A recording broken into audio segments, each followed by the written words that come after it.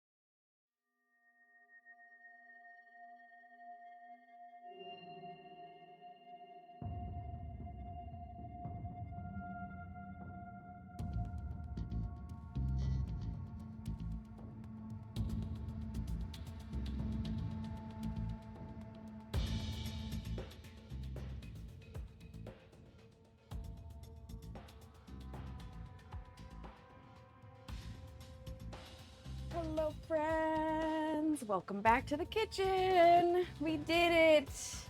We did it. We made it. It's a miracle. It is a brownie cookie, Dova. It is. A Brookie is a brownie cookie. So you make brownies, you make cookies, and you bake them together. This is my... So the music today is different from usual. I usually have on my lo-fi playlist, but today, because it is October, for the entirety of October, I actually have a specific Halloween-centric playlist, and that's what we're listening to. Hi, baby Orca.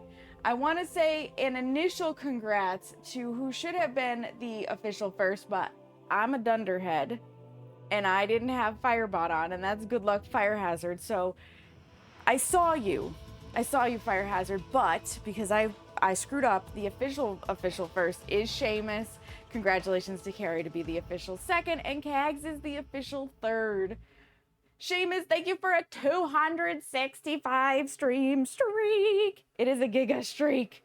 Welcome into Gwen and Baby Orca and Dova and Carrie and Kags and Fire Hazard. I see all of you. I see all of you beautiful people in here for Brookies.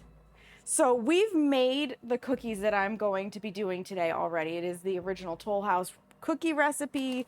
It's the same one that you can find on here, which actually I pulled out the wrong thing because once again, you know, my brain's not functioning today completely. I needed to pull out more butter than I did, which means that we do have some not soft butter because I looked at the recipe I had written down from my mom and it said shortening. And I was like, oh, perfect. I don't have to thaw butter for this. Joke's on me. Yes, I do. So we're going to be doing the chop it up to make it smaller method, or we'll do the brownies first. Actually, we might just do the brownies first. Originally, I was going to do the cookies first, but we can do the brownies first and let the extra butter sit. Because here's the thing. The brownies are done entirely in a saucepan. I don't actually do the brownies in the KitchenAid. I got more butter. Yeah, it is good that child is home, Gwen. I'm glad to hear that. It's funny, people just skip over the first bit of name. Orca is fine. I do because I tend to pick one word, and calling you baby feels weird, but you will hear me. I will switch back and forth between baby Orca and Orca. Because most people have multiple names for me depending on the complexity of what they have for a name and where my brain is at any given time. Tootie! It is time for Brookies. Yeah, I bet it's a long story, Gwen. We'll have to have a nice little ring-a-ding and catch up. An adorable crocheted pumpkin keeping... Oh, that's so cute, Dova. That's so cute. Comes from and the baby Orca, which is why it's... I don't know that reference. So yes, anyways, the chocolate chip cookie recipe is on the back of this bag if you ever have need of it. And when I made it growing up, I didn't realize it was on the back of this bag. It was on the stream when we first made those cookies that I realized it was on the back of the bag. So there's that. It's not my personal recipe, but it's a damn good recipe. The idea today is we're gonna make as many as we can in this guy.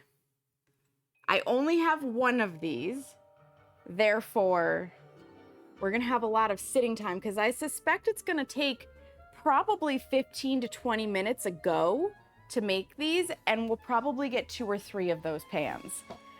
Any cookie dough that's left over, I will then go grab my air bakes because I don't know if I'm gonna have cookie dough left over, but I suspect I will, and I'm just gonna straight bake it for chocolate chip cookies. I'm gonna use up the brownie batter, and then whatever cookie dough is left over will bake, because my brownie recipe fits in a 9 by 13 inch pan, and then you just bake it like a standard box brownie mix, except for it's not box. My cookie recipe, possibly because of the size of the scoop that I use, makes no less than 5 dozen typically. So I have a feeling we're gonna have a lot more cookie dough than we do brownie batter. You love that pan? It's from Nordic Ware, not sponsored. Wish. Hard wish. It is cutie won't tootie.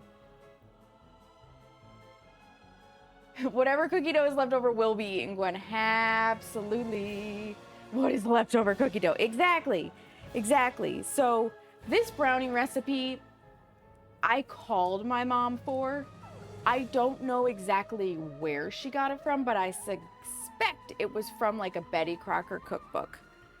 And since we're gonna be doing the brownies first now, let me give you the recipe. It's also in my Discord, so if you need the recipe written, easily copyable, Discord's the place. These brownies call for 1 cup of butter, 4 eggs, half a cup of cocoa, or 4 chocolate squares, 1 cup of flour, a teaspoon of vanilla extract, 2 cups of sugar, and a half a teaspoon salt. You know I'm going to skimp on the salt because my butter is salted. Don't oversalt your food. If you're a rebel like me and you don't bake with unsalted butter, typically speaking, you can cut the amount of salt in half, roughly. I mean, if you put it all in, it's not going to be the worst thing, but you'll get a little bit of a better flavor by cutting back if you're using salted butter. Hi, Cries of Mankind. Yeah, we're going to have cookie dough. Eventually, I make sugar cookie dough ice cream with ribbons of fudge and caramel. Oh, that sounds so good. That sounds so good. So the brownies are actually done on the stove. So we're going to have a nice little slidey moment after I get my pan out. And this is one of the few recipes that I actually do entirely by hand. I never get out an electric mixer for it. It's just not necessary. I think I make these brownies so infrequently that I always guess at which saucepan I use. Is it this one?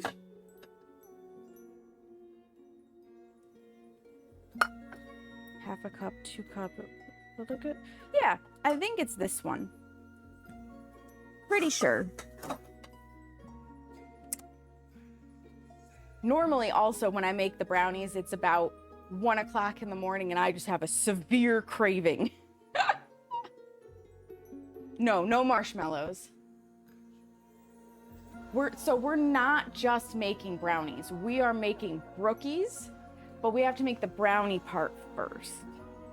So no marshmallows. I've actually never put marshmallows inside of brownies. The thought never occurred to me. So the first step is to skip preheating your oven and greasing your pan, because I do that at the end. Again, like a rebel. We're gonna melt the butter and the chocolate, stirring constantly over low heat. And this is why I said originally I was gonna do the cookies first and then the brownies, so that we dealt with the stove last and the brownies stayed as thick or as like thin as possible, because as dough sits, it thickens up. But I didn't take out the butter for the cookies ahead of time enough, so we're gonna do the brownie part first. It does sound awesome, doesn't it, Gwen? Schmallows and brownies is so good. Yeah, I've never had them. So 1 cup of butter into the pan.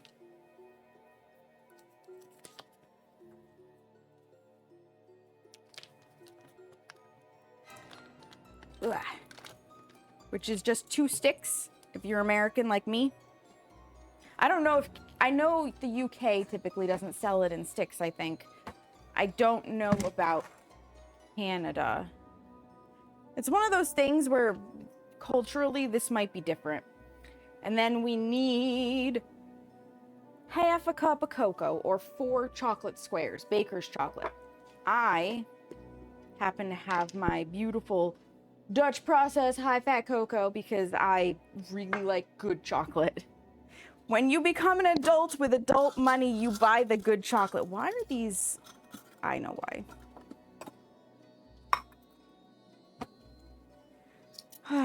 Oh no, they are. They were just weird. Okay. Half a cup. Just pull out all of your baking implements, honestly. Right? It's where it's at. Hershey's, like, growing up, Hershey's is what I dealt with because that's what my mom got and that's what my parents could afford. There is nothing wrong with shopping within your own budget. However, if you can afford it, I highly recommend splurging on good chocolate for baking. Half a cup. And I just carefully scoop it in there, and I will press it down a little. Because the chocolatier, the better. And it doesn't say it needs to be fluffy. So I always pack my chocolate in 100% of the time.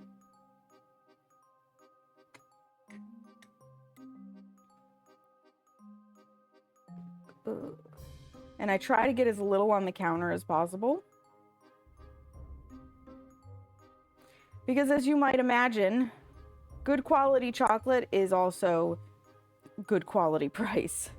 So I try not to waste it by being sloppy and just flopping it in there the way I do my flour and ending up with it literally everywhere. Into the pan. Thunk. Beautiful. And I can actually use this spoon for my stirring, which is extra lovely. Hershey's tastes off against any... It does. It does. Full speed, hello! Hershey's is bottom tier, but it's still better than no chocolate.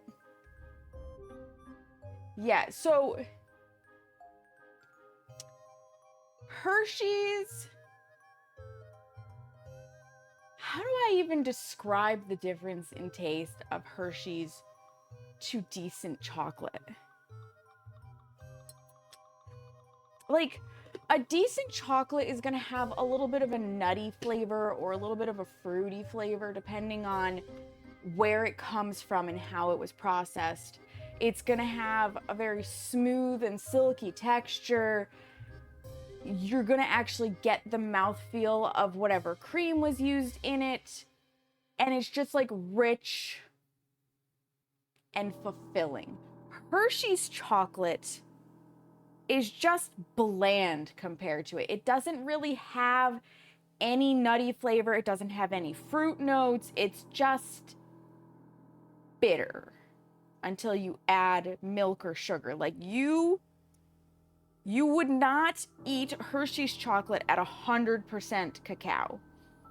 Anything else, you can probably get away with 100% cacao because it's gonna have its own unique properties. Hershey's has none of that. Hershey's is like so sterilized and so downtrodden that it's just sad. Hershey's used cocoa butter, but they changed, yeah, to veggie oil. Yep. They sure did. I would agree, there is a little bit of a sourness being compared to certain things. Yeah. And I mean, I still use like Hershey Kisses in my peanut butter blossoms because it's fine. But when I'm doing a bake like this, I try not to. All right, this needs to go over to the stove. And I'm just gonna set it down for a minute. Because before, I think we do the sugar. Nope, we remove it from heat so we can leave everything else over here. Milk went rancid during the process, yeah. And long processes, that's possible. All right, here we go. Whee! Over to the stove. Don't mind the crashing. It's fine. It's totally fine. Dutch or Swiss chocolate, you don't screw with anything else? Yeah, I don't blame you. When I can afford it, I don't screw with anything else. That's why I will never judge somebody who is baking on a budget, because baking in general is better than not baking at all. And I don't judge people for their economic status. Now I just gotta melt it all together. Oh my God, Belgian chocolate is my favorite chocolate. I literally want to visit Belgium for the chocolate. Like, I'm sure they've got really cool museums or cultural items or whatever. No, I want the chocolate. Like, that's what I'm there for. You hate baking. See, I love to bake. Baking is my jam. I will bake all day, every day, if you let me.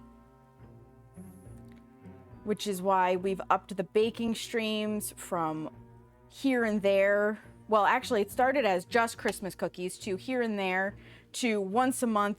Now we're at twice a month. I don't know that I'm going to go beyond twice a month regularly, but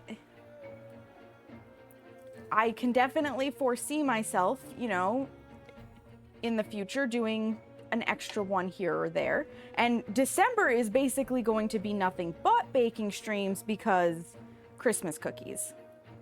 And if you guys are new here and you've never seen the Christmas cookie go, prepare yourselves, because it's going to be something like 100, well, now that I'm adding in 2 more types of cookies, it's probably going to be close to 140 dozen minimum cookies that I end up baking across 12 days. Hi, Decibel Drifter. Welcome in. How are you? TwitchCon is in Rotterdam, which is close to Belgium. Oh, yeah. I don't know that I'm going to be able to afford that in 2026. We'll see. We'll see how it goes. Tentatively, depending on what happens near the end of this month, Seamus and I are going to actually try to have our wedding in June 2026. We need to work out a few more life details before we can commit to a date, and that's, you know, a thing. That is a thing. But there is a good possibility that wedding 2026 will happen, and then I can think about TwitchCon beyond that. I've never even made it to TwitchCon San Diego, because even that's really far away. That's the other side of the states. That's a haul. That's a minimum of a, God, at least I would say a 9-hour flight with a layover. Because Twitch do us dirty and never comes to the East Coast yet. I've heard they've got like a contract right now with the hotel, and that's the problem. And when that contract's up, they might do coast and coast, but we'll see. All right. This is all done. Stroopwafel recipe? I do something that's amazing and disgusting, horrible for Halloween treats. Oh, what do you do? Yeah, first weekend of June. Yeah, that would definitely be a problem. Scrolling back. Whee! I just got to keep kicking my cord out of the way, because I have a laptop that's plugged in, and you're gonna have to give me a second. I have to actually set this down. I don't want ye old laptop to not have the power to do the stream. It's remote desktoped. So sometimes we have little technical hiccups. We can work in metrics. Our measures have both. That's true. That is true. Yeah, San Diego's till 2028. That's not surprising. I can see if you have recipes, Baby Orca, that you would like to share that are in weights. I do have a scale, and I do work in weight. I have absolutely made recipes from around the world. I've done from Australia. I've done from Britain. I had one that was already translated, but I did one from Sweden. I'm looking at doing more around the world recipes, so like definitely like DM it to me. I love to experiment and mess with stuff. Yeah, baking is a little bit more science, cooking is a little bit more art. You were teamed up with one of the worst kids in the entire school. That's rough. That's rough. Speculoos. I have heard of those. I feel like I've definitely heard of them. I was gonna say I feel like I've made them before, but no, I haven't. Stroopwafel would be tricky at home, but they're so good. Diabetes incarnate. Okay, so into this, we're gonna stir in our sugar and allow it to cool slightly. So we need 2 cups of sugar, which will actually be easier in this guy. And it's just plain old granulated sugar.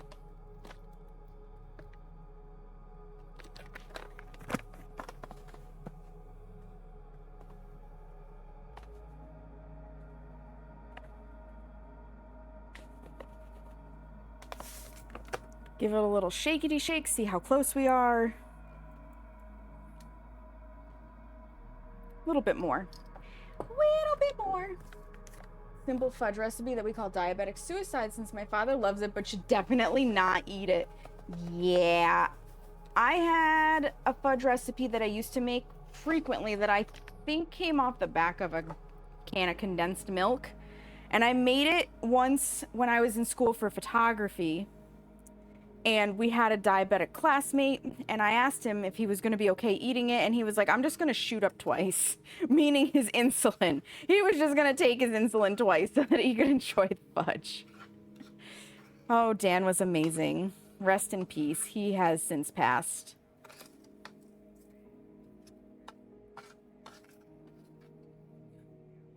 Well, I've never done that before. I've never been that overzealous to actually chuck some of the recipe out of the container. I guess that's the difference when you're making it at 1 in the morning and half asleep versus, what time is it? 4:30? Yeah, 4:30 in the afternoon and awake. I have a little bit more vigor to my hands and muscles. Oops. These things happen. Not gonna stress it. But I am going to wipe it up so that I don't smush it into anything else.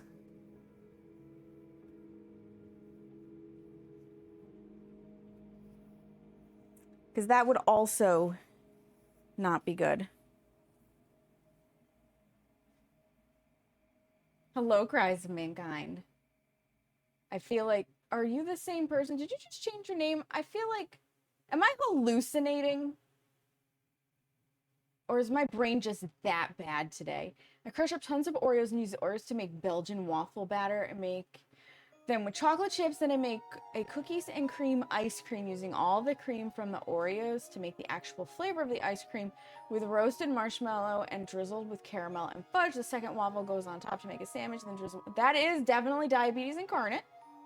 And as a heretic who doesn't like Oreos, I would not care for that. Gags, thank you for the lurk. Making baby back ribs as you speak. Let's go. Sounds like you need a shovel to clean out the old boot scoot after. Yeah, right, Dova? Okay, sugar is in. Let me put the thing back on. The next step, and I'm going to need my whisk for this. Oop, I missed some of the chocolate on the island here. Let me grab that up off of here real fast. And it's probably from the spoon, honestly. So we'll just do that. The next step is putting 4 eggs into this. one at a time. And it's very important that you go quickly here because you do not want to just immediately cook the egg on the heat of everything. That's why you have to get it off the heat. It is cooling as it sits on this island. You don't want to immediately cook the egg. Pressure cooking the baby back ribs in orange juice. Oh, very nice. Once pressure cooking's done, gonna pop out the bones. Honey, hickory. Nice. My pops taught me to cook cranberries and orange juice with maple syrup for hot. That's interesting, Dova. I've never heard of that. That's very interesting. Okay, 4 eggs. Large, preferably. One at a time. And again, if you're a heathen like me, you just go full bore and drop it right in without using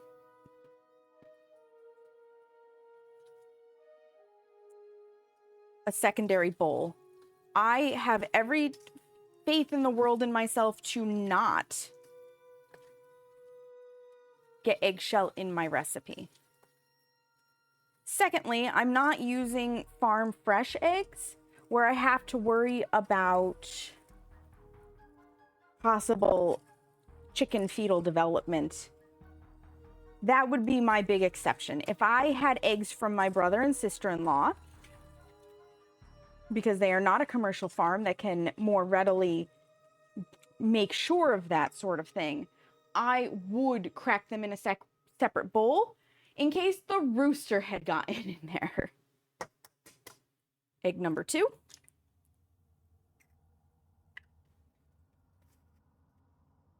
Taking just enough time to not have a lot of schmutz on my hand.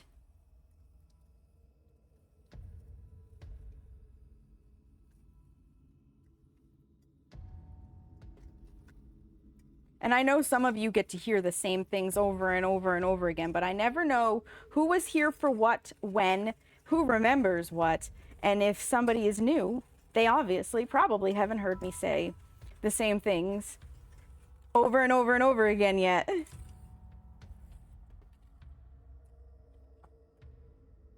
Lovely.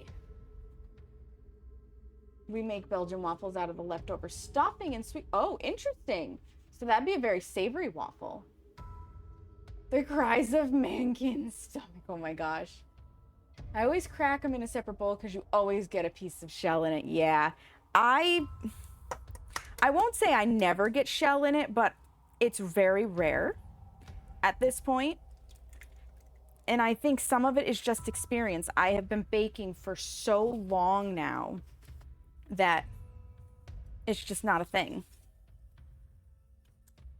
Because I started baking with my mom at the age of probably 4 or 5. I think it was a little before I started kindergarten, which here in the States, you start kindergarten standard at 5 years old, unless you were born before, between September 1st and December 4th, basically.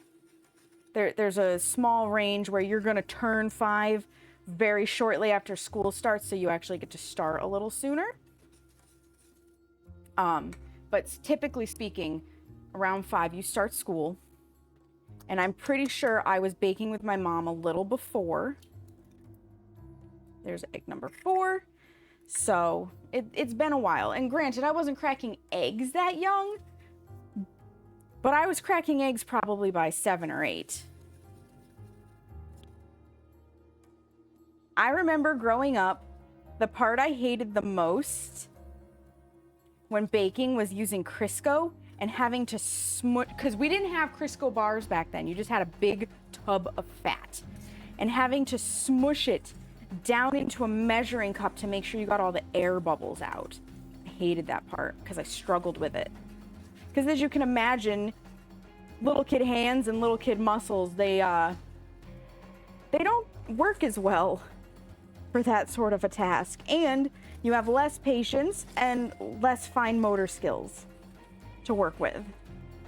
All right, there's 4 eggs. Let's put these in the trash now. One last wipe down and clean up the egg albumin on the surface.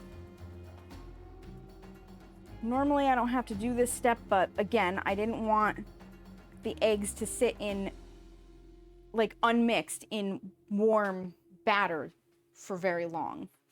So it is, I know you can't see it easily from over there, but it is very soupy at this point. It's nice and thick and glossy. It's looking beautiful. Crisco itself is hard to find where you're at. Oh, interesting. Yeah, there's a lot of stuff that Crisco's in. 3 years old, you're old enough to hold a knife, you help in the kitchen or you don't eat, right? You're too new for comments on repeat. I love that decibel drifter. Dip the eggshell into the egg, yeah. Yep, it will. It's easier to get it out with the actual eggshell than it is anything else. That is very true. Dova committed a crime again. Dova. All right. We're going to add the flour, the vanilla, and the salt. So flour-wise, we need 1 cup.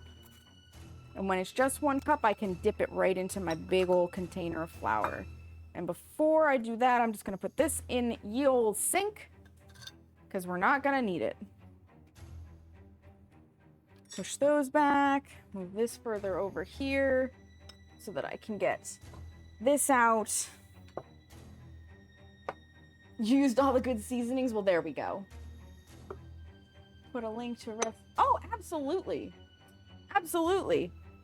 I still don't know what I'm doing for the, there's like water residue on the inside. I still don't know what I'm doing for the second Bake With Me stream this month, so it's a contender. 1 cup of flour. We'll need this again so we don't put this away because obviously the chocolate chip cookies will also take flour. We need a teaspoon of vanilla.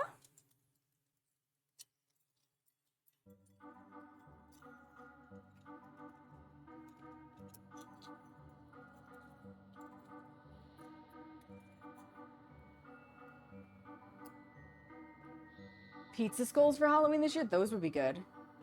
You no longer have to buy candy, though you're terrified for the kids today. Why don't you have to... Did you move somewhere that you don't need candy, or is it just that trick-or-treating was, like, forbidden in your area? I know a lot of places have gone to, like, trunk-or-treating, but no offense, as great an idea as that is, that takes out half the joy of going house to house and ringing doorbells and seeing all the, stuff, the decorations. And it's a half teaspoon salt. Seamus can't keep himself out of the candy corn. So like I said, I use salted butter. I'm going to do a 1/4 teaspoon of salt, and I will not pour this over because inevitably I spill this, especially because there's like a giant clump of salt that won't break. That's frustrating me to no end because I need it to not be a clump of salt so that shit pours. In fact, try to break it up some more. Oh, there's no kids. Got it.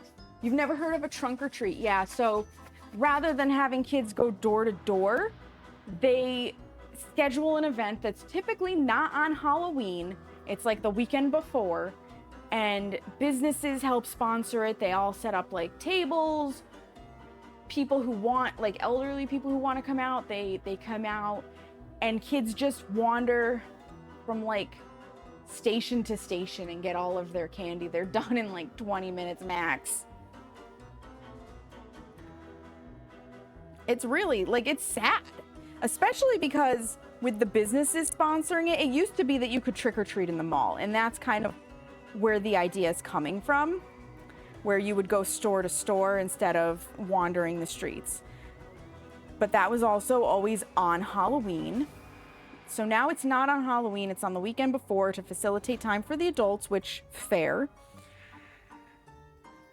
But because businesses are involved in it and they pay money to be there sometimes, they're advertising. So the kids are getting candy, but then they have to stand there while the business tries to make some sort of sales pitch or pass off their coupon or what have you to the parents. And it's like as if Halloween wasn't commercial enough. It's just taking a lot of the joy out of it. I'm appreciative of the idea in some instances where it might not be safe to go door to door, but overall, I'm just like, this is sad. This is very sad, in my opinion. Huh. And that does it. We should have. I'm just giving it a few good scrapes to make sure none of the flour is clumped up in there, but it should be good and mixed.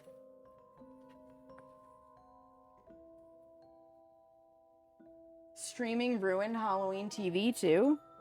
Oh, yeah, streaming services, because now you can just watch them whenever you want. I remember when Halloween movies and Halloween shows only came out at Halloween time. So Halloween Town, I think Nightmare Before Christmas, Hocus Pocus. God, Hocus Pocus is a real classic. You only saw them. Oh, that's so beautiful. You only saw them at Halloween time. Stick to old school candy farming. I don't want to hear sales. Right, exactly, Decibel. Monsters who do that to children bring it. Yeah. And they're not doing it to pitch to the kids. It's just that if you have to pay to be somewhere, you want ideally to advertise. Me personally, because I did have the offer for the town that my business is in to be part of that. If I were going to do that personally, I would have a bowl of candy for the kids, and then I would not sales pitch the adults. I would have a spot with just information that the adults can take if they want, and a coupon that's right there that they can pick up. If they want to, they can, and if they don't have to, because I feel it's about the kids. But unfortunately, with the position my business is in right now, I'm debating on if I really can go forth with the extra funds to buy the amount of candy I would need to buy and get the coupons printed and set up the whole thing. It would be a lot of work. I still have about a week to decide. Of Come Little Children, that's amazing. To see the issue with candy here. Oh, let me scroll up real fast. The 80s was where it was at, yes. Imagine your kid getting a piece of candy and then having it... Wait, what? Multiple parts of Florida, there are cops of fentanyl? I'm really surprised at that because fentanyl's not cheap to get your hands on. And normally, when you get drugs, you want to sell the drugs and you're not going to give it away for free. That's really surprising. Husband checked to make sure to arrive safely. Informed sister. I have to wait though. Oh, that you're not allowed to open carry? That's crazy. Zwart Pyatt, because that offends people? Now I want to look into that. But yeah, if that's really happening, that would be terrifying. Of St. Nick, Halloween TV. I'm scrolling back down. The helper is the problem. Uh-oh.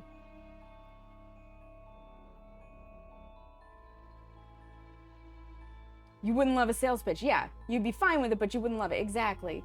And most businesses are just gonna be businesses. That's my experience. It's not clean and they wear clothes. Yeah. The real St. Nick would come gold. Okay. Fascinating on St. Nick. Because if you're choosing not to sell it, yeah, that would be a monster. That would be a monster. Now I understand. Now I understand the context. It's very hard sometimes to keep up with chat while I am mixing, especially hand mixing. So, brownie batter. Beautiful and complete, and it will thicken a little as it sits. but it needs to be set off to the side. Actually, I can just leave that in there for right now, because now we have to make the cookie part, because Brookies are half cookie. Look at this mess. Who made this mess? It couldn't possibly have been me that made this mess with the salt. Nobody saw a thing. Whoop, all gone. Big group dragon hug, absolutely. Okay, so now that we've got the brownies together, we're gonna get the cookies together. So as a refresher for anybody who did not make it months ago at this point to the chocolate chip cookie stream, aka the original Toll House cookie stream, this recipe calls for 2 1/4 cup of sifted flour, a teaspoon of baking soda, a teaspoon of salt, 1 cup of butter, but you can use shortening if you prefer. My mom liked shortening. That's why it was on my recipe. I prefer butter. 2 eggs, 3/4 cup sugar, which is just the white granulated, 3/4 cup brown sugar, I prefer light, a teaspoon of vanilla, half a teaspoon of water, and 12 ounces or 2 cups of semi-sweet chocolate chips.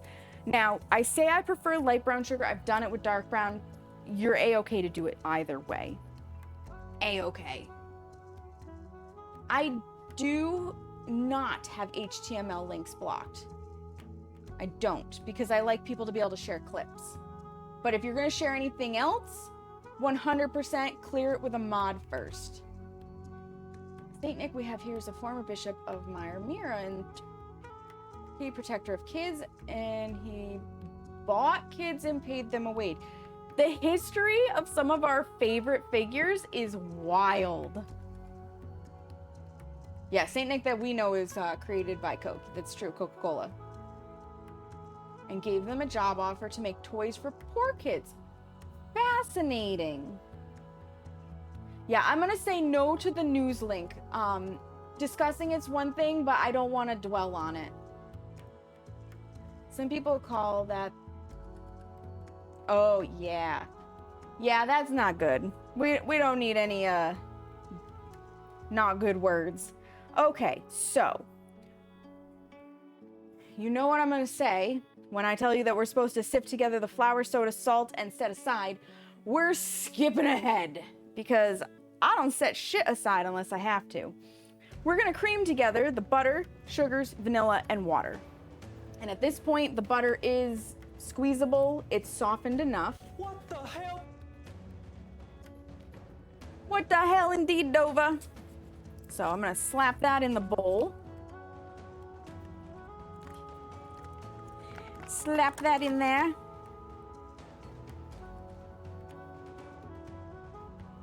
One cup of butter. Delicious, glorious salted butter, because again, I'm a heathen. And then we need the sugars, 3/4 cup of each, which is gonna be this guy. It's getting so warm in here. We took the air conditioners out because it got cold enough to need the heater. And then you know what Mother Nature decided to do, you guys? She was like, what if? What if we decided it could be 80 degrees out again? And 80 degrees is around, I want to say 30 Celsius, 26. It's 26 or 27, I think. It's friggin' hot. It never fails. It never fails. We think we're good because, you know, it's October, heat came on, we have frost warnings at night, ground is gonna start freezing, and then it's 80. Thank you for the giant emotes, Seamus. So, the packaging is blue. Our unsalted butter from this brand is pink. I don't know if that is a universal thing. I just know that for the brand I buy, which is store brand, Blue is salted and pink is unsalted. Paula Deen it? I don't watch Paula Deen. Oh, don't need 10 sticks of butter. Yeah, buy Cool Air. Red is salted, blue unsalted, kind universal. Interesting. 30 is 86. Okay, so probably like, I know 26 is like 78, so it's got to be 26 and a half, 27. It's always hot here. Doesn't matter what season it is. Yeah, no thank you. No thank you. Brown sugar. I'm gonna need a spoon for this. But it needs to be a clean spoon, which is why I could put the other one in the sink, because we're not going to use a spoon covered in chocolate to scoop out of the brown sugar bag. Brown sugar is literally sugar with molasses, which is why it's sticky.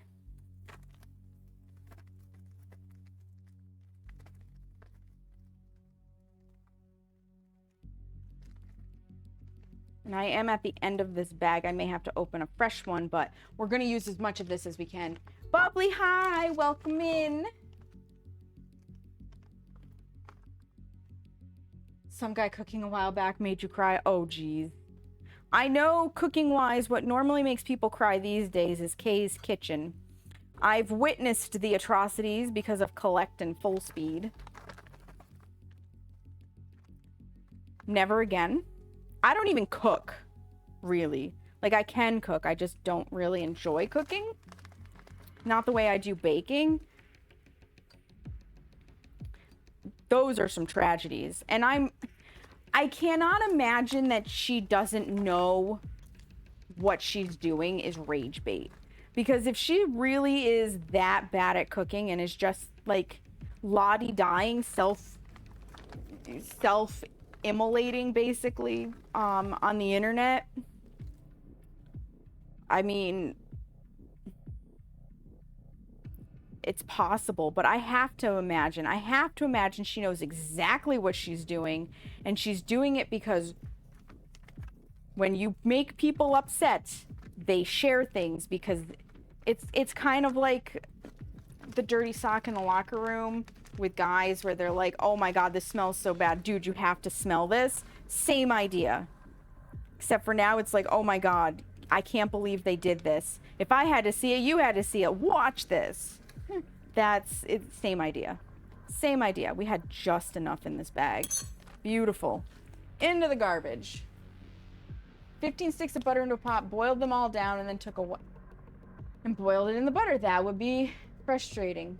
Yeah, you have PTSD from Kay, crazy guy. Welcome in, crazy guy. Kay's cooking scares me. I just got done washing the bedding. Clothes are next. Oh, you want to come do mine?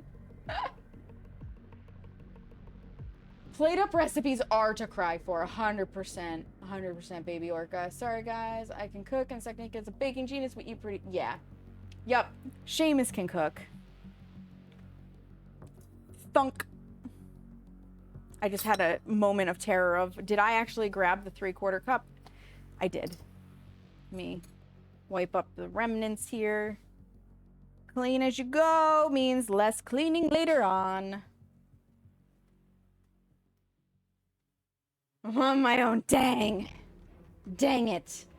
Okay, so that's butter, sugars, vanilla, and water. How much vanilla? Teaspoon. Excellent. Here's the real reason why they want you to do the other stuff ahead. You also need the teaspoon for dry ingredients, but newsflash, paper towels. Paper towels will dry it out. We'll be fine. Or I'll just use the half teaspoon for all the dry. Because this was already wet from the brownies anyways. Oh wait, no, the half teaspoon's also going to get wet with the water. It's fine. It's fine. But yes, half a teaspoon of water. Let me get to that. From ye old sink. Shazam. Nope. In it goes. Okay, we gotta cream these together, which means whisk attachment.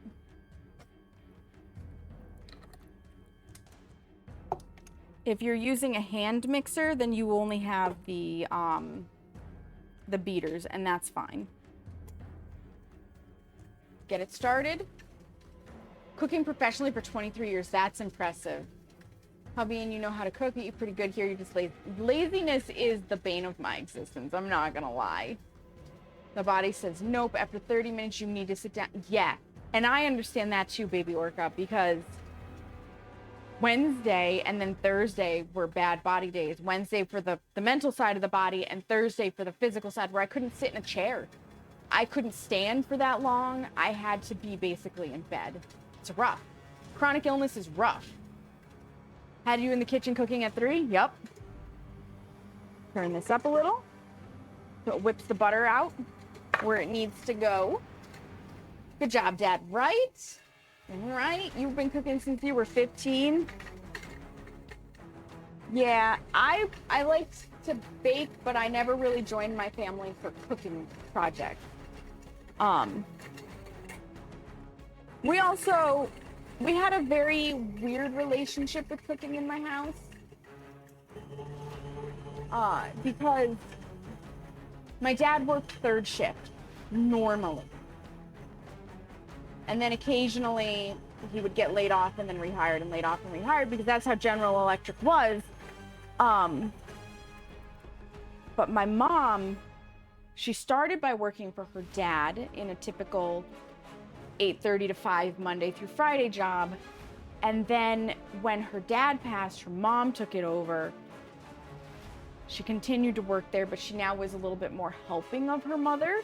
And then when her mother passed, she took the business over. And that was when I was 8 years old, I think, 8 or 9. So at that point, my mom ran her own business, and the business went through a lot of ups and downs. So there were many a night where she wasn't getting back until like 7 o'clock. Dad was just getting ready to need to go to work sometimes. So there were many nights that dinner was pancakes or cereal or just like whatever they could give us, because their schedules didn't line up enough to make anything.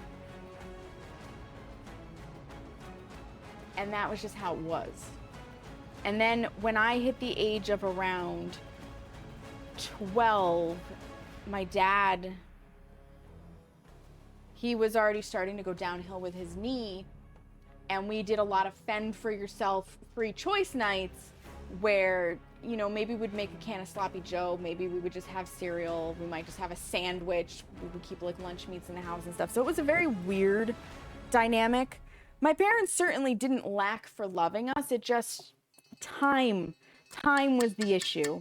Time and money. And my dad would end up going out on disability, like permanent disability, for his bum knee when I was 13, and he was fucking miserable because this man was not made to be idle at all. And miserable people don't do a great job of cooking. You think you have a cold. The last 2 days you've had mild fever. Ooh, and being able to do whoop. Anything for long, your heart is just nope. Oh, that's rough, bubbly. I'm making a very interesting... Ooh, ravioli's so tasty. I know ads have started, you guys. I know they have. Swapping between tabs of felting wool colors. Oh, Carrie, that's dangerous. No, my mother was not a housewife type of woman.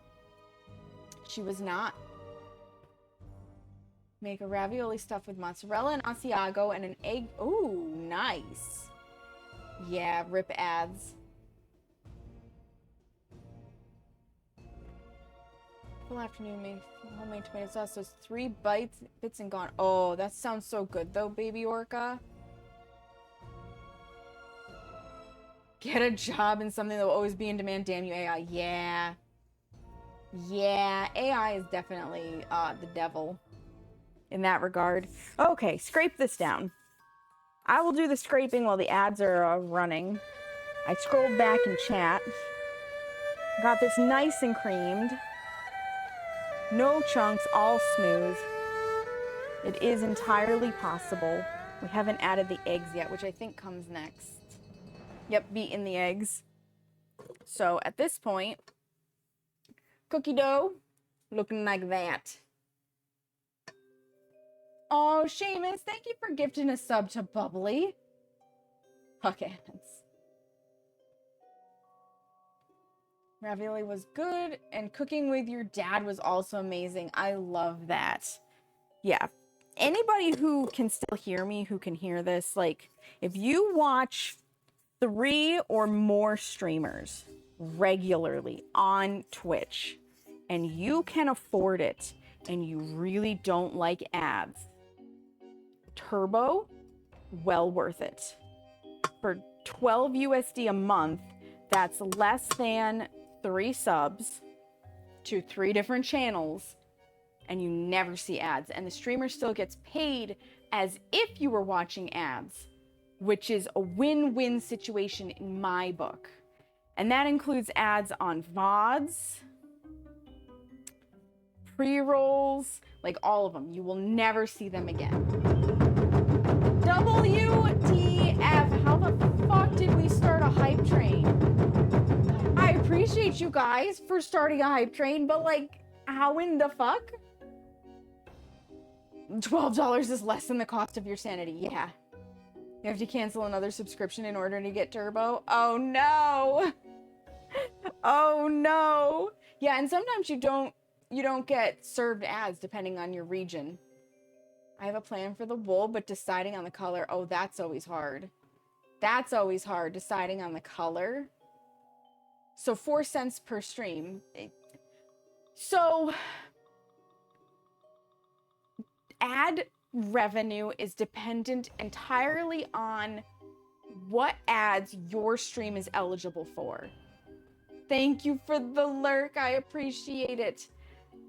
If you are more of a mature content streamer, the advertising parties may choose to not have their ads shown on a mature content stream. So people who are more oriented towards family friendly, PG, they're more likely to have higher ad revenue because they have a bigger pool of advertisers that can be served to their viewers. And then on top of that, your region will determine if you are served ads, because obviously if you are somebody in a country, for example, that doesn't have a Taco Bell, you're not going to be served Taco Bell ads. Taco Bell, the advertiser, is not going to pay for advertising services in your country. Now in America, where Taco Bell is very prevalent, Taco Bell is often the ad that people talk about in chats because they see it regularly. Just is what it is. The advertisers themselves pay for viewership, and the cost of the payment depends on where they're willing to place their ads. So a more primetime position will have a higher cost to the advertiser. They set up their budget, they set up what they're willing to pay per view, so on and so forth. And then depending on what that view payment is, that goes to Twitch, and then Twitch splits the portion between themselves and the streamer. And then this happens every time ads runs. So while you're a smaller streamer, we're talking under 100 people, ad revenue, yes, it doesn't add up to very much, but it is still a support process. If you get into above 100, like especially if you're regularly at 400 or more viewers on average per stream, ad revenue can quickly overtake the revenue you bring in from subscriptions. So it's a balancing act. But the big thing is ads on Twitch help Twitch continue to be a platform more than subscriptions paid on Twitch help Twitch continue to be a platform. So ads literally are the necessary evil, basically. They go away though once subs went through. Right? That would be nice, Bubbly. That would be nice. Is that the reason you only see McD's ads? It could be Decibel Drifter. French adverts the other day. Oh my gosh, that's funny. Yo quiero Taco Bell. So actually Taco Bell just dropped into Glaze chat. I want to say it was Friday. Thursday or Friday, and they just dropped $500 on Glay, and we're like, What's your favorite Taco Bell menu item? Here's some money to buy another piece for your streaming setup, like just out of nowhere. So Taco Bell is watching on Twitch. They are out there, which is wild. If chat is talking about ads, which stream is talking about, right? There's that. There's that, bubbly. So, like, there's some cool stuff that happens. And I know ads are not a favorite of most people, but necessary evil. I accept them for what they are, and that's why I have Turbo, so that I never have to see them. Because like everybody else, I also hate ads, but I understand the purpose. All right, getting off of my soapbox and back into baking. 2 eggs into the mix. That's creepy. Taco Bell stalking is gonna get mugged with a chalupa randomly in a dark alley. Not the chalupa. 1 egg.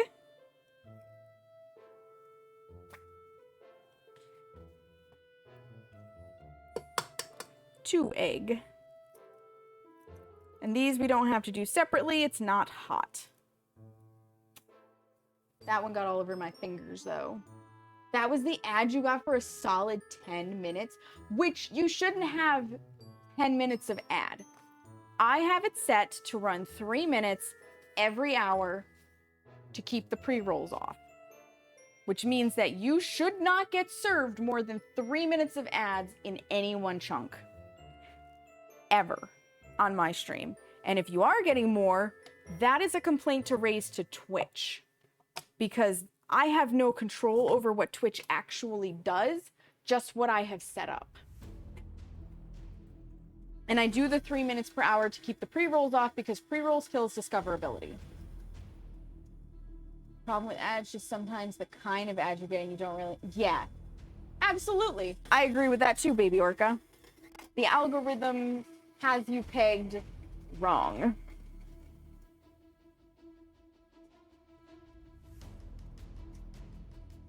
All right, that mixes the eggs in. Next up, now we add in the flour mixture and then the chocolate chips. So now we're gonna put the flour mixture together, which I'm gonna do in my bigger boy, my 4-cupper. I mix it all in here. So we're starting with 2 1/4 cup sifted flour. Ugh. We're just gonna finger it on in here. I can see quarters on this, right?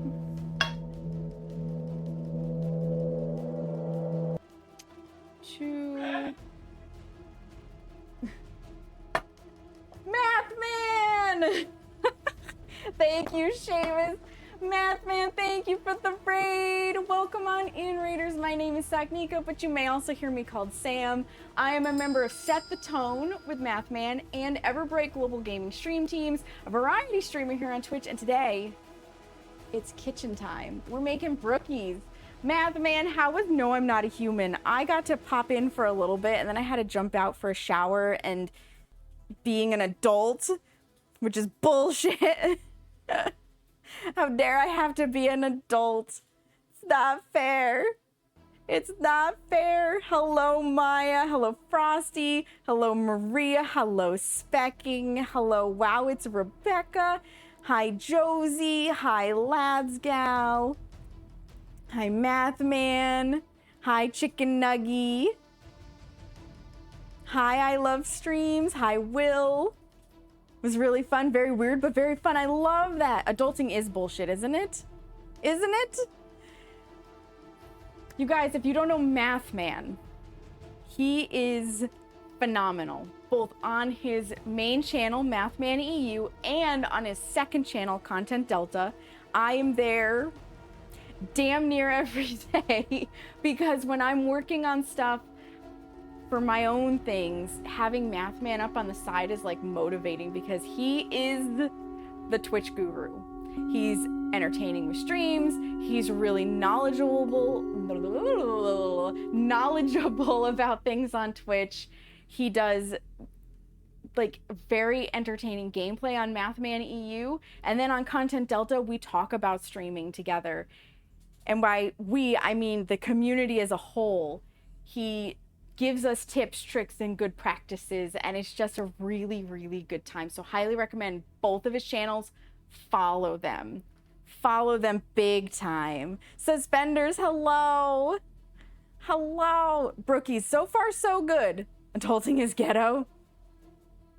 You rated into math from Case. That's entirely possible. I had Case and Mathman up, which means that would have me as doubling on myself for lurking. Doubling on myself for lurking. It is morning for you, Suspenders. Order stuff. Now you have to go help move a bookcase. No worries, Carrie. No worries. Mathman, of course, I know it is 11 p.m. for you. If you have to raid and run, if you have to go get post-stream self-care, snuggle your baby, and kiss your wife, I totally understand. Thank you again so much for the raid. I really appreciate it. I will keep everybody as entertained as I can while I make an absolute disaster area of my kitchen. Because that's what happens here.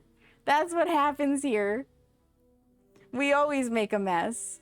So far, we have the brownies done. We'll indeed have to raid and run, have fun. You can't wait for Brookie picks. Absolutely, I will share them in both Discords, like I always do, because 2 different communities, gotta share it both places. So, we were just about to measure the flour, but for those who just came in, when I said skull Brookies, it's because we're gonna use this pan.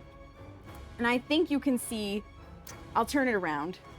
They're skulls. We're gonna make skulls. I've never used this pan before. I've never made Brookies before. So this is just an entire experiment. We have the brownies put together already. So they're just sitting and waiting. We're now putting the cookie part together. And I need to measure out my flour. And I was just double checking that this has quarter measurement marks, because how awkward it would be if it didn't, but it does. And then I started pouring flour in and I couldn't measure it. Hydrate, you got it, Nova. You got it. All right. Hold it with the hand that's not injured self. That's the smart plan. My left hand is still very sore from the beginning of September. I talked to the doctor about it on Wednesday. I will say, though, it was really bad early to midweek. It's gotten significantly better as we've come into the weekend. So maybe me being forced to take a break with it for a little bit has fixed things, but still better to talk to the doctor. Okay, that is right around 2 1/4. I'm just gonna finger a little bit more in. Bloop. That should do it. I know baking is a science and you're supposed to be really accurate, but sometimes I fudge it. Yeah, that'll do. That'll do. Okay, so there's 2 1/4 cup flour. Now I'm done with the flour. Ouch. Stretching my hand still hurts. Now I can put this away. Clean as you go, clean as you go. Everybody likes it when you clean as you go, specifically me, because I'm already making a mess. Thank you for getting your daily self-care check-ins, you guys, by the way. That's the best way to keep track of how many times you've been here, though. When I eventually switch to StreamerBot, all of them are gonna reset. My apologies, but it's gonna happen eventually because StreamerBot has so many more functionalities that I want. Mathman has sold me. Now I just have to get over the executive dysfunction and start setting it up. Okay, so 2 1/4 cup flour. We need a teaspoon of baking soda. Let's just wipe out our teaspoon here so it's not wet. Going to have to love you and leave you. You're tired. No worries, Chicken Nuggy. I know it's late for you as well. Thank you for stopping in with the raid and get some good rest. I will post all of the pictures. All of them. Even if this comes out as an utter failure. 1 teaspoon baking soda. Salt. Also a teaspoon. We're going to eyeball half a teaspoon because, again, salted butter. Ye old salted butter. We're going to eyeball half. Good enough. Boop. In it goes. I will put all of these little things away once we get it sifted in there. Flour, soda, and salt. Perfect. Now we're gonna sift it in. And I have the hand sieve where you like, it looks like a handheld colander and you just shake it. I don't like it as much as this guy. I like my crank handle. I really do. I find it easier to work with. So first things first, we gotta whack it off. Get all that good dough into the bowl.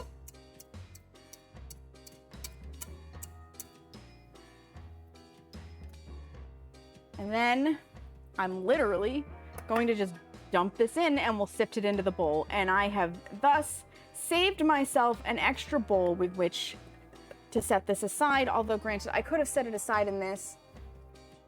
No. What my mom taught me to do, and I have since decided I don't have the patience to deal with because also lazy, is to sift it out onto a piece of wax paper.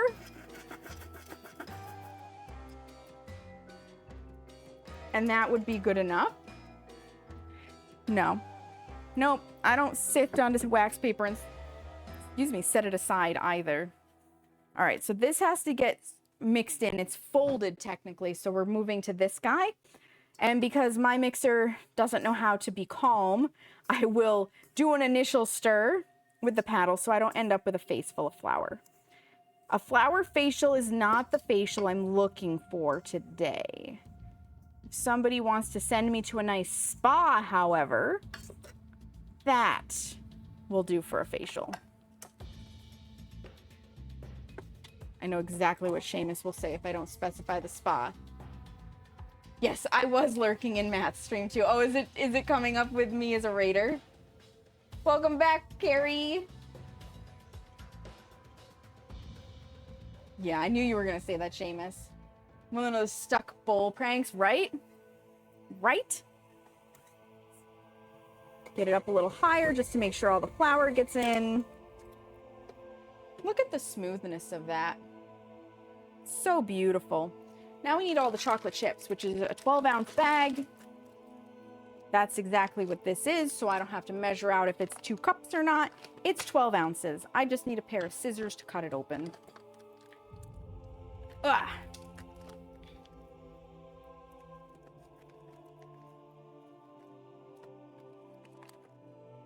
And just unceremoniously dump them in to the bowl.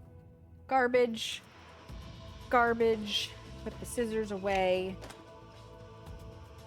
Paddle down. While that's mixing, I'll put away the little bits of ingredients.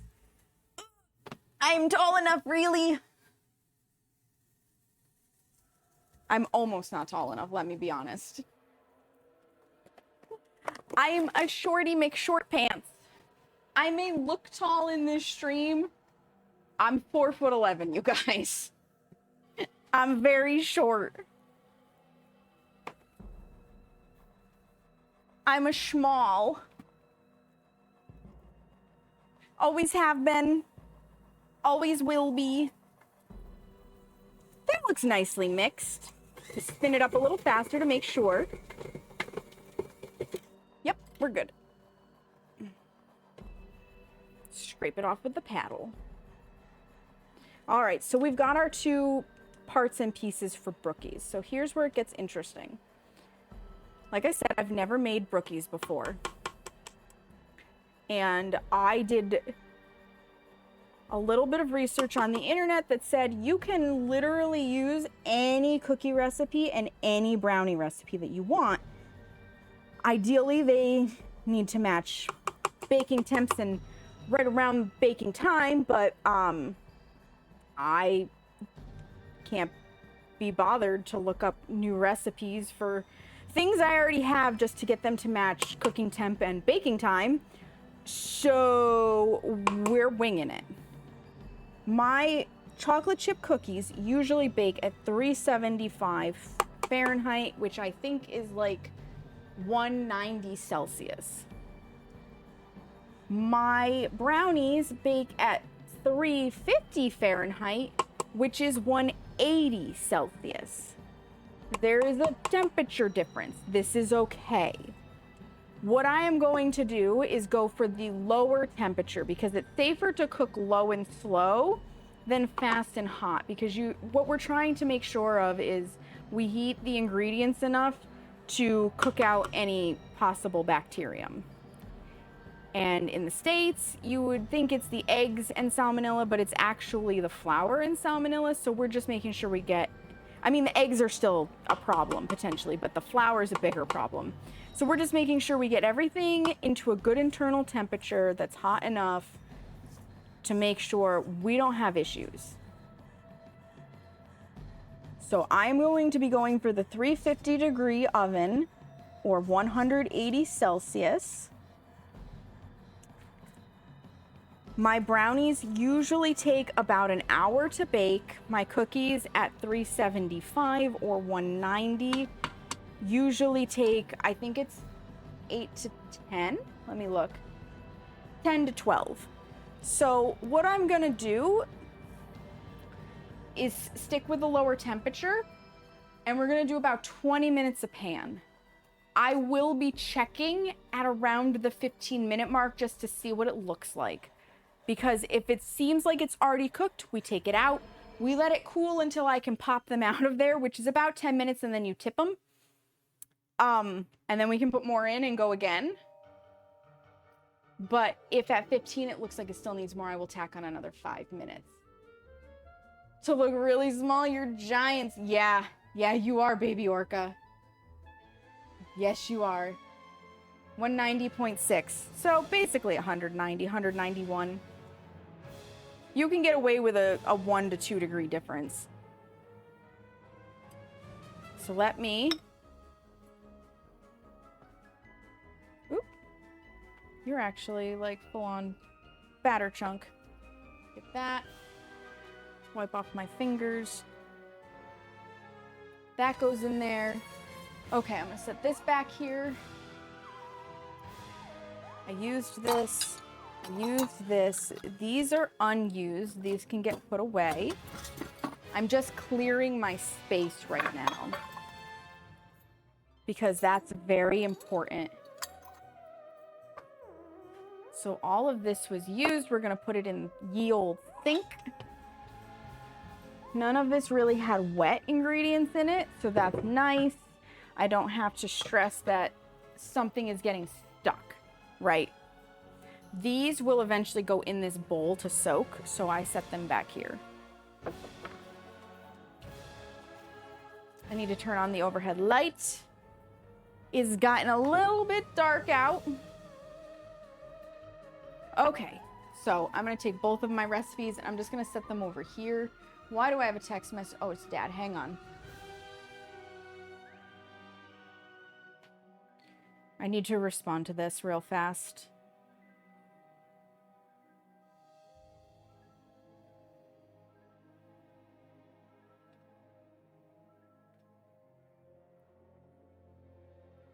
I still get mail to my dad's house. So when he texts me about things, it's either something going on with his own doctor's appointments that I need to take a look at. Just weird random thoughts that he had, or in this case, an important piece of mail that he would like me to be aware of.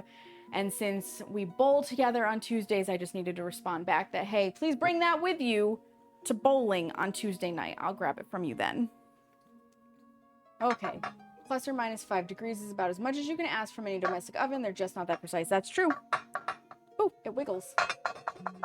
Sorry. All right, I'm going to start my oven for 350 degrees Fahrenheit, aka 180 Celsius. At least I'm not swapping them around. There was that one stream where I told you that it was 200 Fahrenheit or 400 Celsius. And then I was like, no, I'm not melting the earth down. My apologies. Okay, we're gonna grab our brownie batter back, which, like I said, it did thicken a little. I'm just gonna give it, oop, that was a little bit of a heavy set down. A little bit of a stir. Honestly, it might actually be for the best that this thickened up some. Okay. Leave that in there in case we need to mix it some more. Yep, a 350 Celsius oven, yeah. Just melts in the earth. Do I need anything? Do I want a scooper from here? How do I want to do the scoopity scoops? I didn't think this far ahead, you guys. I need like mini ladles. I did not think this far ahead. I guess we're spooning it. I mean, I'm wondering if I can't get away with this guy. It is a cookie scoop, but I think that might be a good scoop. So that guy for that. And I'm actually going to use a teaspoon for the cookies. Because I need to have a little bit more control over the amount of cookie batter. This needs to be grease. Where's my good spray cook? Seamus, I need you to get the cooking spray. That I'm definitely too short to reach. Please, thank you. Thank you. Because we're not using Pam with flour, we're just using regular old cooking spray.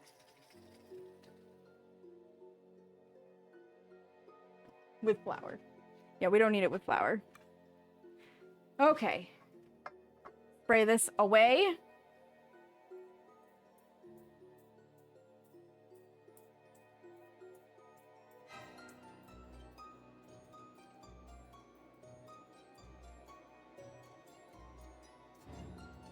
There. Because we don't want it to stick to our little skulls. That can sit back there. I can pull things out for it to cool on in a minute. So, every Brookie instructional said to put the brownie batter in first and then the cookie dough.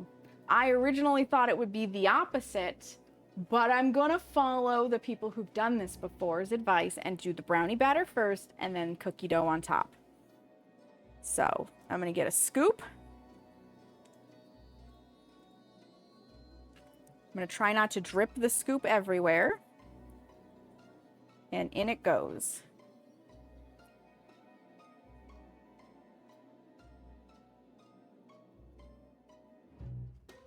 I don't want to quite fill them up. Because obviously we've got cookie to go in. Oh, I should put a marker too that we're moving on to the assembly portion. That's important so that when I put this up on YouTube, because I have a VODs channel, I put bookmarks. So if you need to skip ahead to a specific spot or backwards to a spot, you can. At least starting wise, and you know what segment you're in. I figured that would be super helpful to people. So we have a step stool, but it's currently piled on with bottles of mead in a bunch of boxes.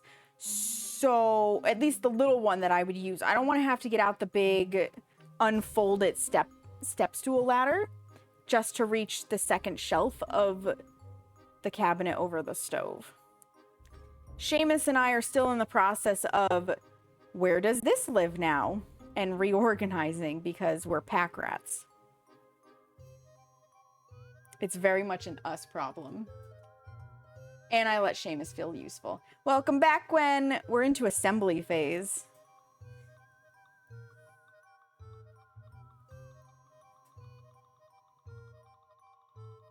Are you off tomorrow, Gwen? Is tomorrow one of your beginnings to a short week? Are you going to be in the area? For those who don't know, Gwen is my IRL bestie, and we hang out as often as we can. She's currently doing interstate work, so that's not always easy. You are. So I'm just saying, I can text you when I'm done with work tomorrow if you'd like, and you can come over for a bitch sesh if you would like, and we can eat some of these.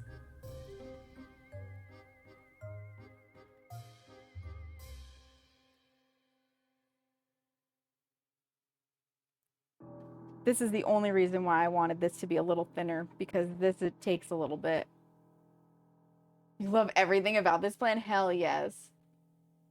At some point, you know, we're on the way to that state. I'm just saying. I'm also just saying, I'm pretty sure they're open on Mondays, but there's this really good Indian restaurant nearby that DoorDash is.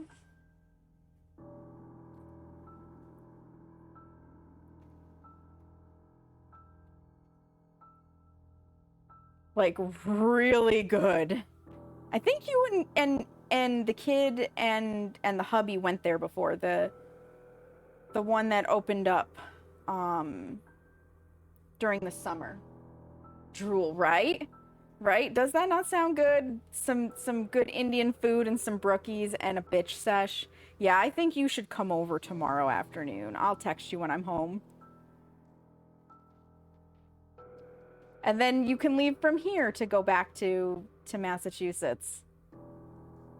I think this is a brilliant plan. And then there can be 2 people that can tell you how good these are. Or 3, rather, because Seamus as well. I don't know. Like, once I get these done and I see how many I have, I may open it up to the bakery to order some. I don't know how many I'm going to get. I don't know how stable these are going to seem, if I think I'll be able to ship them. That's why I didn't put pre-orders open for the bakery.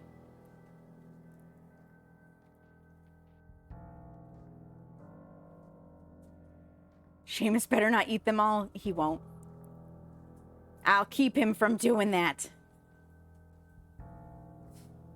Yeah, so I'm basically filling these like maybe 3/4 of the way with brownie batter, and then once I get the brownie batter in, I will get cookie dough in.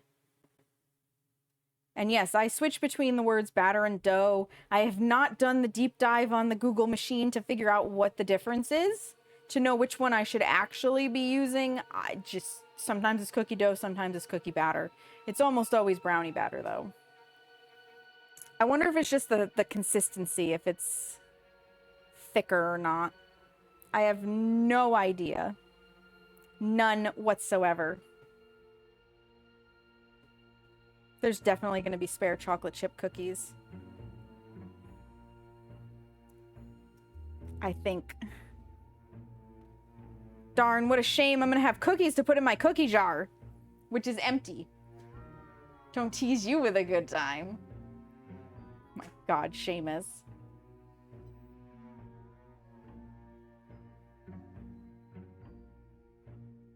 We're having cookie grates. Yeah. Yep.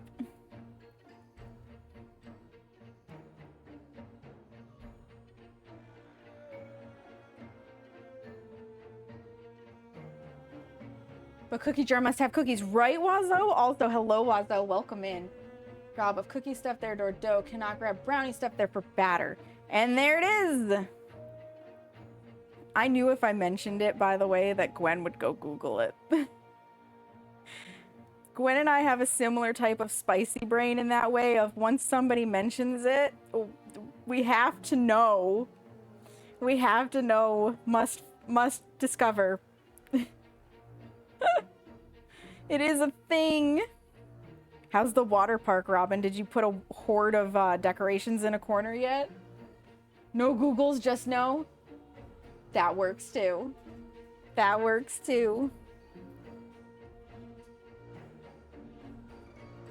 I'm back into trading card game shop simulator, you guys. I had the urge and I gave in. The simulator games call to me. And then eventually it'll be back to RimWorld and Factorio. Actually, I would really like to play some Factorio. I may start a Factorio game without the bugs, just so I can have the joy of building. Specifically trains. I really like running train networks, and I want to play with the Rubits, the robots. We've nicknamed them Rubits. The Rubits. I love my builder games. I don't play them on stream very often, though, because I tend to get hard focused and forget to chat with you guys. There is no... Dana, there's only... You're making a reference. I don't know.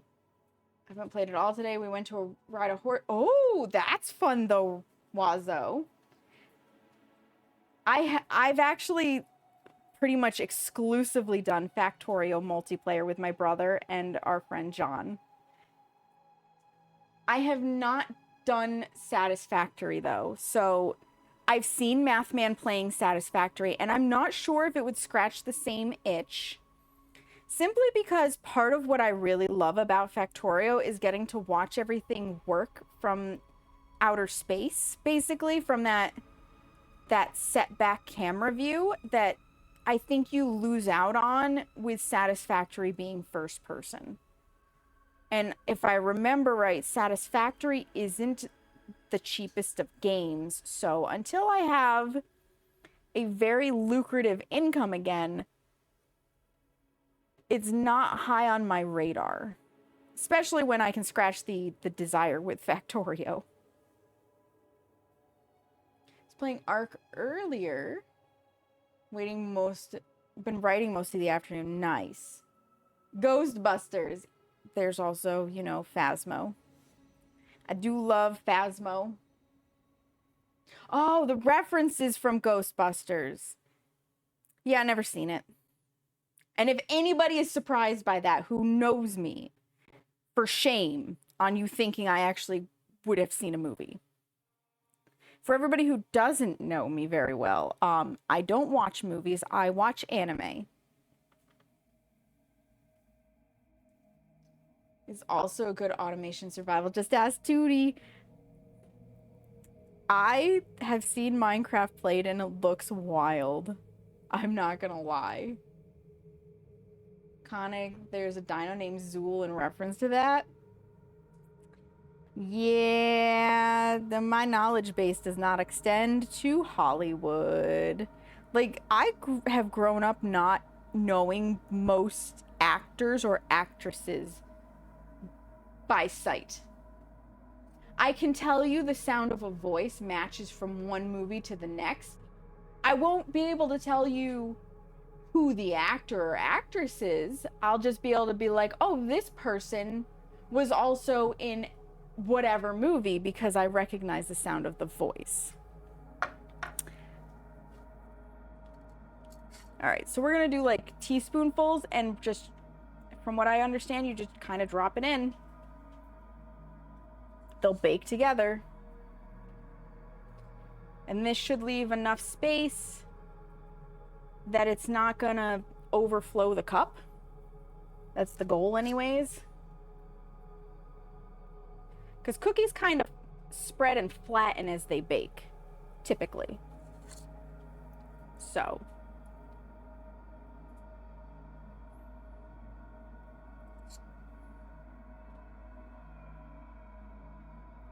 Yeah, it's actually, Gwen is the reason, by the way, for anybody who has not heard this story. Gwen is the reason why I have seen episodes 4, 5, and 6 of Star Wars, because she found out when we first started hanging out, and I mean, I've known Gwen now at least 16 years, I think. I'm pretty sure I met Gwen when I was 20. And she found out quite early on that I had never seen Star Wars. And I was like, I'm not interested. And she's like, but you have to. They're essential. And I was like, meh. So we made a bet because at this point, Gwen didn't have a cell phone at all. She didn't feel the need to have a cell phone. So I told her, when you get a cell phone on your own cell phone plan, because knowing her, she would just join up with somebody else's plan and be like, hee, I got a cell phone. So when she got a cell phone on her own cell phone plan, I would watch episodes 4, 5, and 6 of Star Wars. And I thought I was safe. I thought I was never watching these movies. And then she got married out of nowhere. The woman who told me she was not interested in marriage got married. And as a wedding gift, she and her husband were put on somebody's phone plan for 6 months with cell phones. And I was like, well, it's not your own plan, doesn't count. We'll see if you decide to continue it. Spoiler alert, they did. They still have cell phones to this day because now in this day and age, you kind of can't get by without them, right? So I had to watch episodes 4, 5, and 6 of Star Wars. That's my level of like pop culture knowledge. I had never seen Star Wars. Gwen is the reason. And they were stupid. Just for the record, Star Wars is dumb. I will admit, for the time when they were made, the cinematics was top tier. It still holds up today. Like, 100%. I will not argue the production quality. But the story itself, like, could Luke be any crappier of a Jedi? Like, I'm sorry. Spinster for life to this day. Yeah, we haven't watched Firefly yet. It's true. It's true. Corrupting the youth of America. Seen some horror bakes on the Twitters. Looks great. Non-baked.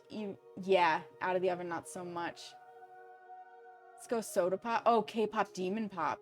Yeah, I haven't watched that yet. Satisfactory's on Steam, 30% off, making it $20. Oh, that is a little tempting. I'm not gonna lie. I'm just scrolling back before I finish this. Point of recognizing anime voice actors and being able to tell. Yeah, yep. It's true. Seen some horror bakes. Out of the oven, not so good. Corrupting the youth. The few times I've made Brookies, I always put the dough on the bottom because you're afraid of overbaking the cookie part. Well, we're gonna go low and slow, so the cookie part shouldn't be overbaked. Yes. Seamus actually married Gwen and her hubby. Luke set the original bar. Well, he set that bar low. Because he was a terrible Jedi. Through all of them. And Star Wars is basically the Skywalker family ruins the universe. Okay? Like, there it is. The Skywalker family ruins the universe. But after I watched Star Wars, when I got together with Seamus, because I had seen it, we watched Spaceballs. Spaceballs is a superior movie. I said what I said.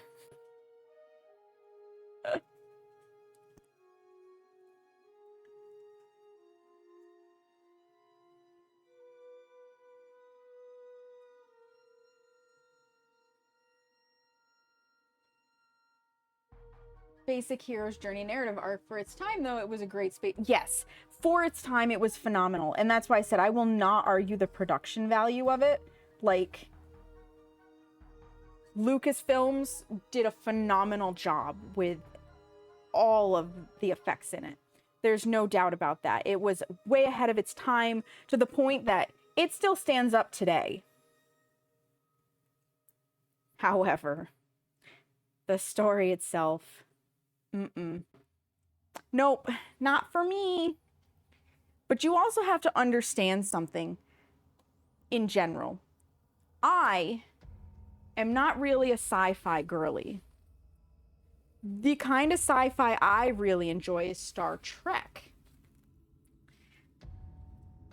So if I had to pick between Star Wars and Star Trek's gonna win every time. Every time. No shot. There's no contest. I'm starting a timer. That's all. Stop. No, timer. And I need it for 15 minutes to start. All right, so these are gonna go in for 15 minutes and then I will check and see where they're at. I'm estimating it's gonna be 15 to 20 for the baking, which will be extra for the cookies, which are 25 degrees lower than they usually bake at, and shorter for the brownies, which are at, words, I have them, they are in a smaller size pan. We are not having a Betazoid wedding, Seamus. There will be clothing on bodies at our wedding. Thank you very much. Man, I wish they would make Spaceballs too, Gwen. Maury! Hi! Welcome in. How are you? How are you? There will be no naked wedding. Not happening. 2 episodes, maybe, of Firefly was fun. Mando was okay. Andor is the Star Wars for adults you love.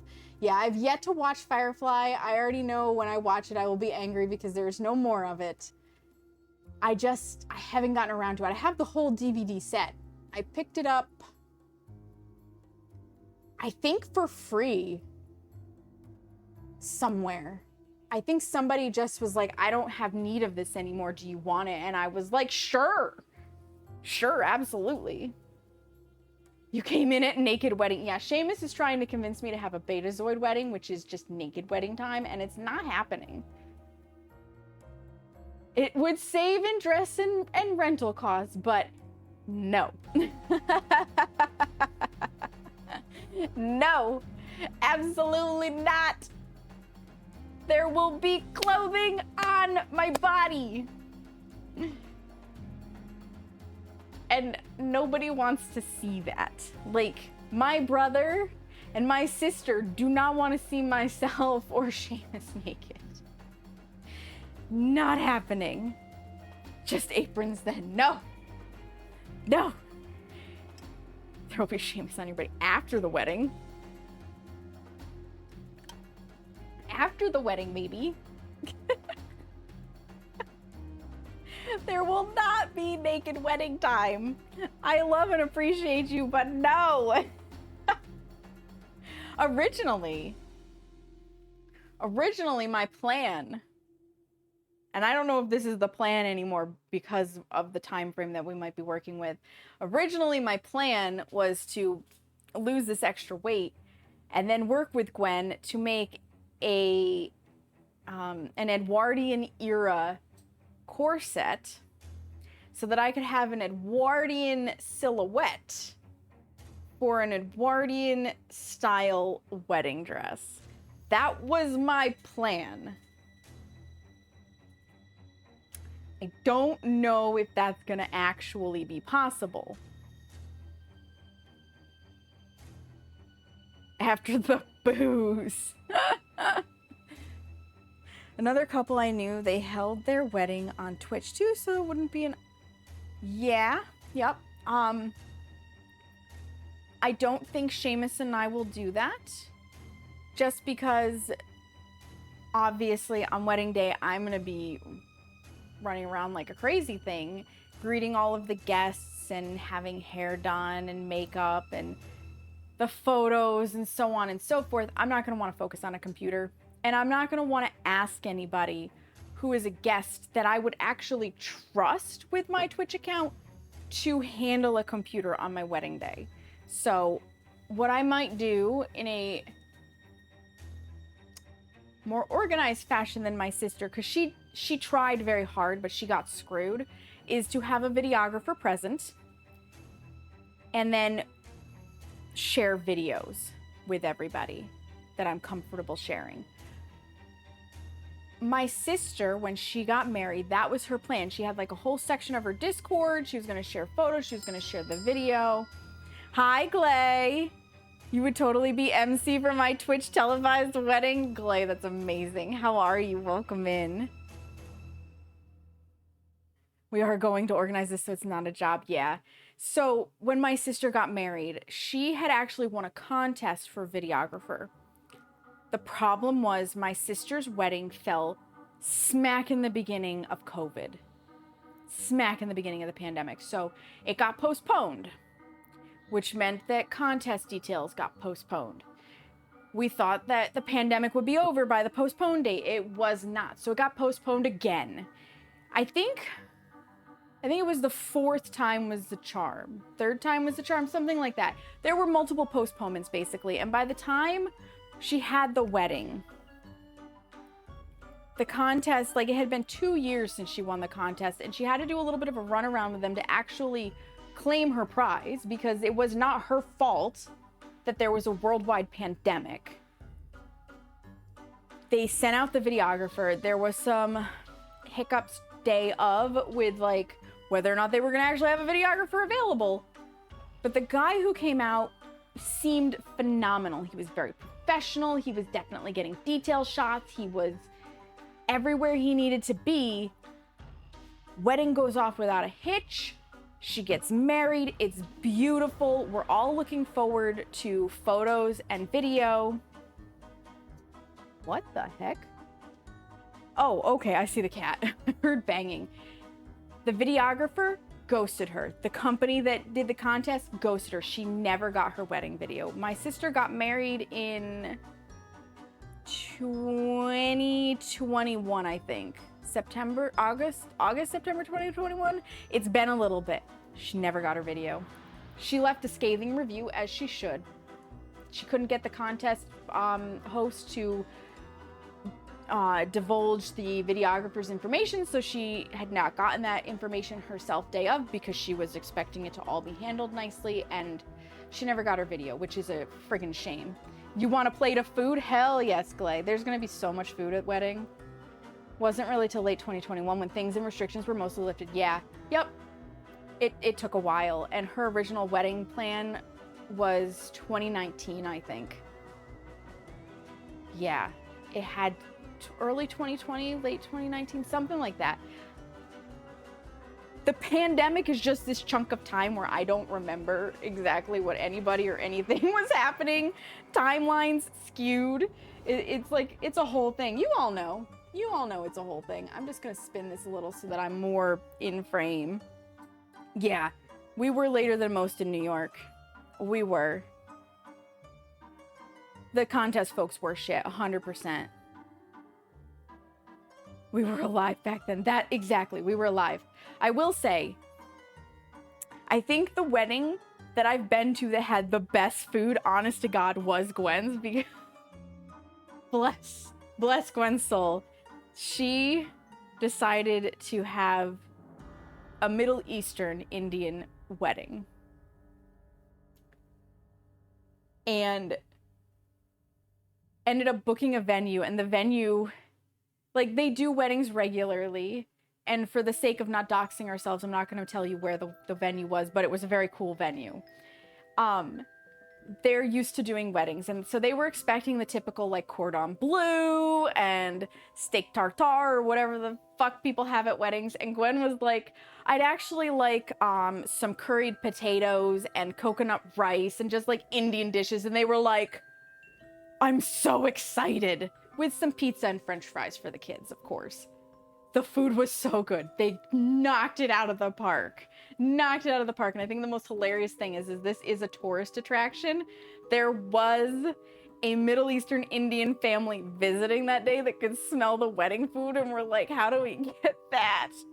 It was amazing. It was amazing.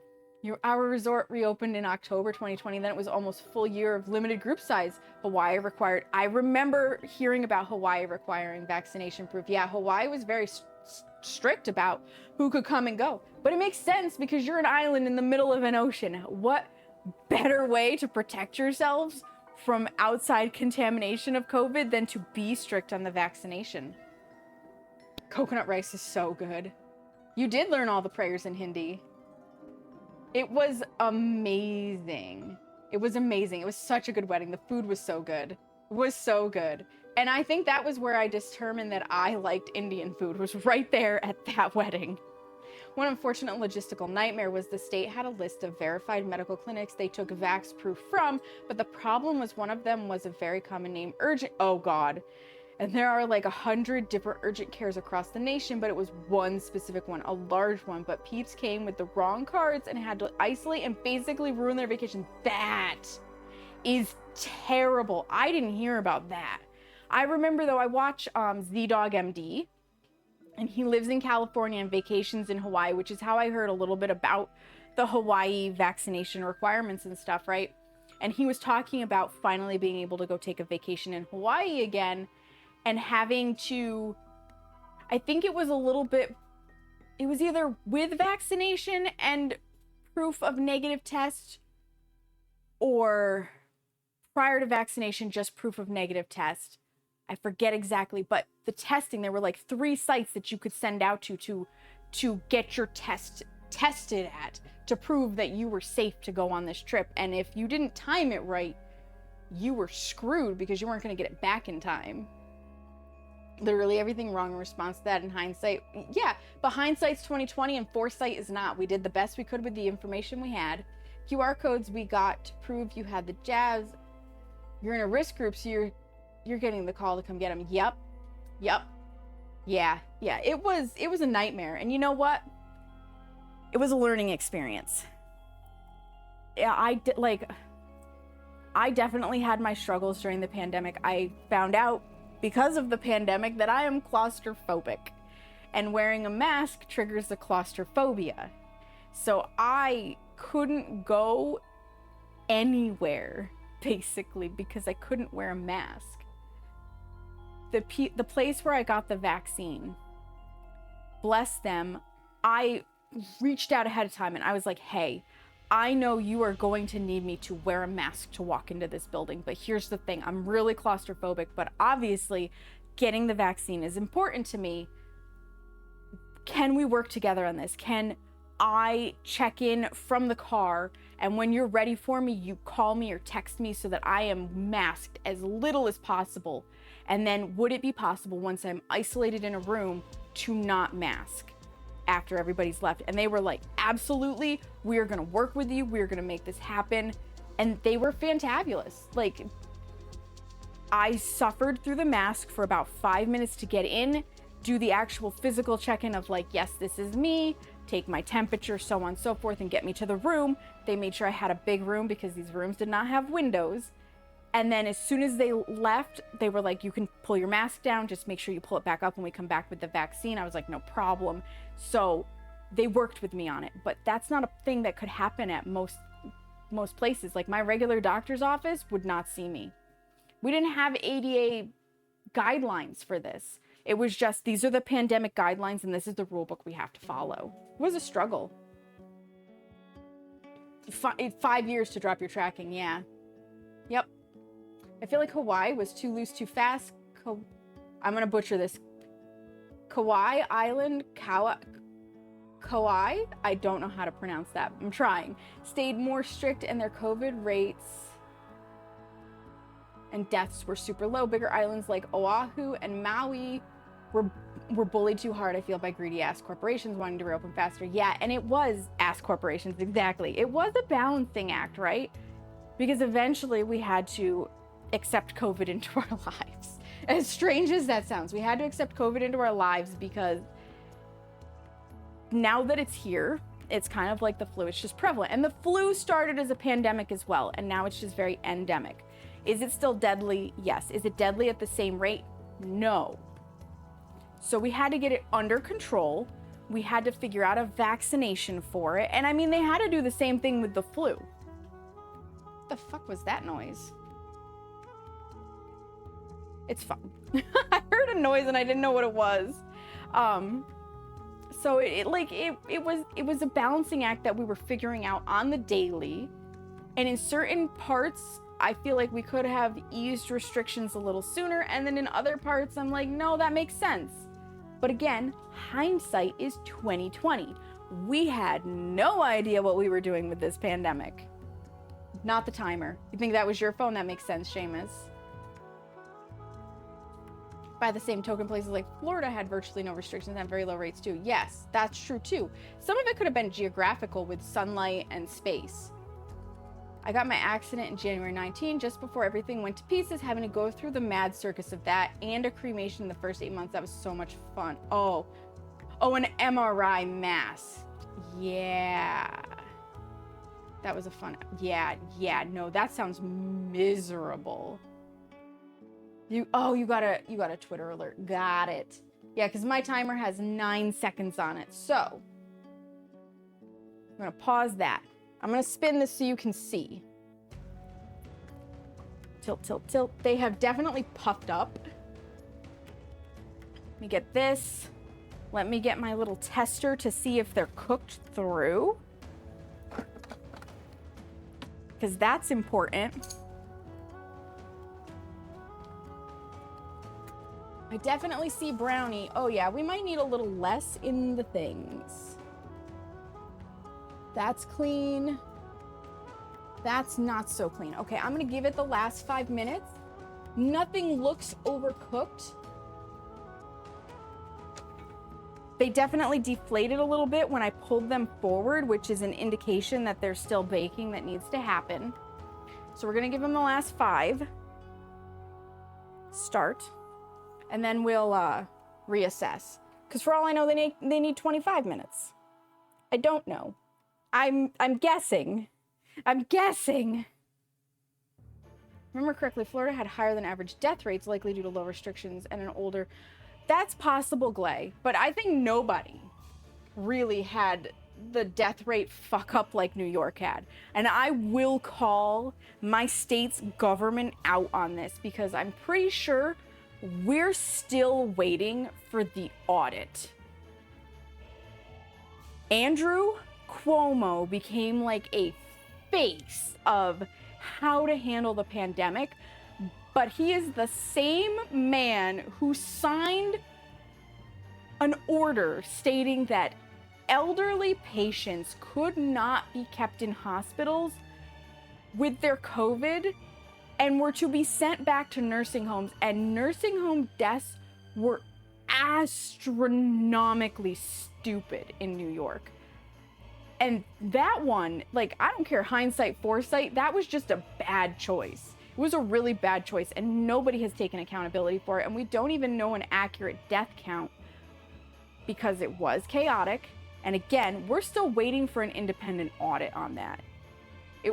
That was insane. It was insane. Need to do dino baby check after dinner. Got a few upgrades last night. Yeah, we probably never will. But they call for it every now and then of like, hey, have you done something with this? It was a nightmare. It was a bad decision. I don't know what prompted that decision. Certainly not what I would consider sound logic, but it is what it is. Can't go back in the past and fix it. So this is gonna sound a little callous. When my grandmother, who was in a nursing home, got COVID, I was like, oh, holy smokes, she's gonna be freed. No, my grandmother survived it. Broken hip and everything. Because here's the thing, my grandmother at that point, she had Alzheimer's dementia. So she had started in a memory facility, ended up in a nursing home. And she had been in the nursing home at that point for 4 years, I think. And she had been in a memory facility for like 2 or 3 prior to that. Because I'm pretty sure it was my ex who went with me to visit, or was I newly single? Like, it was a while ago to visit her in the memory facility. By the time COVID hit, she didn't know who she was, let alone anybody else. A resident had knocked her out of a chair and broken her hip, and it was too risky to actually like do surgery to fix it, so they had just set it as best they could and let it heal. She got COVID. She survived COVID. I personally was like, she wants to be cremated anyways. It would be a blessing to just free her from her own mind, basically. No, she survived it. She went on to live. I think she passed in 2023. 22, 23. Like, she survived the whole pandemic. Of all the people, I'll never understand it. So I guess there is some resiliency in my genetics.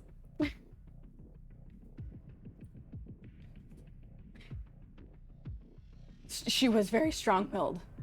We were together before then? Okay. I didn't realize she was still with my aunt when we started dating. Yeah, my sense of time is very fucked up. Showed a lot of cultural downfalls too, despite restrictions being put in place. Many places with high rates were also reported to have moderate to low levels of adherence to actual rules. Saw that especially here in Hawaii. Tourists come over with entitled attitudes regarding masks in the state. Yeah. It was a shame. And then I think it was twofold though. So you had the people that were like, I'm not following the rules, but you also had the goalposts constantly being moved, right? Because at one point we were told if you get vaccinated, you won't have to mask anymore. And that was partly to try and get vaccination rates up. And then they were like, just kidding. Even though you're vaccinated, you still have to mask. And we were like, what?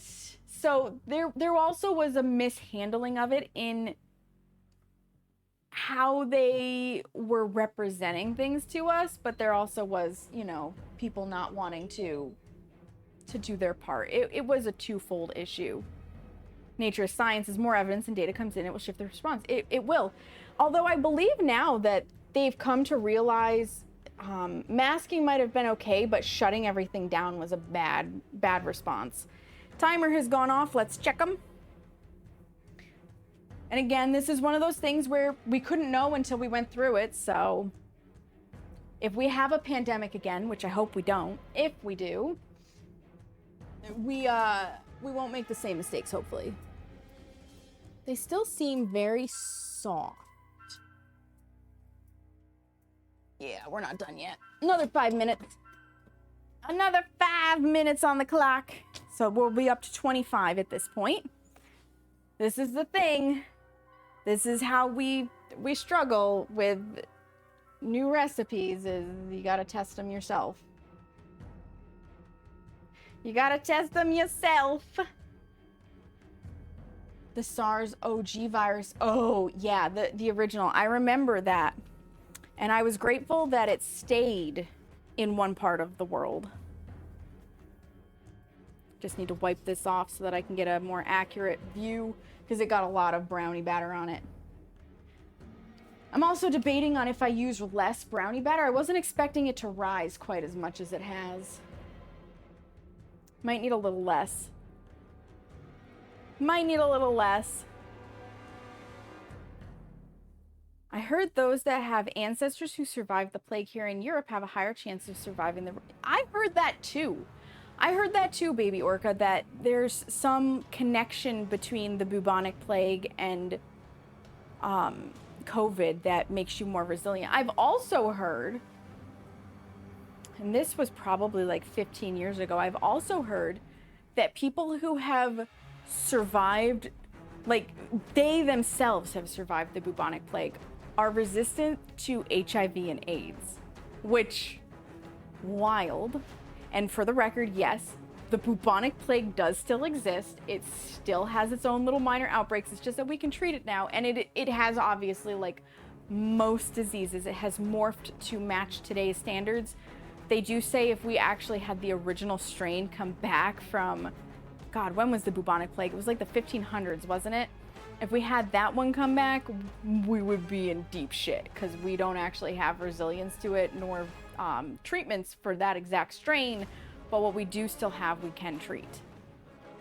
You're vaccinated against plague. There, I know you're making a DBD reference there. I know you're making a DBD reference there, Seamus. Cray cray, right? It is crazy. It is crazy, but science is fascinating. Science is fascinating, and scientific advancements are just, they're wonderful. It's sometimes scary. Like the AI advancement, we can just sweep that one under the rug. We don't need as much of that as we've got. Bitcoin, we can get rid of that. We don't need that particular advancement in technology, and technology is a science, obviously. But some of the treatments that they have nowadays for different kinds of cancers, like the survivability rate of many diseases has gone up, which is phenomenal. Even if we don't have a cure, even if we don't have a way to stop it completely, the fact that we've dropped the terminal likelihood and we've improved the rates of early detection in many diseases is fantastic. Then there's the little nitwits who are like, vax not needed, see bubonic plague that went away after wiping out 2/3 of Europe's inhabitants, right? Higher standards of hygiene helps too. Less people walking around with fleas and ticks, like it's no big deal. Yes, yes, 100% yes. Hygiene is so important. Isn't it wild? Isn't it wild to think that back in, God, I think it went as late as like the 1700s. It was the airs. The vapors could make you sick. If there's bad air in a house, you're gonna get sick. They had no idea about germ theory, really. It was just the miasma. Like, miasma is an actual old school medical term. We know it now from like, what, Smeagol? Are you dying? You're probably looking for food. We know it from like fantasy films and supernatural films and stuff. And no, they literally diagnosed based on miasma. You had too much wet, you had too much dry, too much, like, oh my gosh, it was wild. No open sewers in the streets helps too. Yeah, a bubonic outbreak would be really remarkable in the first world. It would be. Measles are back, yeah, because vaccination rates are down, which is insane to me, but you know, sometimes people have to learn the lesson the hard way at the expense of their children, which is a crying shame. Yeah, the lobotomies, right? Right? Electroshock therapy, which, to be fair, we still have a form of. They actually have a treatment for Parkinson's where they insert, and I think they can use it for specific kinds of seizures too. Oh, timer. Where they drill into the head a little, into the skull, and they insert an electrode for stimulation to help stop the tremors that happen with certain diseases, and I think to help stop seizures. And I know they still do lobotomies of very specific brain sections for seizures, but like it's far more advanced now. Like they have a better idea of what they're doing. So far so good. Is 25 minutes gonna be our golden girl?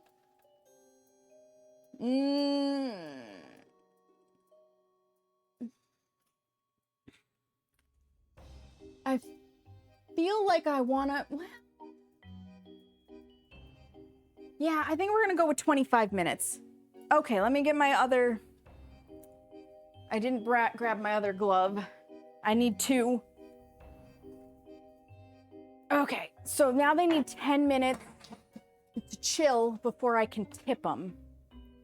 And to help them chill, I'm going to bring them over to the island, which is already cool, versus the heat of the oven. The cookies might be a little overcooked, but the brownies look good. And this is the struggle of this, is combining them together. Got ghost in your blood. Here, do some cocaine about it. Literally, that was medicine back then. Which is crazy, crazy. Let me put 10 minutes on the clock, because that's ideal timing to tip stuff out. And I mean, they're overdone a little bit, but they also mixed with the brownies, so that could be why the cookie's a little dark. The county fair we went to was packed last night, and when we walked in, right outside the entrance was a right to not... What? Why do we still have... Anti-vaxxers are crazy. Marketing themselves packed fairgrounds during flu seasons. You couldn't giggle louder as you walked by, right? I don't understand it. The science is there. It's also some benefits in certain types of schizophrenia. Oh, interesting. Interesting that they can use the electrode for some schizophrenia. Or is it lobotomies? This woman is a witch. Let's attach leeches and remove 1/5 of their blood. Yeah. Oh, electroshock. Gotcha. You got ghosts in your blood. Yeah, cola used to have cocaine in it. 1940s, they used to give meth to soldiers. They did. They did. I'm pretty sure it was the German army ran on methamphetamines. Methed up soldiers sound terrifying if you're on the... They do, don't they, Glay? I think if you're looking for a crazy story, if you're looking for a crazy historical war story, look up, oh my God. It was Russian soldiers versus the British, and I forget the name of exactly where they were. Seamus is going to tell me. but it's been named like the Attack of the Dead Men because it was World War One. So the Geneva Convention hadn't happened yet, and chemical warfare was still a thing. And the British had launched, I think it was chlorine gas into the trenches of the Russians. And so, like, they didn't have gas masks that could stop it. And they were just, like, melted lung they were hacking up. And the British were like, we got them. We can march in there. And reinforcements came from behind, and the Russians, who already were like, was it Germans? I thought it was Russians. But anyways, the ones that got... Stop, Seamus. I know! I didn't know it was the Germans that used gas. Type it. You're making me go crazy. Anyways, the Russians decided, since they already knew they were gonna die, they might as well fight to their literal last lung piece because breathing was a chore. And they basically appeared to rise from the dead, and they fought back. You want terrifying? That sounds terrifying. Yes, Sabaton has this, and that is how I learned about it, because Sabaton does history segments with their songs. Phenomenal. But that one, I always have to listen to that song like 3 times in a row because it's just so incredible. I can't even imagine. But I mean, if you already know you're gonna die, you have nothing to lose. Literally. You'll just do what you can to take out the enemy. Just linked it in Discord? Hell yes. Hell yes. Yeah. Wild story. Highly recommend looking it up. And it was a standard German ration. What was the Sabaton song about the guy who was a German soldier that just raced ahead and ended up on the other side of, I think it was the French enemy lines? Because they just kept pushing forward without stopping. And then they got there and they were like, oops, we're a little too far ahead. Which song was that? Which battle was that? Because that was all so wild. Is married to the Dutch Floor Jansen? Oh! That's amazing. I didn't know that, baby orca.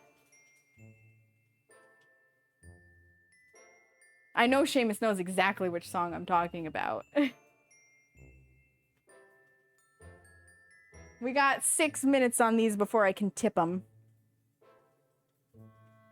Because about 10 minutes of cooling is the ideal amount before you can tip something out. The Lost Battalion. British troops got cut off and surrounded because they missed a halt order. There was one, though. There was one where I swear a German soldier just kept on going.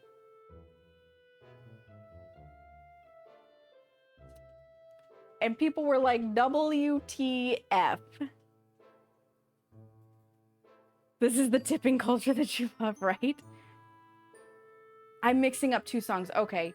Red Baron is also a great song, but not the one I'm referencing. I could have sworn. It's been like 2 years since I watched any of those videos, though, and I was watching them at like 2 o'clock in the morning when I couldn't sleep, so my retention of information was low.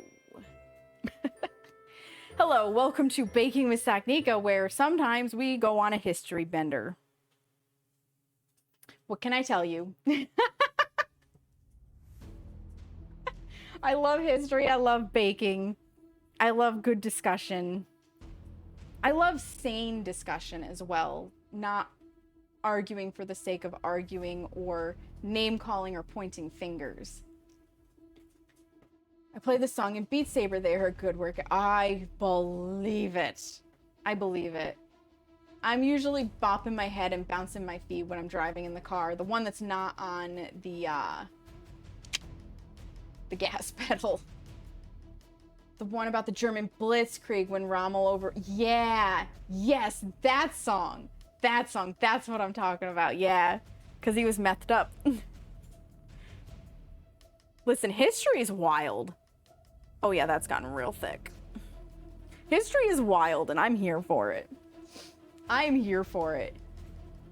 Some of the shit that went down pre-technology, insane. And I, like... It's one of those things where I think about it and I'm like, you would never hear about this today, but why not? Like, has the human structure as like a physical vehicle changed that much in the last, God, it would be 80 years now. That's wild to think about. In the last 80 years? Or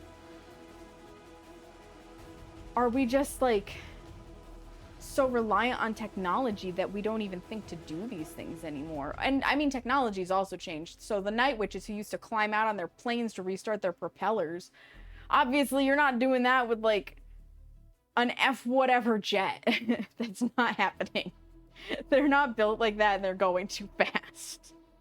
But it was a thing they did. I cannot even imagine being like way up in the air doing a bombing run, and to be silent, you've stopped, like you've cut your engine and you're just gliding. And in order to restart it, you have to climb out and actually physically start the engine. Absolutely not. I don't even like to stand at the second story and look over the railing. That is enough to make my stomach drop out my butthole. Between World War I and World War II, 1914 to 1919 versus 1945. Yeah, there's a lot of difference.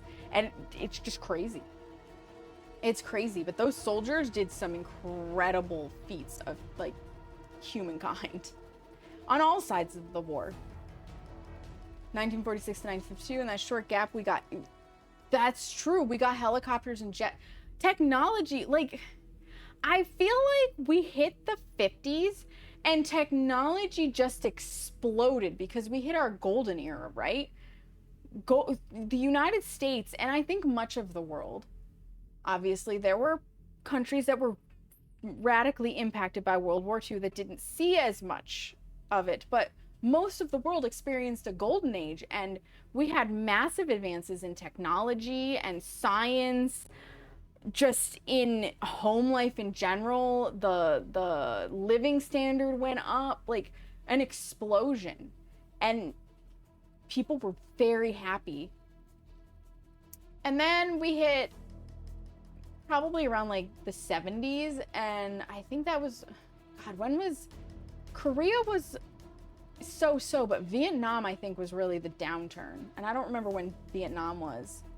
We completely changed the entire way we do. Yeah, after Korea and before Vietnam, we completely changed pretty much the entire way we do everything. Yeah, which is crazy. It's crazy to think about how fast things can change. I gotta get out of the thingy to flip onto. This'll be fun. You guys are gonna get to watch me flip these out and try not to drop any of them. Korea was 1950.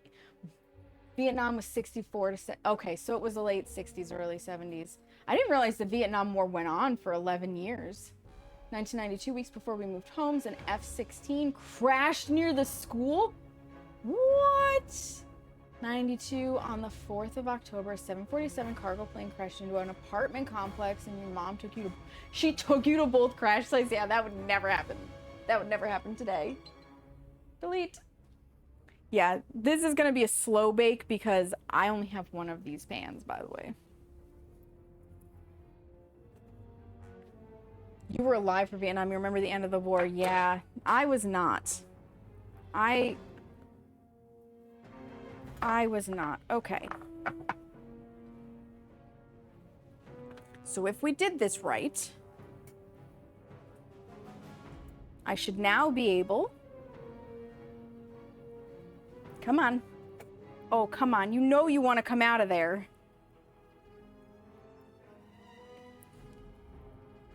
Eh. They're very stuck. But you know what I bet they're stuck on? The surface. I'm gonna get a knife. I'm gonna get a knife. Maybe I don't wait a full 10 minutes. Maybe I have to tip them almost immediately.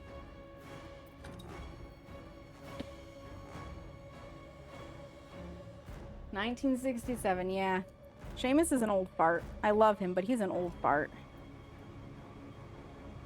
Yeah, as soon as I lift these top edges, they start to release. So it's just breaking the top off. basically.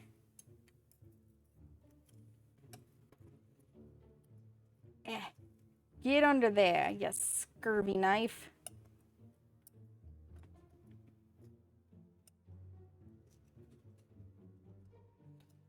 Yeah, we're gonna need a little less in the pan itself so that it doesn't overflow quite as much.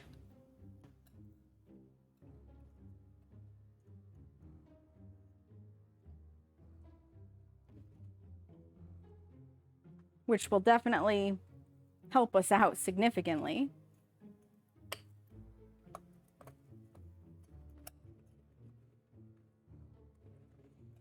In getting these to release. Ugh, break that up. Yep. Pop that. Pop that. That.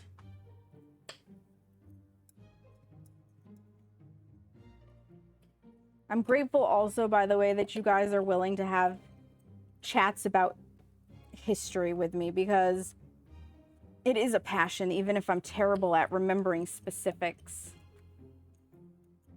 And it's, I don't know, I personally find it easier to talk about historical events than current day events because I don't want to get into politics.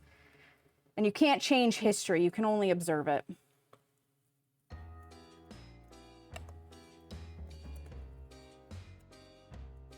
Current day politics are a whole different animal.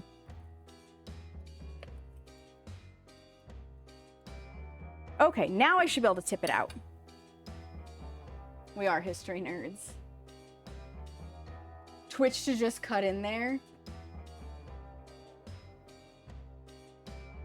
Absolutely hated it in school, but you got 2 teachers. Oh, yeah. A good teacher is all the difference when it comes to history. And history definitely was one of the shafted topics, I feel like, out of the core curriculum that you had to take, that you couldn't have an elective for.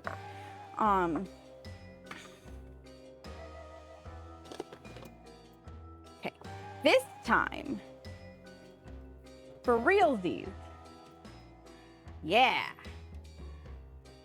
Okay, we got all but 2. I will take that as a win. I'll get the other 2 out. And they're skulls! I see faces! So I just need to spray the edges a little bit more. Set that back here.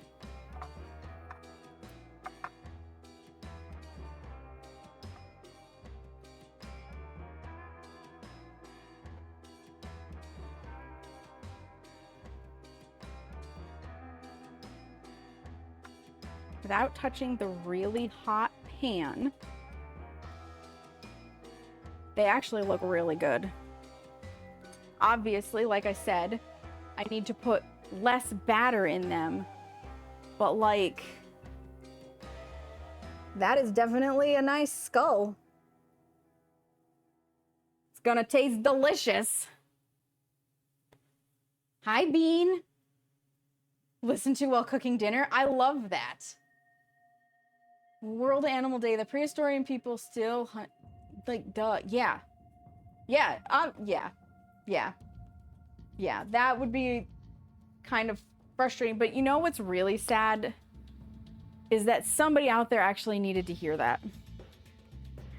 Right, Tootie? They're super cool. And they need to cool. So, I need to do 2 things. First, I need to fold back my tablecloth so I can move the cooling ones over to the table itself. That way, if they have crumbs that come out, it's easier to clean than having to completely move my tablecloth. I have 2 of these to work with, so I'm gonna put these on the table. That gives them space to cool, gives me space to work with. This is how we do the cookies. And that gives me space on the island to start filling anew after I get cooking spray into it. Now, normally I would spray away from everything, but this is still pretty hot. Woo!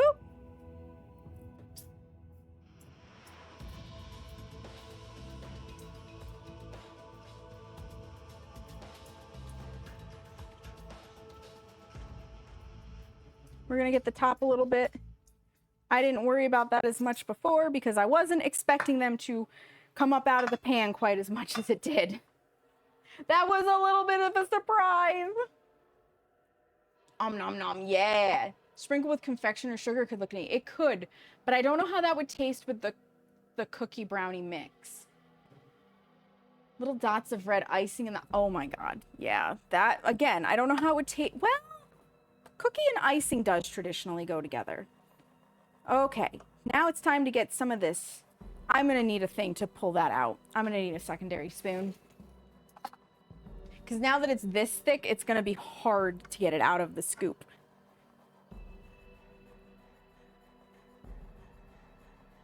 Scrape off some of the excess. We want not quite as much.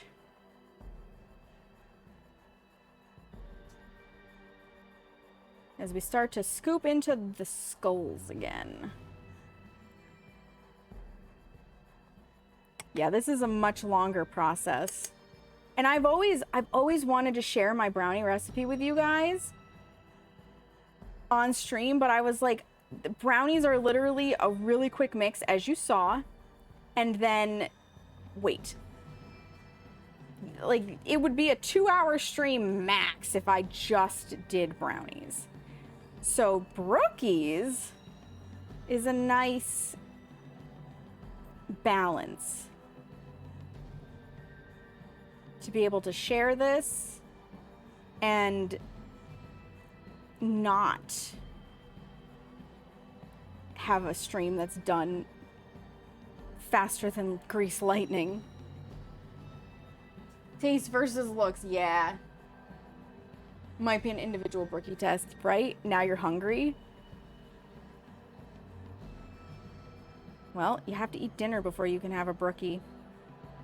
I say this, but you know we're gonna sample one when one is cool. Because we gotta break it open. Doing a little better at managing the amount. It's hard too because it gets in there and then it's gotta settle before I can really see if I've added too much or too little.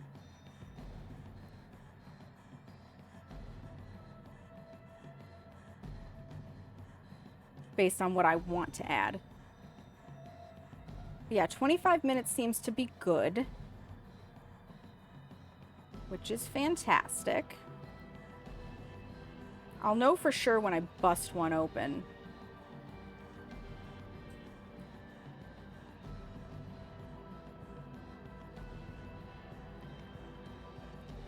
It is wild to me how dark the cookie got, but like I said, I think it's gonna be fine. I don't anticipate it tasting burnt because it doesn't look burnt. It just looks well done. And it could be because of the brownie batter. I'm not sure. It could just be the top of it.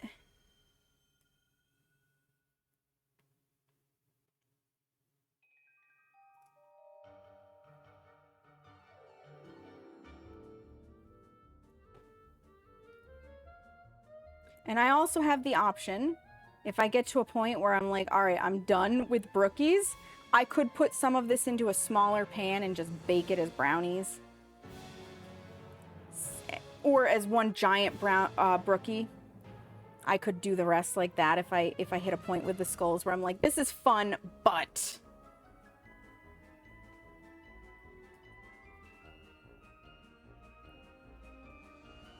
I also want to take a look at Discord real fast and see what Baby Orca shared, because I'm curious about that recipe to see if it could potentially be what we make a little closer to Halloween. To Samhain. Never a bad dessert time. 30 minutes past midnight, I'm sure. It's a very good dessert time. Usually 30 minutes past midnight is when I'm first starting to make brownies. Because are you really an adult if you don't make midnight brownies because you're having a need and or an emotional crisis? There's just, like, there was that one Rugrats episode, right? Where, I think it was Dee Dee. Was it? No. The mom. The redheaded mom. I'm blanking on her name, but she catches Stu making pudding at 1 in the morning, and she's like, what are you doing? And he's just like, my life's gone to pieces. I don't know what I'm doing, and I'm making pudding at 1 in the morning. I'm paraphrasing greatly. Like, I can picture the scene. I'm not so good at recounting it, but like, as kids, we thought it was funny, and as adults, we identify with Stu. We very much identify with Stu. It's just how it is. I also want to thank you guys for going on what are basically ADHD trips with me in conversation, because I have no idea how we wound up down a history path. Actually, I don't know how we got there. I think it was because we went somehow from wedding to pandemic to history. I don't know. It was a wild ride.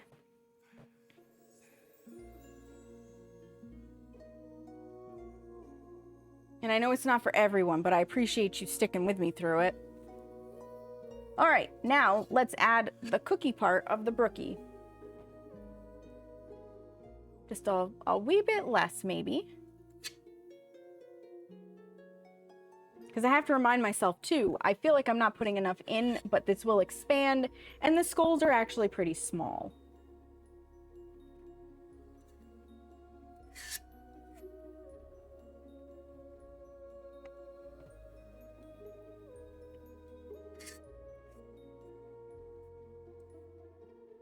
And I still have so much cookie dough. It's gonna be so yummy.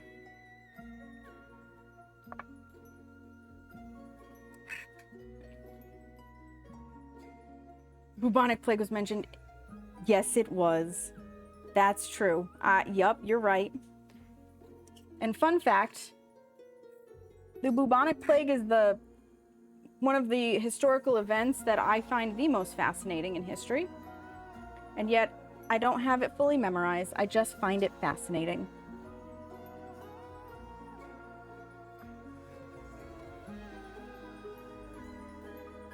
I think you guys learn about me a whole heckin' lot during these streams, more than my normal streams. Because we have all this time to chat, and I'm not focused on a game. Yes, with a stop at Star Wars and Spaceballs. This was a wild ride of conversation, I'm just saying. World War I and II was actually originated, or was that I don't remember reading about that, Baby Orca. I don't remember reading about that particular part. It's entirely possible.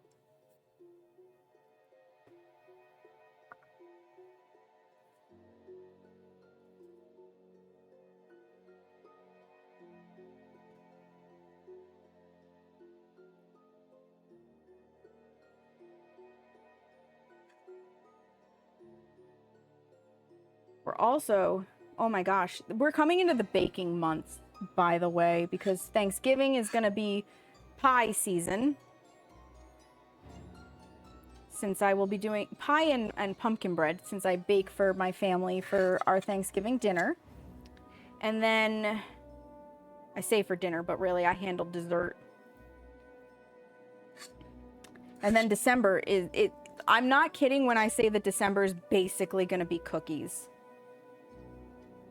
That there will be very little streams that aren't baking streams in December because of my cookie baking. It's just how it is. Okay, now the real question is, can I touch this? Sure can. All right, we need 25 minutes on the timer. I'm gonna go put these into yon oven.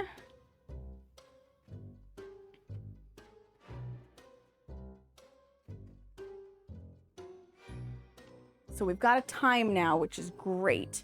And Smeagol is dying, you guys. He desperately needs wet food. He's literally laying on the floor, like, look at this. he's laying on the floor right there because his wet food mat is right there. So, oh, and let me see if I can get my hand. That right there is mead that needs to be bottled. You're here for all the baking? Hell yes. Saw a Spark video title about the bubonic plagues OG. Oh my god, Seamus. I don't know if Glay's still there to see that. That's so funny. I'm going to actually give Smeagol his wets. So originally he would get like breakfast and dinner, but now we're realizing he's just so much more into wet food that we feed him as he asks. Up to a can a day. So he is basically asking for his wets. He only eats them on this mat. We've tried other methods of delivery and he's not interested. So, and Hera, she'll eat what he doesn't eat, but she's not as interested in wet food.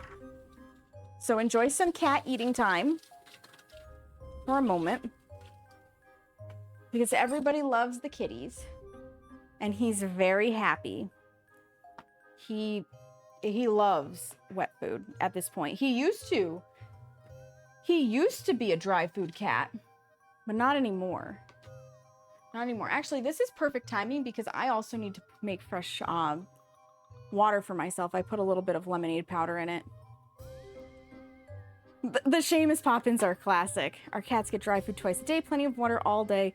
Wets for special occasions or if we run out of dry kibble. Oops. Yep.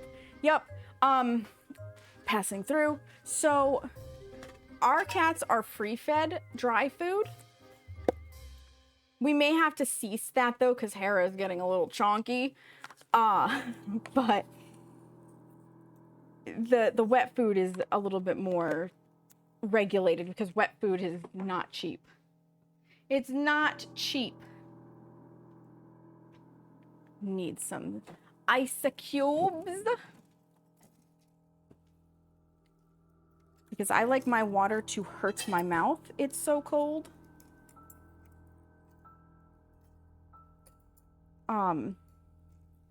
Yeah, and they have a water fountain, so there's always water for them. There we go. Crack that ice. Crack it good. This ice froze terribly.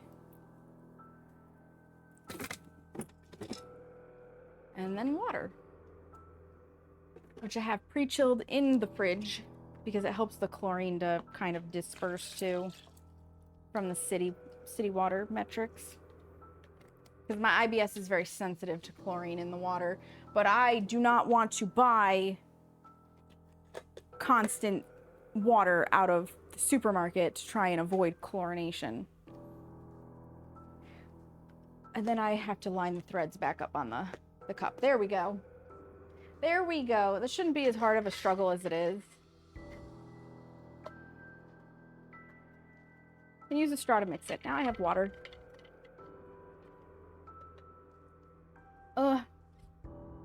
What you looking at, Shmoo? Pool water. Yeah, basically. Basically, that's what it feels like. Is that yummy? Is that yummy, little boy? Is it so good for you? Yeah. Is that the best? Nom nom nom nom nom nom nom. Nom nom nom nom nom nom nom. He really, he loves wet food. I'll spin you guys back around though. And tilt. You can see like you can see the changes in the lighting as the sun has set, and also you can see the humidity in the air as my hair is just like puffed despite being pulled back.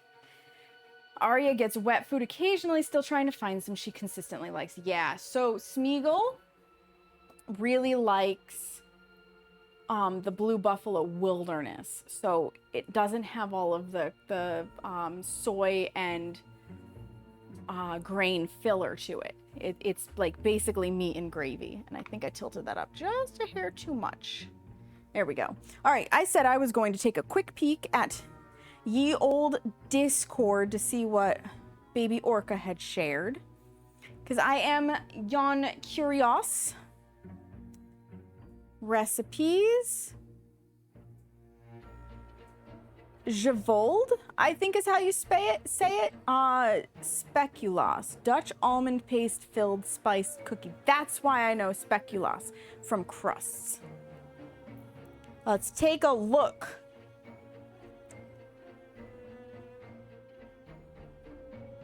Filled spice cookies. Well, I already see I would leave the almonds off the top because I don't care for nuts. You didn't finish it, Smeagol. Hera will go get it. If you're not careful.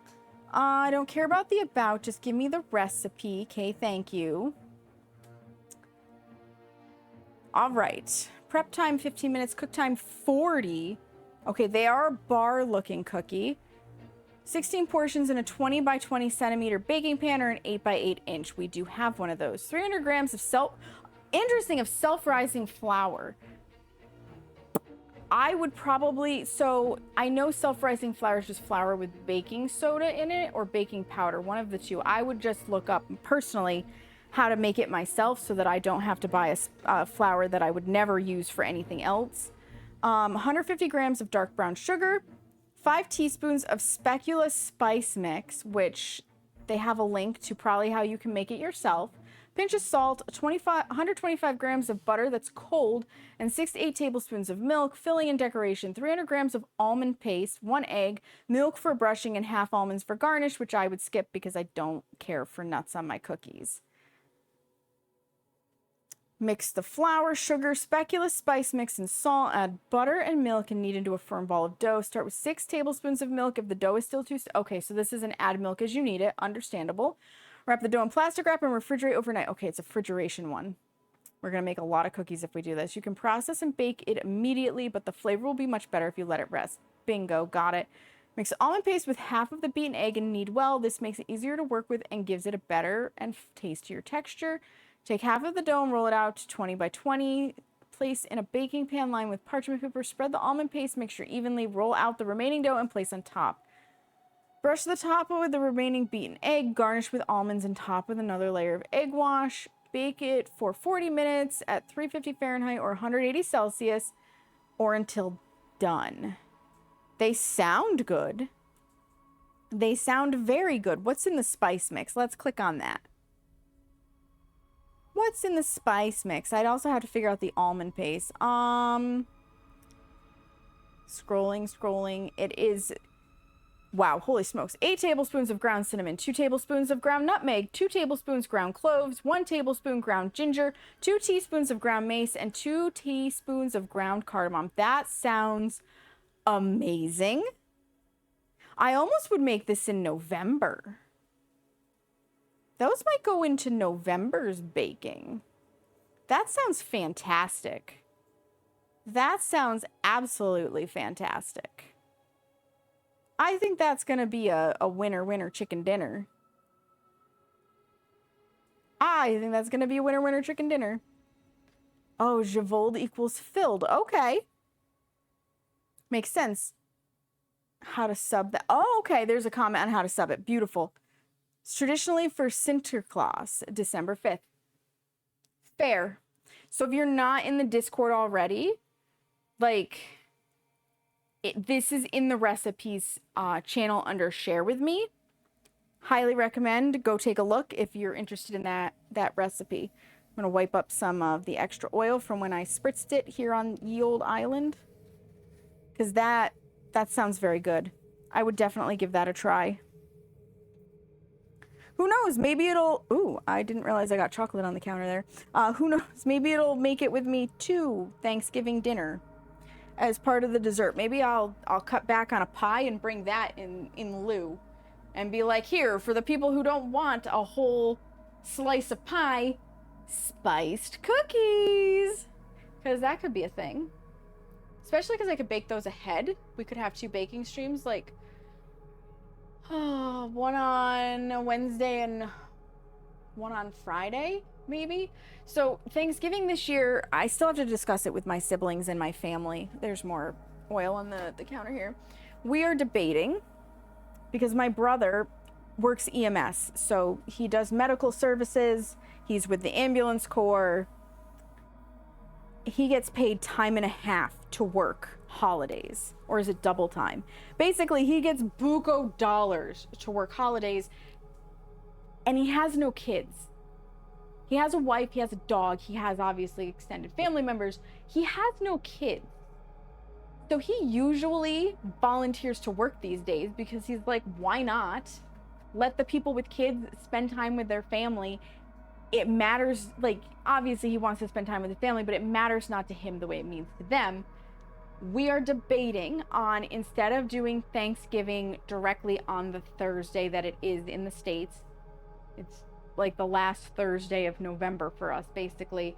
We are debating instead doing it on Saturday. Because that way he will not be working. He can come join us for the meal.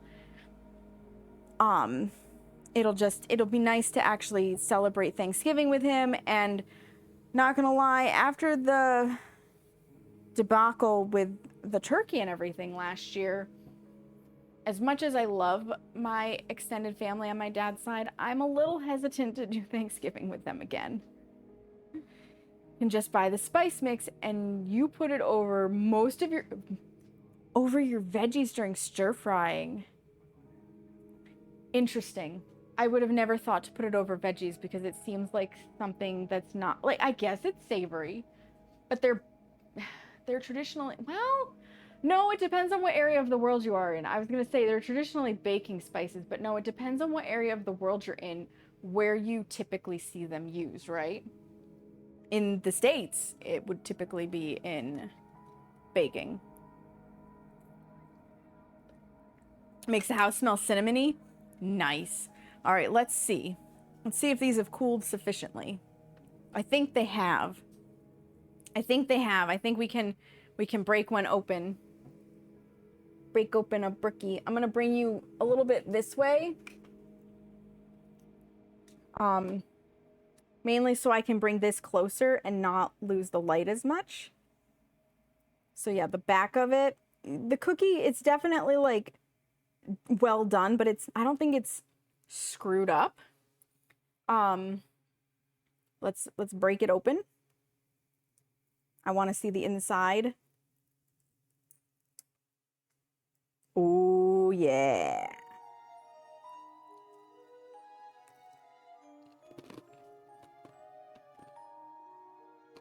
Mm-hmm.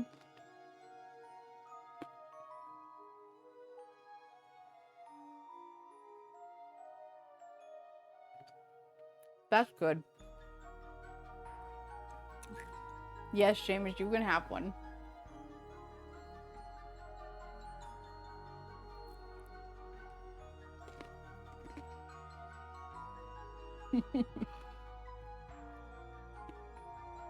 Yeah, they just kind of like pull apart so nicely.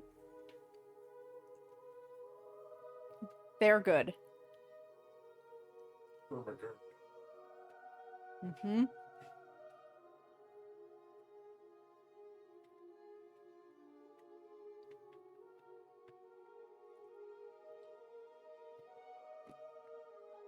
Mm-hmm. Very much Brookie blish.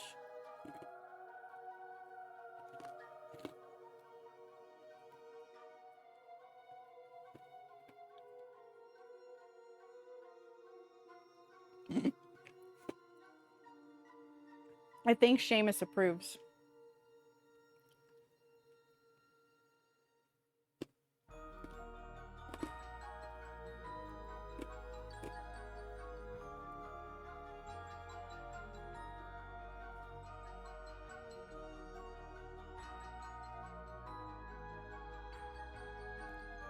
But you're drooling?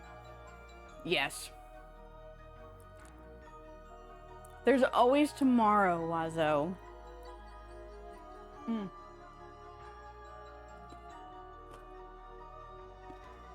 Those are good. I need to rinse my hands.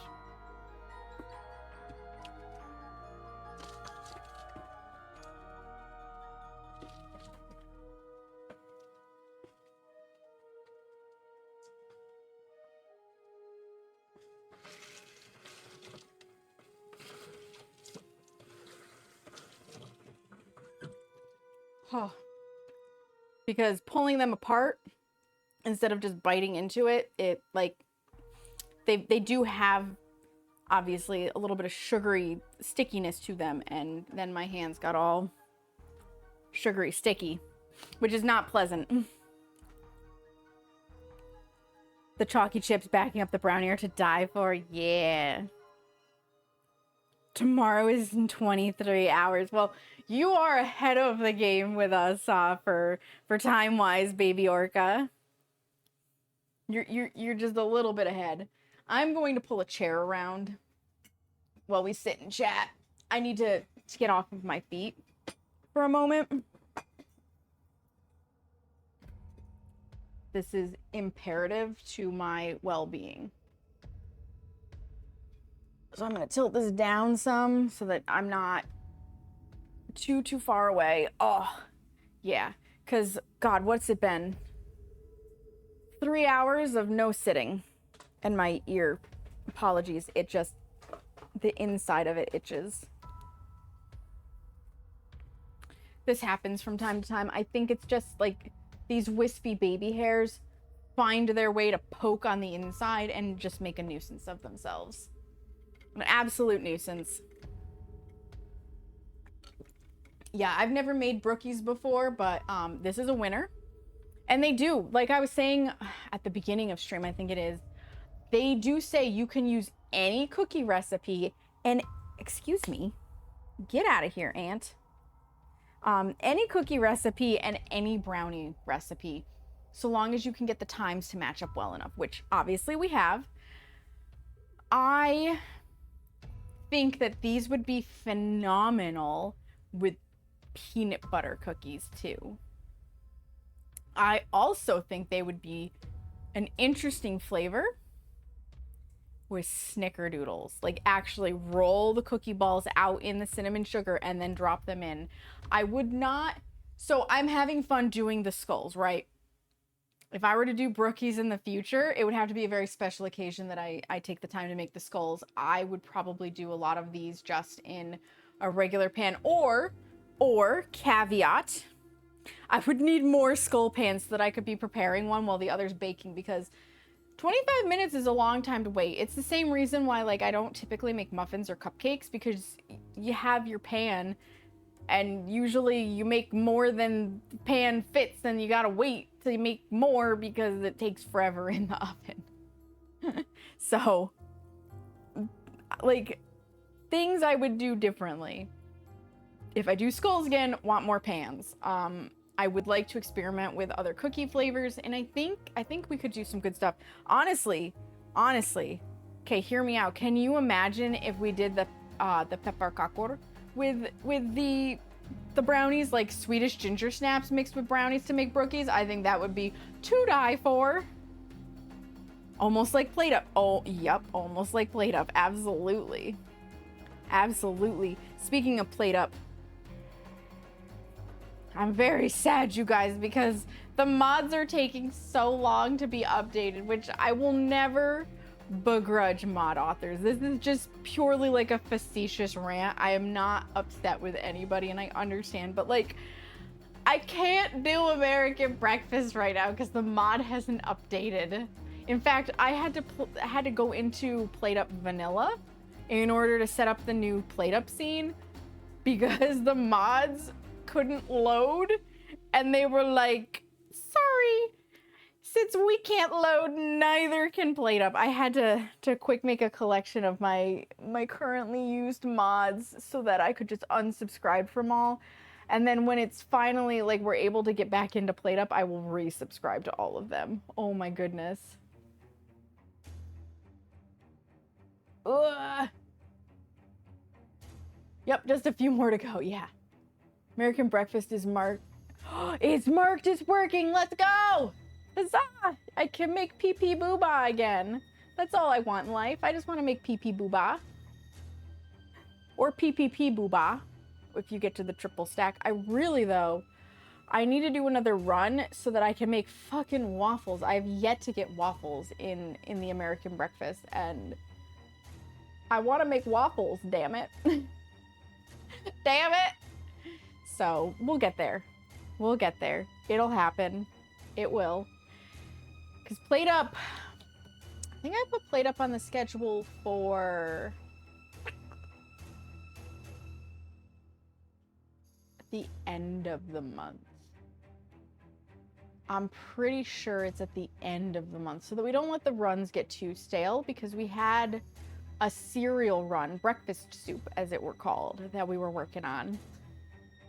Only 3 of your 31 mods aren't working at the moment, so you're lucky. That is lucky. Granted, I haven't checked in the past week, so a lot could have been updated, and because I know I had updates for Plate Up based off of the mod workshop, and I don't know how many of the mods that encompassed for me, or if I need to resubscribe to them to get the updates. That could also be a thing. I may have to resubscribe and see how much updating happens of my game. You do crazy stuff anyways. You gotta do crazy stuff in Plate Up. That's like half the fun of Plate Up. We got 3.5 minutes on the timer, and thus far it looks like they're not puffing up quite as much. Let me, since I'm sitting right here at the right height, is 6 eggs, a dozen pancakes, extra maple syrup, 2 pounds of bacon, a gallon of coffee, and a side order of orange juice with a handgun and 3 extra magazines. A shotgun is an optional extra. Oh my god, Seamus. Wrong American breakfast. That's the Texas American breakfast. We're talking about the Plate Up American breakfast.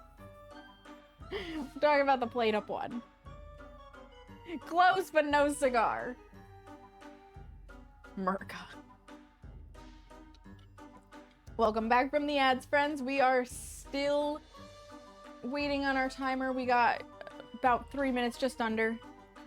And then the next one comes out. And I've probably got, God, like 2 or 3 more trays worth that I could do, but I may only do 1 more trays worth and then just say to hell with it and combine the rest in a smaller pan and go for it. I don't know.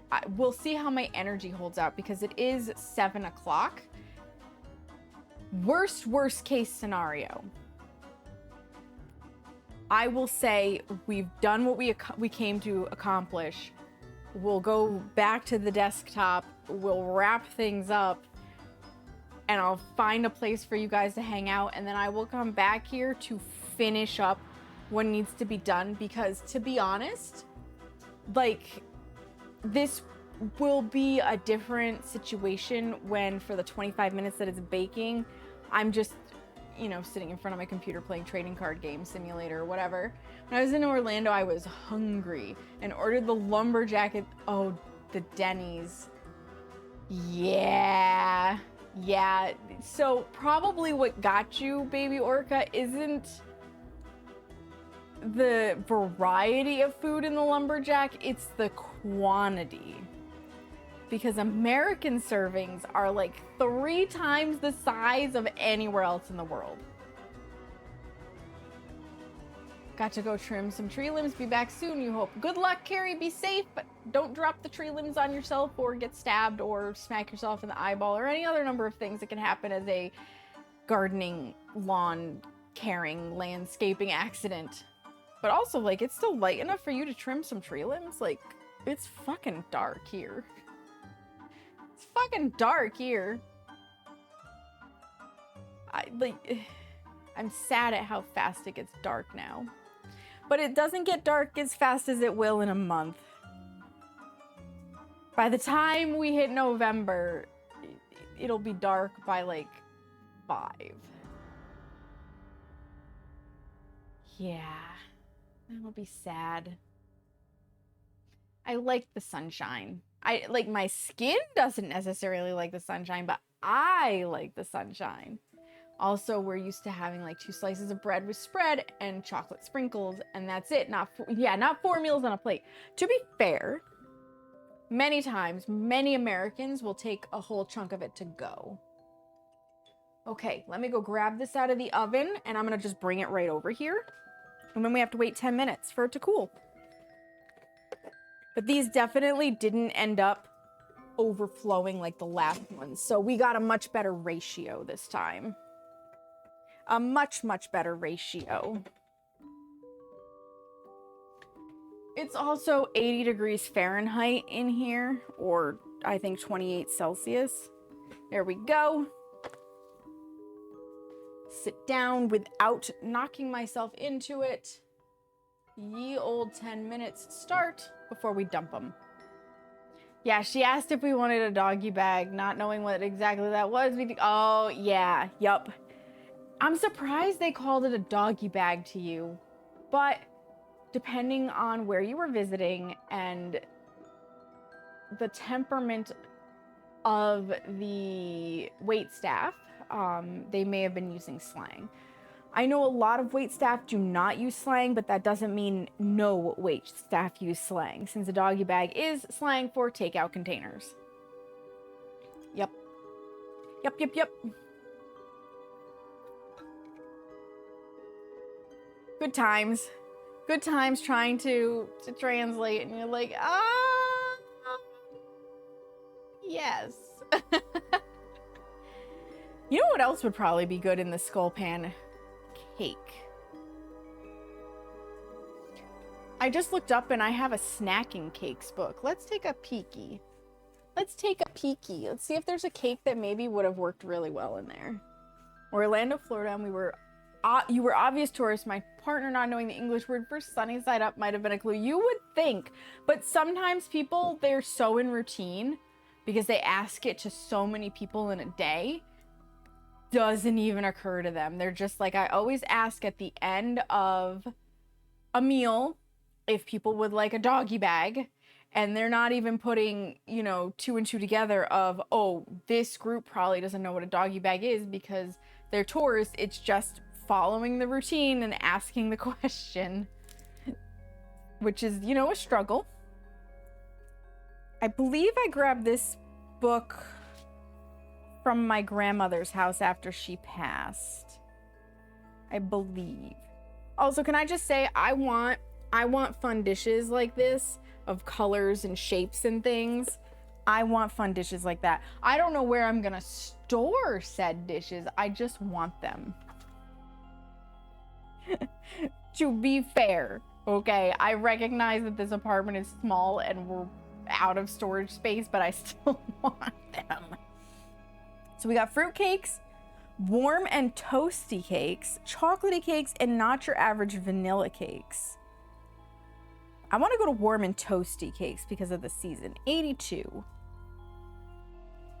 What if we got in here? Warm and toasty. IKEA has plastic versions in the kids section. I love that. So we've got an almond butter banana cake, all the spices cake with vanilla bean glaze. Interesting. Buttered walnut cake with maple coffee glaze, a powdered donut cake. Well, color me diabetes. My best carrot cake, citrusy almond cornmeal cake, which is gluten-free. Corn cake with honey. Oh, a corn cake with honey actually sounds really good. I'm not gonna lie. Lemony currant and rosemary cake. A morning glory cake. Salty caramel peanut butter cake. I do love my caramel. I don't like peanut butter though. A seedy zucchini cake. Is that like lemon poppy seed? Except for it's zucchini poppy seed? We'll have to look. Simple sesame cake. Oatmeal chocolate chip cake. Gingery sweet potato cake. Sparkling gingerbread, and sticky whiskey date cake. Okay, let's look through this.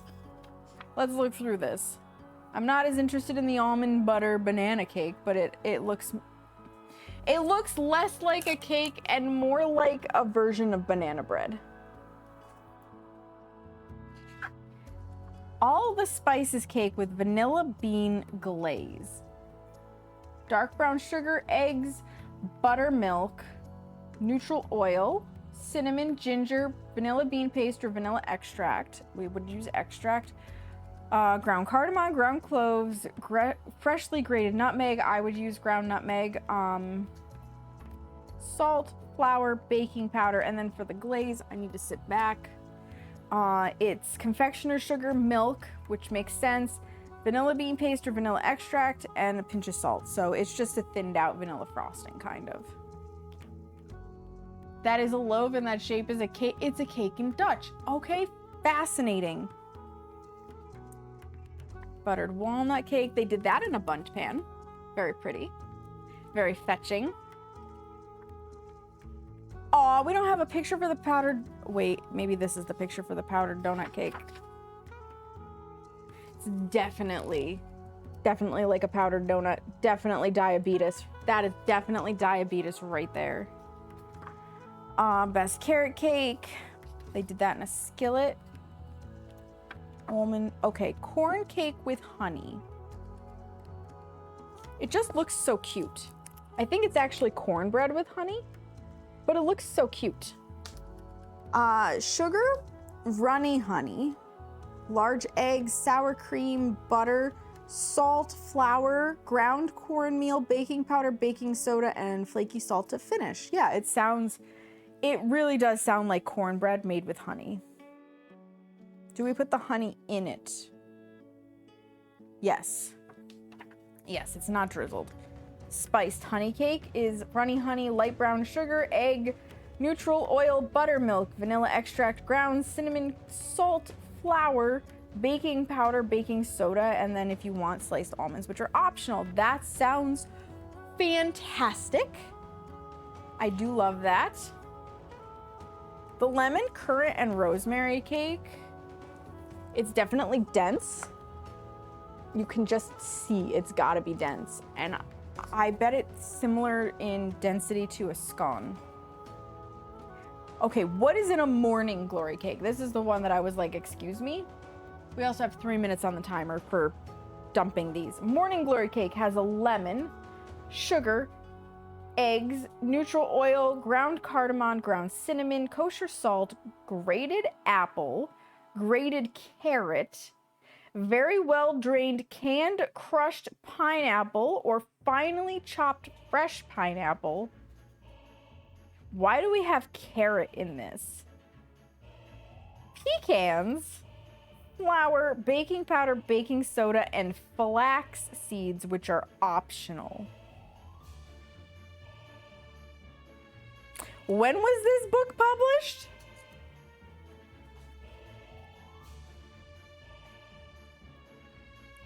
Excuse me, I need a publishing date, thank you.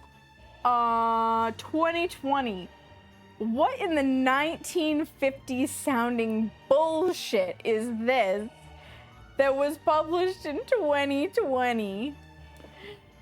Hello, what are you doing, step bro?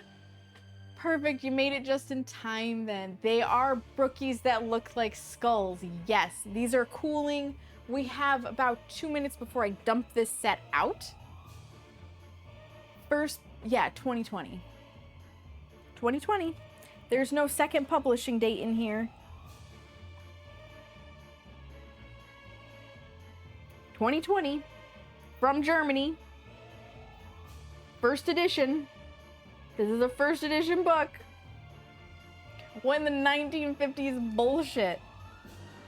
Why are there carrots? Like, I could totally get behind this if there wasn't an entire grated carrot in this.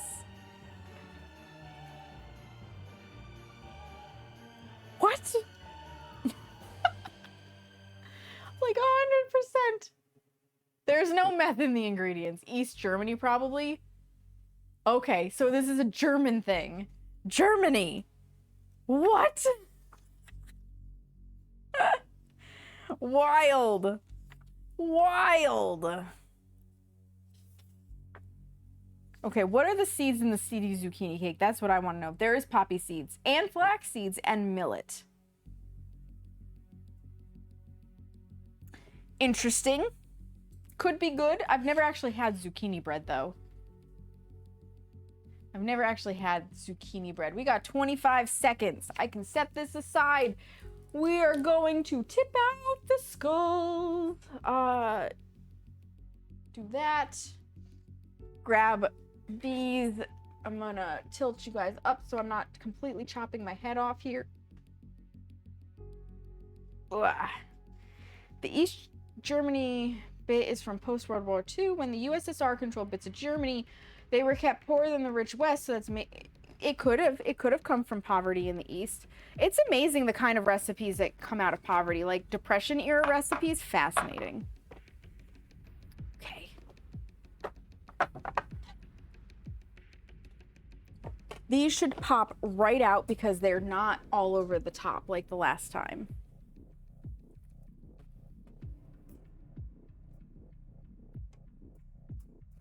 Come on. Don't prove me wrong. Don't prove me wrong, Pan. How could you?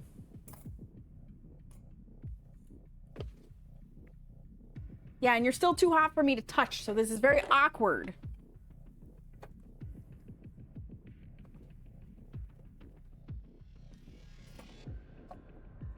Okay, a knife it is. We still have to use the knife to loosen them. Dag nabbit.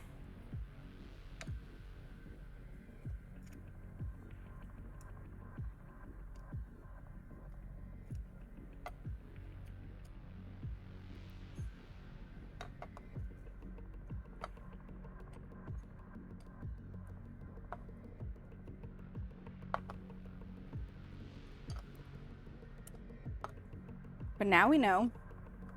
Now we know. Oh. Itch. Itch, itch, itch. Did I get that one? I did. I'm very adept at itching my face on the edges of my sleeves because when I'm doing a massage, I also can't scratch at my face with my hands, just like when you're baking or cooking. So turning my head and using the edge of my sleeve is very necessary.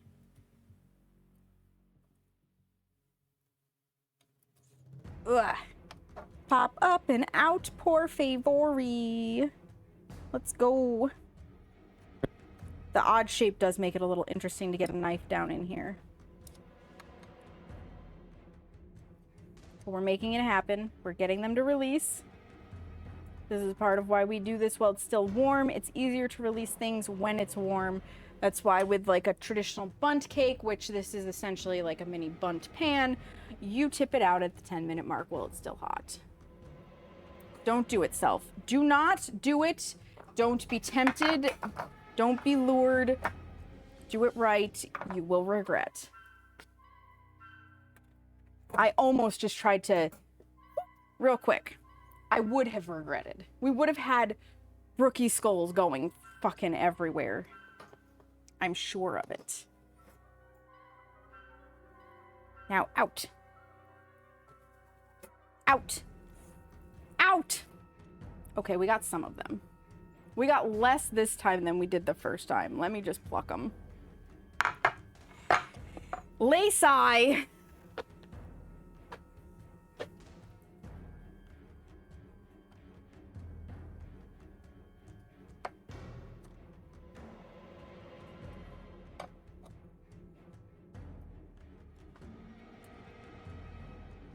I wonder if they're just like suctioned in there. At the very least though, I can get at them with a knife. I can release them.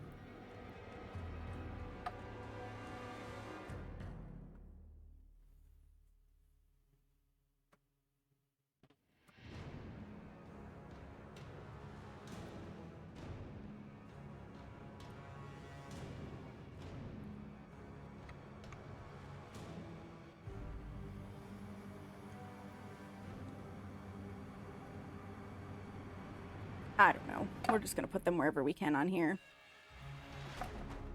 Ugh. Wherever they'll fit. And a kitty will run... Yeah. And kitties are not able to eat chocolate safely, so we can't have that. We can't have that. Come on. You were just in there, knife. Thank you.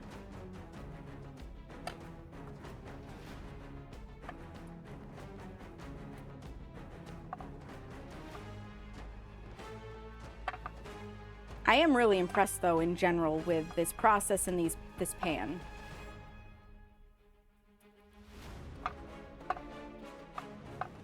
And this is like a really tasty brownie recipe.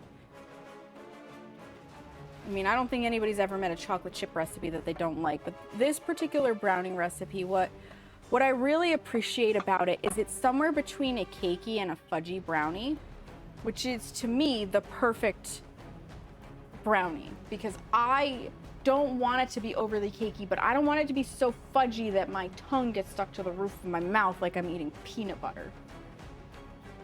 So there we go.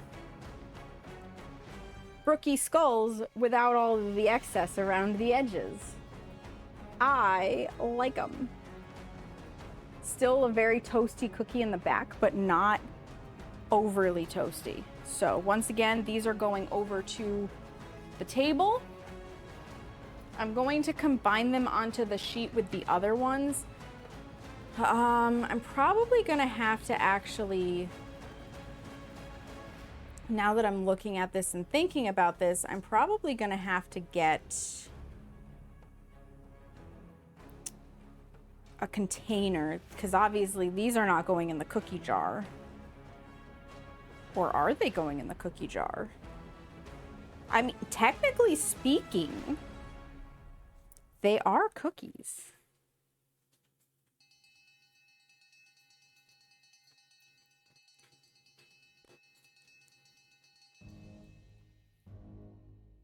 But there, that'll free up the other tray for tipping out on for the next round.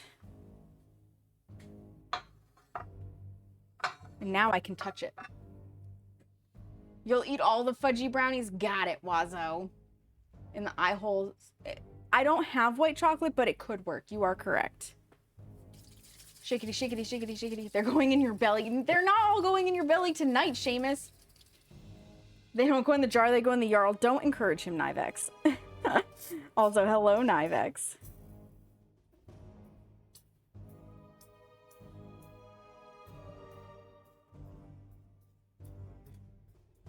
Let's get these prepped. All right, round 3. Jarl the Cookie Monster? Pretty much. He's a naughty boy around the cookie jar. It's dangerous. Nope, you stay up, please. Thank you. Or not. Fine, fall down. Yeah, going only to about the halfway point was a much better amount of brownie batter, and doing a little bit less on the cookie dough worked out. So we're going to keep with that. Again, the brownie batter is thickening, so it's making it a little more difficult to work with. But we'll make do. We'll make do.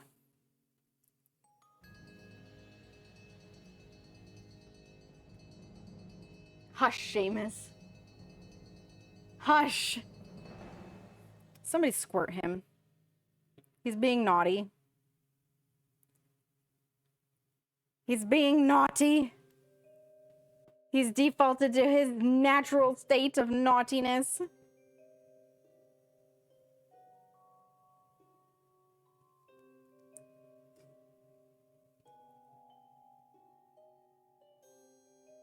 Like he does. I see now how I'm getting chocolate on the island. I'm flinging it. I'm flinging it, you guys!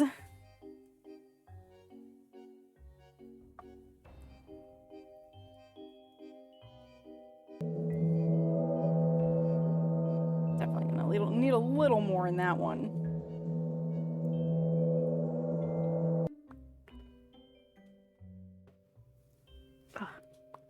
There we go. Mo better.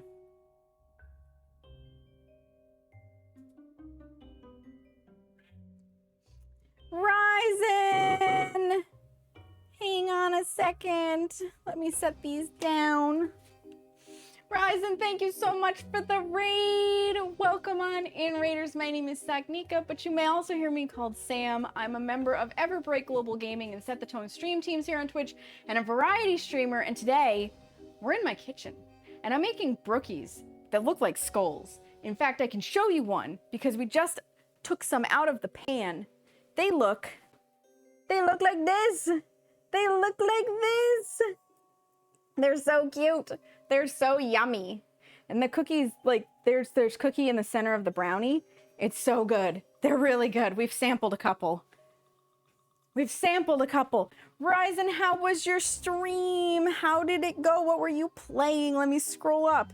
Games and demos. What kind of games and demos? What kinds of games and demos?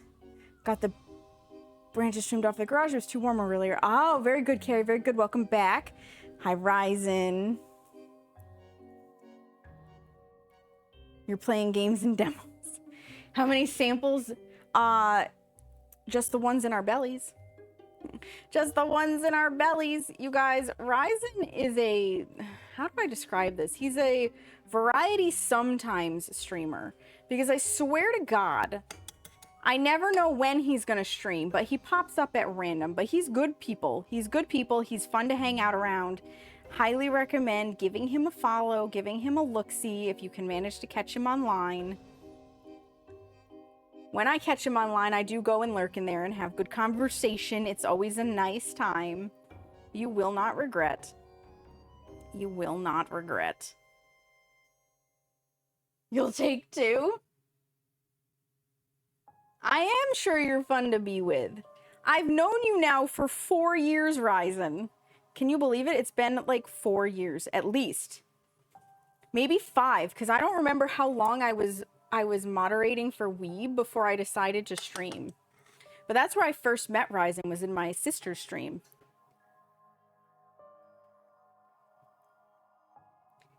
In my sister's stream. And of course, Ryzen, if you have to raid and run, if you're coming in here starving to death or needing to take an animal out, or you just have to get up and stretch your damn legs, totally understand. I will do my utmost to take good care of your community. And I really appreciate the raid. If you want to stick around and hang out and chat and chill and watch the baking debauchery, like, you're more than welcome. But do not feel obligated if you have other things you got to get done. Because I totally understand. 2 balls. Too damn long? You can hear me? Or you... Yeah, I was... What? Is this the same dark? You have your headset, so you'll be walking around. Ah, okay. Gotcha. Gotcha.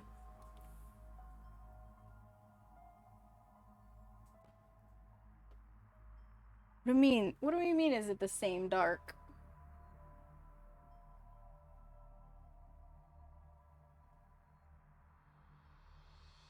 Can sample these nuts.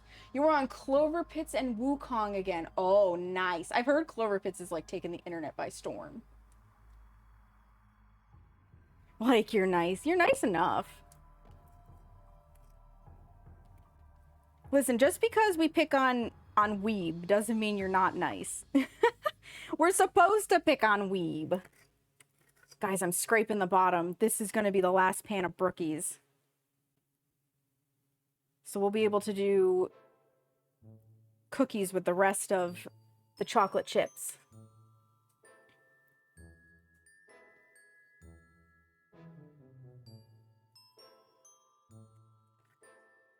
Because I don't think there will be... Well, maybe we could get one more out of this.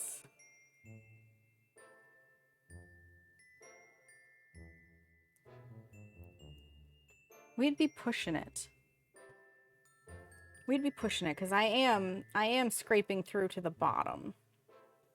And I don't want to waste it, but I also don't know that it's worth... Well, you know what? We'll start putting cookie trays together, and I'll save a little off to the side. I think that'll be the best bet. So that as soon as it's time to start cookies, I can start cookies with the remaining. Yeah. Because there might There might be a whole to a half a tray left in the brownie batter. The brownie batter stuff. If you love gambling, Clover Pit is fun. I've heard it's super gambly. My friend Tommy Iti has been very addicted to it. For them Steam achievements. And I heard it's like kind of an all or nothing thing. And I know the makers of Vampire Survivors mentioned it. That's how I actually heard about it. Because you know me, I'm a hopeless addict to that game. You probably see my Steam activity in there. You know. You know. Depends on the run, yeah. Yeah, I'll probably try it eventually. Probably eventually. My friend group has actually, we've been on an Among Us kick. Just classic Among Us, no rolls. Just murder. Mainly on the Skeld, sometimes on Paulus. The airship is bullshit. Like, fuck the airship, holy shit. I've yet to try hide and seek mode too, and that sounds fun. That might be too much cookie in that one. I may have been a little overzealous in that one. That's okay. Do what we can. This is all an exercise in guesstimation and guesstimation anyways.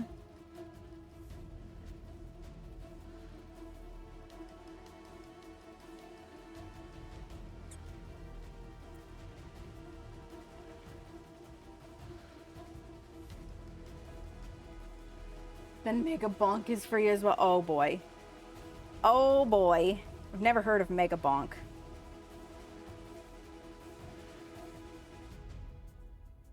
I haven't. There's your answer. Yeah, you love the hide and seek animation of the Seeker. I'm gonna have to try it.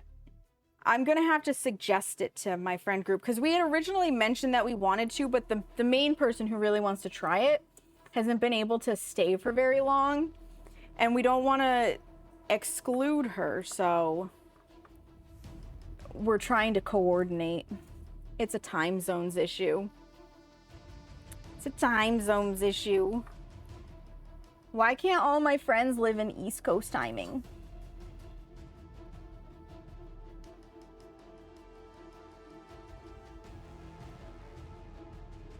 That would be so much nicer.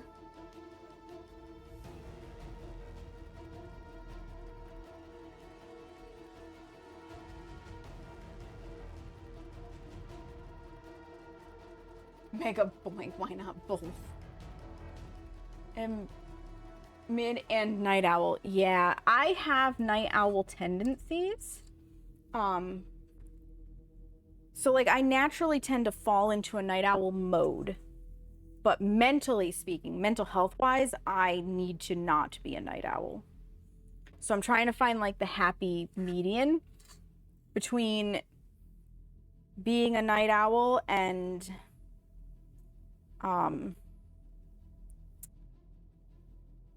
not trashing my mental health.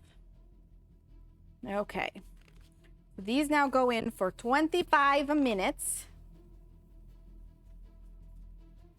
And I made a mess on this tray. There's gonna be stuff everywhere. Ugh. Hot oven is hot. Hot oven is hot. It's up to 81 in here. Ugh, the barf. And I'm even sucking in that cool air from outside. 25 minutes on the clock. Let's clean this up. To the west, so I can complain what you're not too early for me. Then there you go. A cheerful fortune teller? Wait, what? What about a cheerful fortune teller? I'm confused how we got to fortune telling. Did I say something that triggered it and I've already forgotten what I said? Because I do that. I do that frequently. Clean up.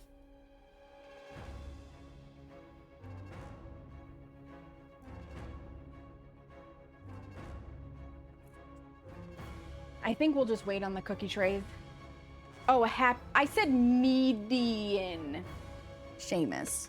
Median is in the middle of a thing.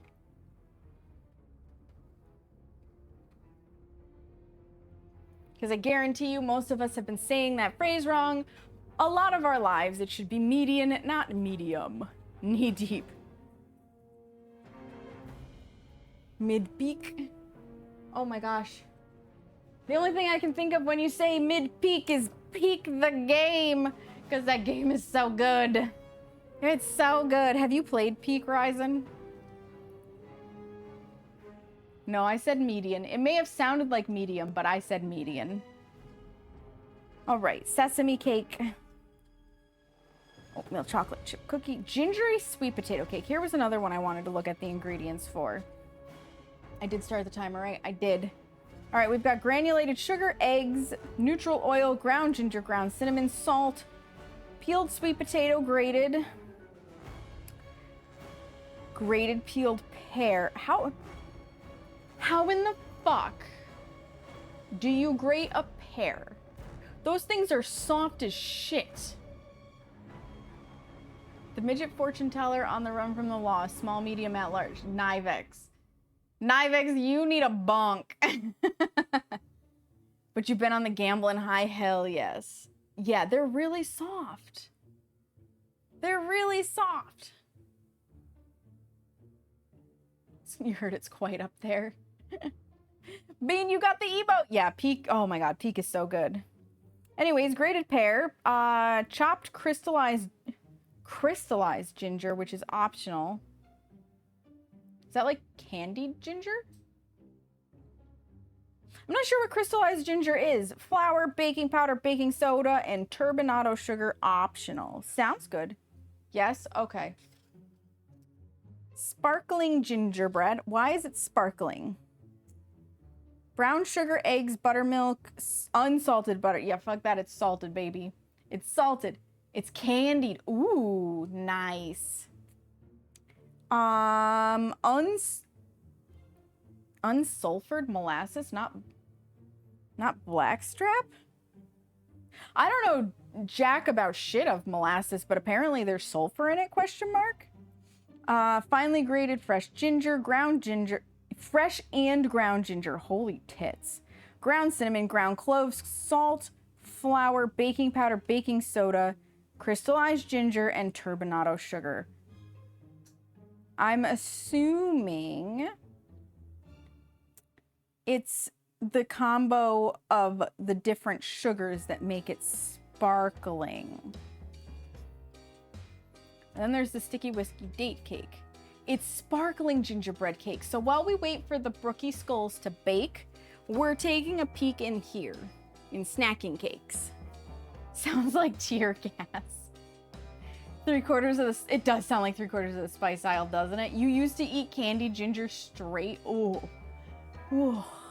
I can't do it. That's too spicy for me. Spicy is in like the warm spices. Like too much. Too much. Rising. So sticky whiskey date cake has finely chopped pitted medjool dates, which makes sense. They are a kind of fruit, for anybody who doesn't know. Baking soda, boiling water, dark brown sugar, eggs, whole milk, unsalted butter, the sacrilege, salted butter, whiskey, salt, instant espresso powder, which is optional, ground ginger, ground cinnamon, ground cloves, flour, and baking powder. Could be interesting. That could be very tasty. Oh, and then there's whiskey caramel. Okay, this got way more interesting. Whiskey caramel has dark brown sugar, water, unsalted butter, fuck that, salted, heavy cream, and whiskey. We may have to make the whiskey cake. What the hell indeed, Ryzen? Fuck molasses, get some black treacle. It brings out the ginger flavor better. Okay, good to know, Opal. Good to know. What do we have in the chocolatey cake section? Since we had that really weird fucking morning glory cake, I'm curious to know what is in the chocolate cake section. Brown butter pecan and white chocolate cake, sounds normal. Cocoa yogurt cake, sounds normal. Chocolate almond olive oil cake with raspberries, also sounds normal. Minty chocolate malt cake, normal. Chocolate orange beet, okay, here's the weird one. Chocolate orange beet cake. The fuck? Chocolate and zucchini cake, espresso chocolate chip cake, chocolate peanut butter cake, milk chocolate chip hazelnut cake, red velvet cake with cream cheese glaze, that's very normal. Spiced chocolate pumpkin cake, fudgy chocolate cake with fluffy chocolate frosting, and vegan chocolate coconut cake. Okay, what in the fuck is a chocolate orange beet cake? That is page 143. One vegan cake. One vegan. 143. We're looking at the weird ones right now at this point. Orange, chocolate orange beet cake has an orange, granulated sugar, eggs, sour cream, neutral oil, vanilla extract, salt, Dutch processed cocoa powder, flour, baking powder, baking soda, grated peeled red beets, and poppy seeds. How much is in this? Zest the orange and add sugar and eggs, whisk and, okay. So we're just using the zest thus far. Whisk until smooth. Flour, baking powder, baking soda, whisk. Okay, yup. Rubber spatula to fold in the beets and the poppy seeds into the flour. For the batter, wait, what? Okay, we add that into the wet. Got it. And poppy seeds if using, and then you pour. Okay, so we're not actually chopping up the orange. It's just the orange zest. I wish it said the zest of a small orange in the ingredients. Smooth the top and offset spatula. Oh, and then there's a beet and orange ugh. Confectioner's sugar. Orange zest. Red beet. Orange juice. And poppy seeds for the glaze. Who hurt the person that came up with this recipe? An orange looking chocolate. Wait, yeah, beets. Jarl is zest. You'll take everything but the beets, right? And I like beets, but I don't think I want them in a chocolate orange cake. What other weird sections do we have? What other weird cakes? Not your average vanilla cakes. Okay, let's see what's in here. Where's the weird one in here? We got 16 minutes on the timer. Why don't I have... Wait, what? Why don't I have a recipe index for the vanilla ones? What? I have to flip through this myself? Hello? Oh, there's just one. Well, that's a lie, book. There's one vanilla cake and you gave it its own fucking section? All they have is a vanilla buttermilk cake with fluffy vanilla frosting. But it's not your average vanilla cakes, plural. Beet sugar is a thing. But beet sugar and beets are very different in baking, in my opinion. The book is making me do more work. All right, back to the beginning. So the vanilla cakes is a bust. What about the sections we skipped? I already see things that make me question my sanity as I'm flipping backwards. Okay, these are fruit cakes, which we already know are going to be interesting. You beat the sugar out of the beets. Right, exactly. We've got a berry cream cheesecake, probably delicious. Black and blueberry ricotta cake, also probably delicious. Buckwheat banana cake. Okay, so if you've never seen buckwheat, it's like blackish blue and it's very interesting looking flour. It's very interesting looking flour. So that would be an interesting cake. Buttery brown sugar pear and cranberry cake. Lemony olive oil cake. Coconut lime cake. Cherry coconut almond cake. Grapefruit white chocolate cake. That would be a very tart cake, I feel like. Why did the farmer give up his career to become a DJ? Because he had a ton of sick beets. Oh my... Knivex! Knivex! That's terrible.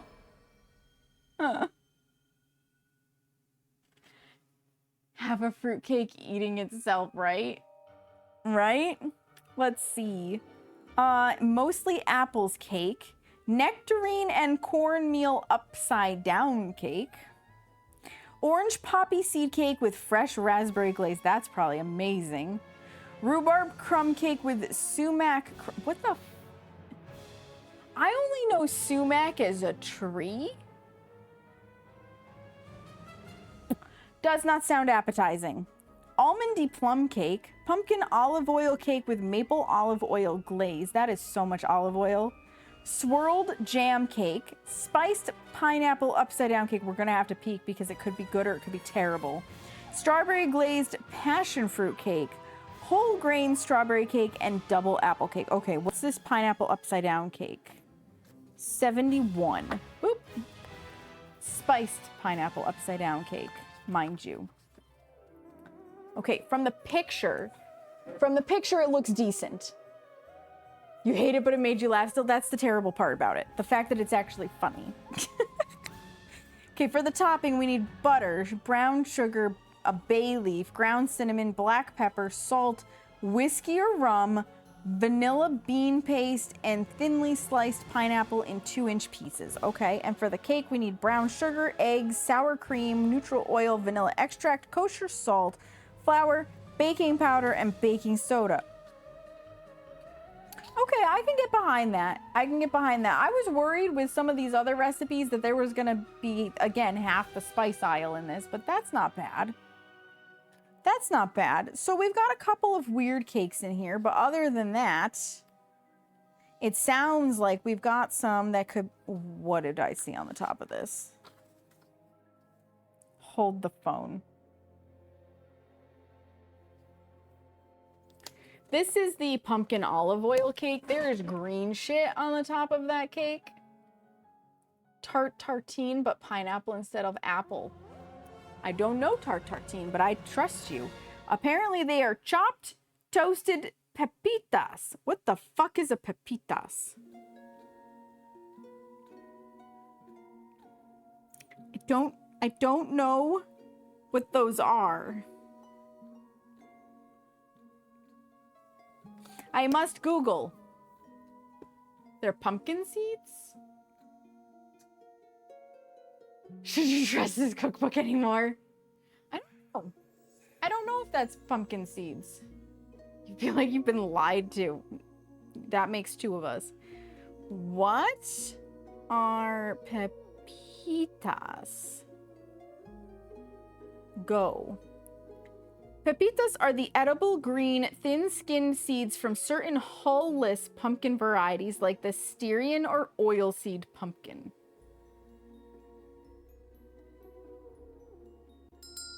Hull-less? The fuck? Hi, Moon Bunny. Hi, how are you, friend? Squash or pumpkin seeds? See, Moon Bunny. Moon Bunny already knew. Moon Bunny already knew. They're shelled. You've eaten so many. Opal knew too. I had no idea. But clearly that makes that this cake right here. Because there's that green shit.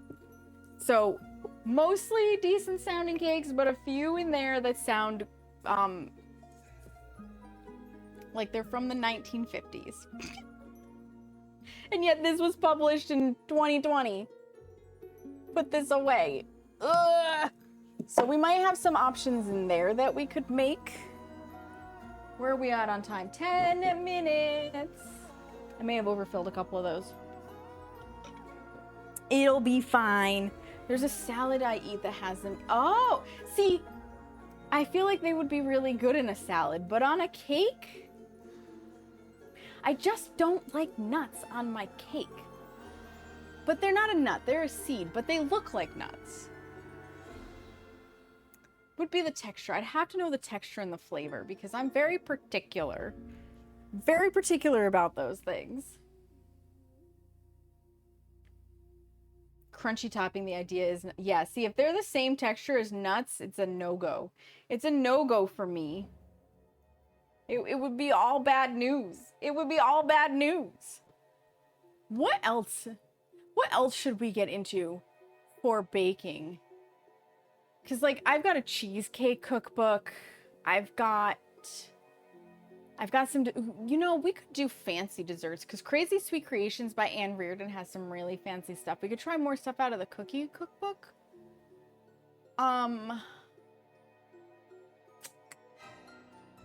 Like, I've got so many cookbooks, you guys. So many. This whole shelf up here, which you can only see a chunk of, like, that's all cookbooks. Look at that. So many cookbooks and a light. Cookbooks and a light.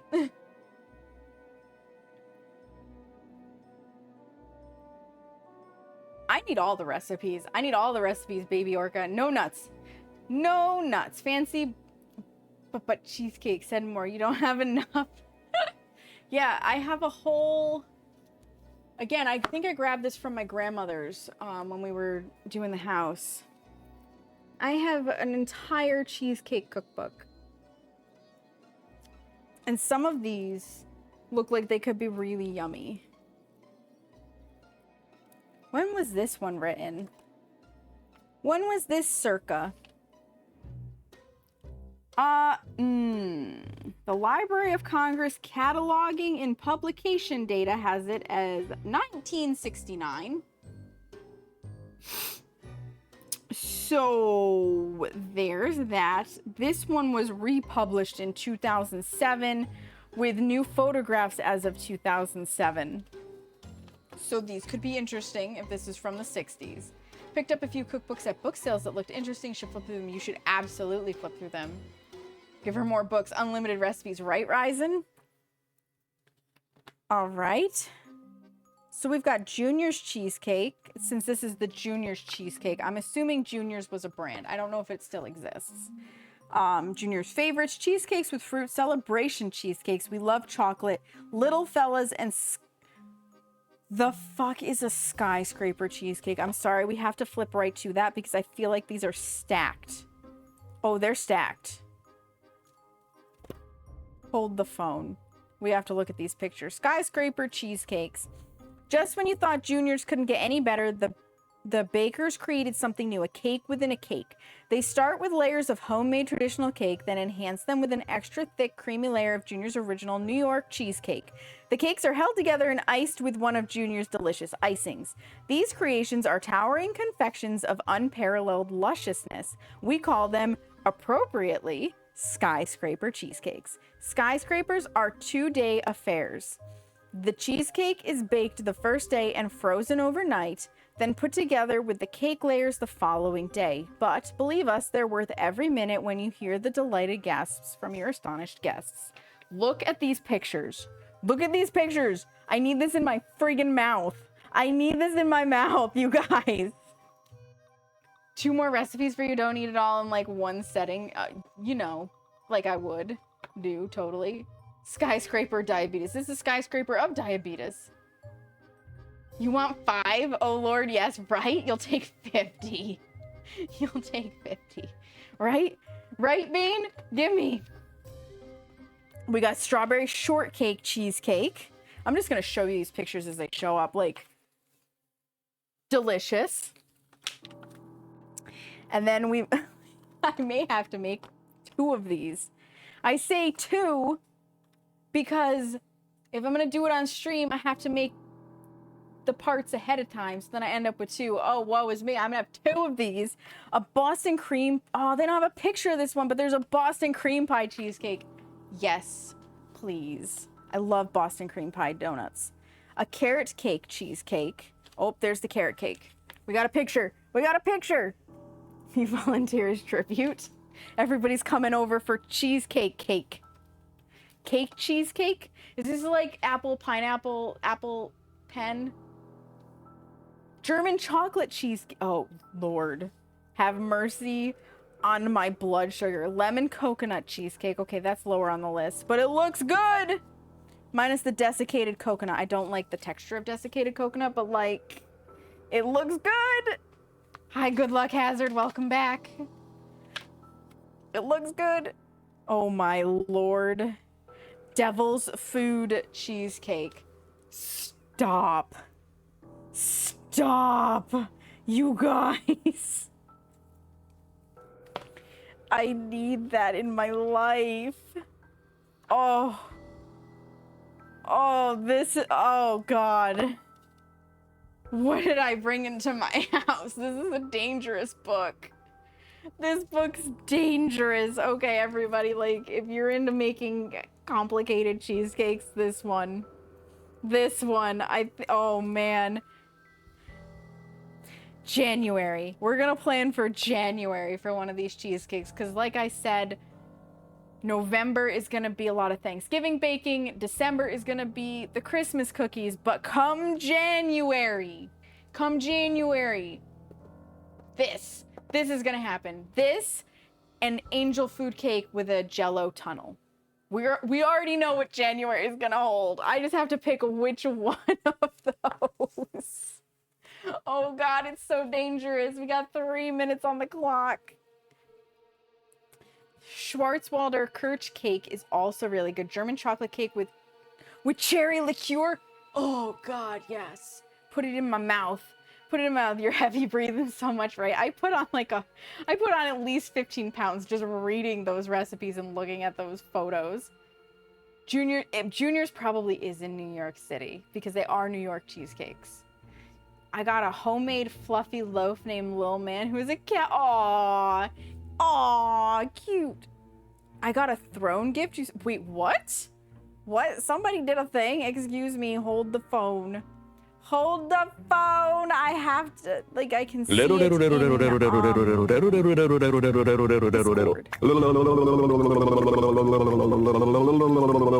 I also low-key hear somebody played a blurb. I can barely hear it. Somebody played a blurb. Throne. Anonymous, I don't know which one you were, but thank you for the hourglass timer. That thing is so beautiful. That thing is so beautiful. Thank you so much. I have it set up in my Discord that it shows me if something gets purchased and whatnot. So I don't know who you are, Anonymous, but you are very generous and I appreciate it. It wasn't you. It was Jarl. Thank you for using 100 bits to play lick as well, Ryzen. An Indonesian layered cake. Oh, man. That sounds delicious. That sounds scintillating, baby orca. Also, good luck, Hazard. If you are in the Discord and you want to drop pictures of your fluffy fur friend, nobody will complain. Nobody will complain about getting to see fluffy fur babies. Recipes.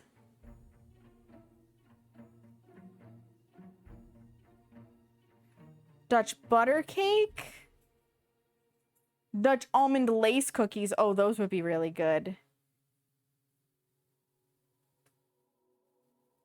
Dutch Indonesian spice cake. Okay, I'm gonna attempt to say this word. I am going to butcher this word. But I'm going to attempt to say it, and then I will spell it for you guys. It is spekkoek recipe. S-P-E-K-K-O-E-K.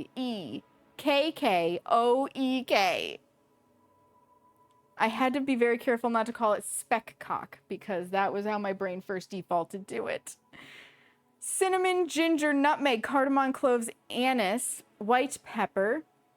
I wonder how much of the anise comes out, because that's not a flavor I care for, but if it's an accent, it might be fine. Nut. Butter, sugar, egg. Oh my god, there's so many eggs in this. There's 10 eggs. Vanilla, flour, salt, and sugar.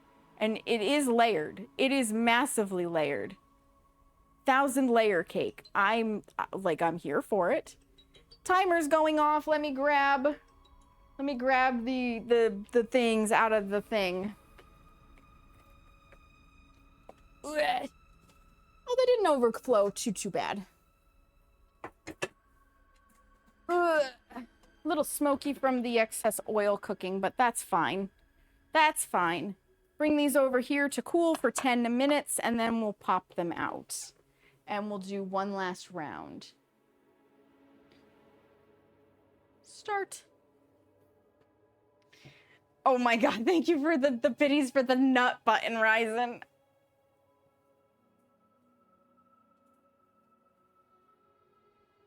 cook equal is like cookie. In fact, cookie comes from the Dutch cookie.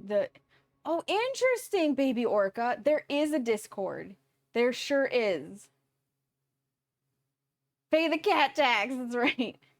We love cat tax. We love cat tax. Okay, so that cake looks amazing. It's in the recipes section. Definitely look at the picture of it. It's rich with butter and eggs and flavored with an intoxicating mix of spices. It takes only 30 minutes to prep, but an hour to bake.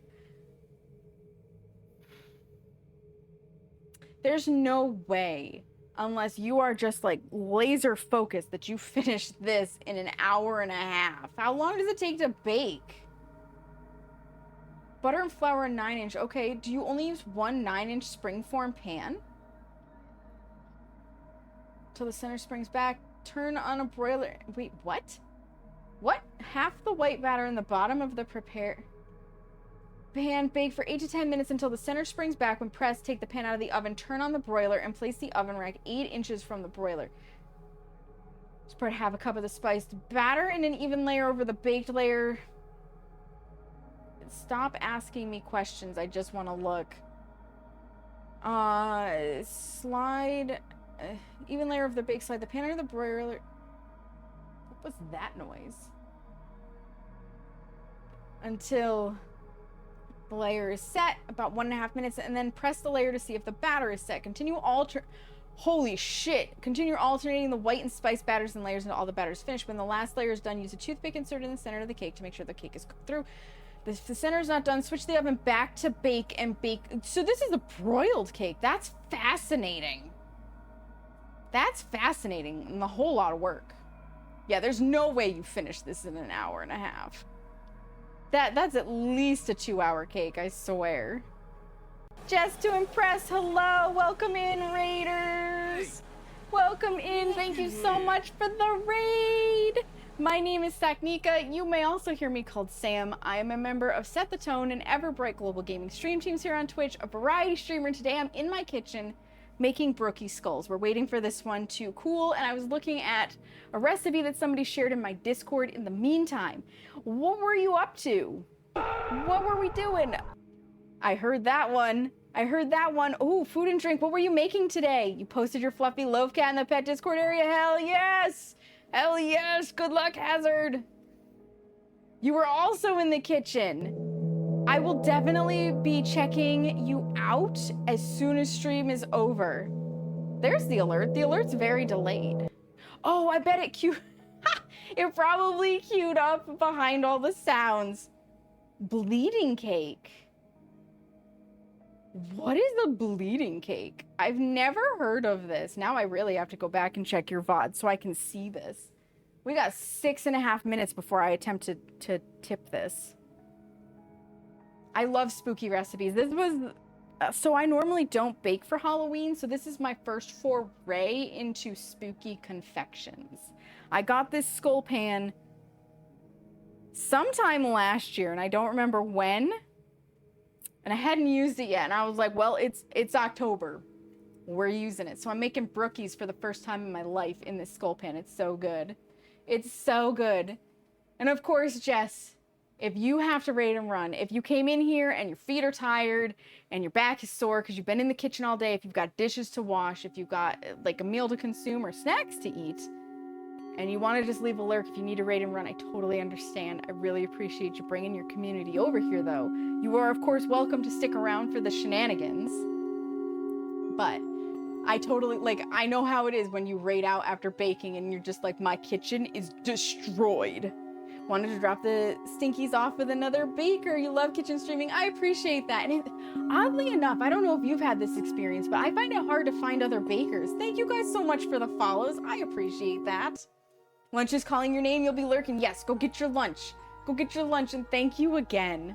Thank you again. We're mainly just chatting right now while we do the horrible process of waiting. We've got maybe one more pan that we can do, and then the rest is just like cookie dough that's left over. And I don't know. Let me show you guys. I don't know if I'm gonna have enough cookie dough to be bothered to make cookies. Probably. It won't be very many. I have to go get my air bakes, but like that's where we're at for cookie dough. Left behind thus far. I made my Xbox profile as a Sea of Thieves. Good game. Nice. Yeah, I've played Sea of Thieves. I haven't played it in a while, but I have played before. And I should get this out of here, but like we are hard scraping the bottom of this. So let me whack this whisk off and get this out of the way so that I can just scrape the pan. I'd left it in to try and stir things to de-thicken it, but that ain't happening. It has settled and thickened, and it is what it is. But first we have to lick it. Because now that it's not going back in the bowl, we can lick it. And you must lick everything. It's a rule. It's delicious. My move alert is cleared. Thank you, Watch. I've barely sat down in the last 4 hours. Right? Yeah, 4 hours. I had to look. I was like, has it been 4 or has it been 5? We've been in here for a little while. Because there's so much wait time for one pan. I only have one skull pan. Oh my god, Seamus. Oh my god, Seamus. You're naughty. My fiance is naughty. He's a naughty boy. Into the sink with it. Into a cup of water. I don't know who plays the lick. Fries and they lick. You see nothing wrong? They are my catchphrases. You're not incorrect. Oop. You're not incorrect. I literally turned them into merch. I have merch that says whack it off and lick everything. Because of course I do. No. Nope.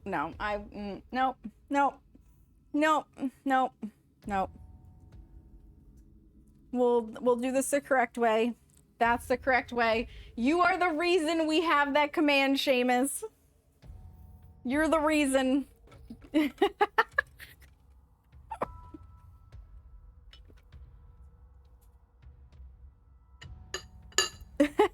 You can do it that way, though. You can. 10 out of 10, one of the best commands I ever put into my channel. For anybody out there who is a streamer, who's just lurking and listening, the more fun commands you give your viewers, the better. Because honestly, seeing chat explode with the funnies is great. Life goals are to be that guy. You have succeeded, Seamus. You have succeeded. You were probably also the reason for safety briefs. Thank you for the giant emote, Seamus. Yes, exactly, Bean. Yes, Ryzen, yes. All the nodding.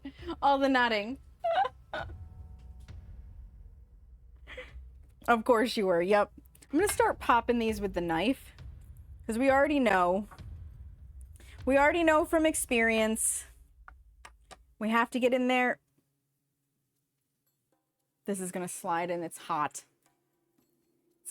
We have to get in there with a knife to get these to come out. They like suction themselves.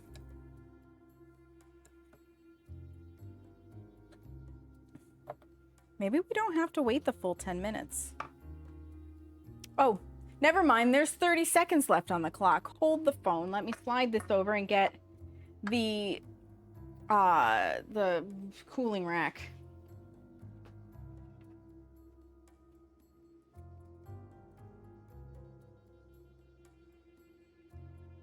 I found a thing that times out others after bits. Oh my gosh, yes.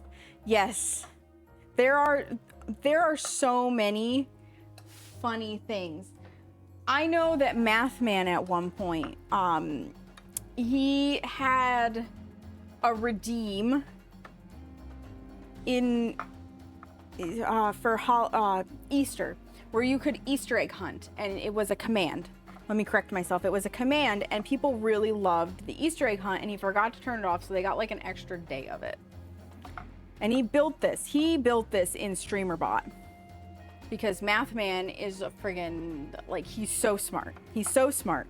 Anyways, so he let it stay on, but then he turned it off, and everybody still wanted to use the egg command to hunt for eggs. So to troll his chat back that we're trolling him with the egg command, he made it so that people who used it would get timed out for like 10 seconds. And he said at one point, everybody just spammed it. And then chat went silent. Because they were all timed out. Which I think is hilarious. I think shit like that is so funny. Because he warned them.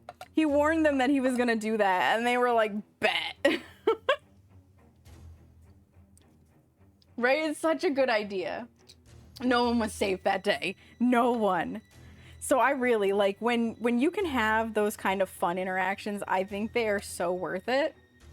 Obviously, it doesn't make sense for every stream. It doesn't make sense for every streamer, but I highly recommend, because so long as everybody knows the consequences and it's not being used maliciously or abused, it's funny. And people will laugh and they'll enjoy it, and it will be something memorable for your stream. So 10 out of 10, definitely recommend those wild things. Like, I have a command on here, cook, and then you put somebody's name after it, right? And it has 3 potential options. Cook will do one of 3 things. You will either beg somebody for a meal, the target of your action, you will cook them a meal, or you will murder them and eat them. Which one are you gonna get? Who knows? It's up to random chance, because I didn't put, like, as far as I know, Firebot doesn't allow me to weight the variables, so it's probably 33% chance for any one of them. Dova seems to have an inordinate ability to cook people for dinner. Mods who work with streamers are good to have for timeouts or warning. Yes. Yep. Mods are very important, and I am very appreciative of my mod team. I also mod in other streamers' chats. You gotta know the lines. Well, there we go. R.I.P. Seamus. R.I.P. Seamus. But I have, like, so that's my way of having fun commands. I have stuff like that. And totally, if you're hearing me talk about this stuff, this is not me being like, this is my idea and you can't steal. Like, no, please. By all means, go for it. I am not going to gatekeep this stuff. Because that's not fun. And streaming is supposed to be fun. I might gatekeep my branding and stuff, like, but that's different. That's different. There we go. We got them all out. We got them all out. Huzzah. Can feed the aloes. Ta-da! Very carefully. Ta-da! Okay. There you go. Sit over on the table to cool off some more. And we get this filled one more time. And then while they're baking, I will raid us out. Because it is 8:15. So let me stop raids from coming in for the next hour so that we don't have to feel bad about that. Because I always feel bad if somebody raids in and then I'm immediately like, oh, by the way, I'm leaving. Tee-hee. I feel bad about that. Even though I know it happens. Oh, brain's already farting. We need cooking spray. Everybody wants a little head. You'll sample them all? Let's go. See, if I made skulls, I'd give them out and be like, want a little... Oh my god, of course you would, Full Speed. Also, hello, Full Speed. Welcome back. I'm gonna oil my head, okay? I need a greasy head. I like it slick. Am I making enough innuendos for you guys? Am I? Oh. More, please. More, please. You need more head, Ryzen. We are to the after dark hours. Like, it was relatively tame, and that's going right out the window. That's going right out the window.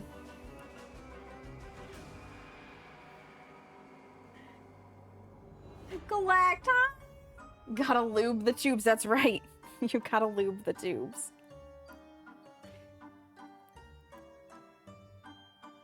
Some of my favoriteest people just showed up.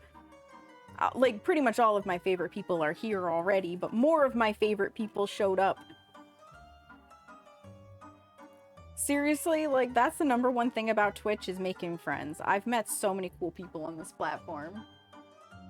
You were meaning something else, but you'll go with that? Ooh, ooh.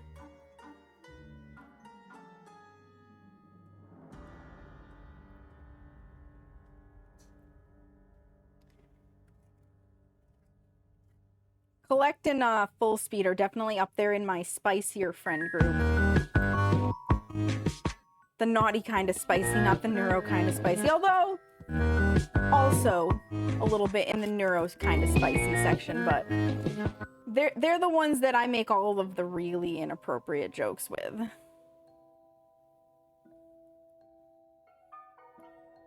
And I send inappropriate Instagram reels to Collect at 2 in the morning.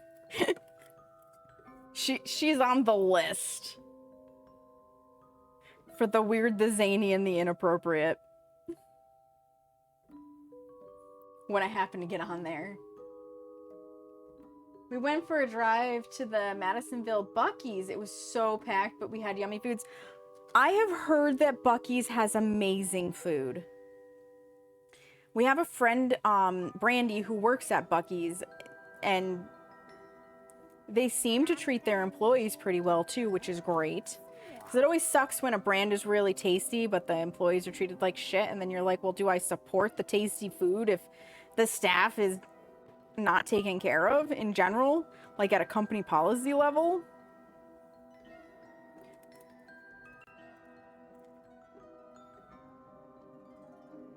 Ice cream truck, yes!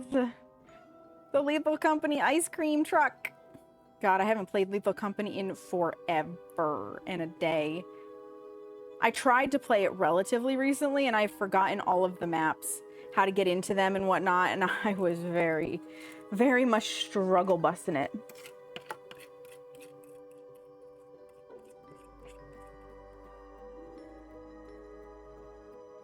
Because that's what happens when you take sabbaticals from games sometimes. Okay, I think we're getting half a pan. I can take half a pan.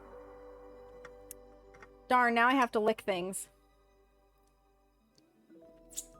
I will wash my hands before I do the cookies. Hydrate, you got it.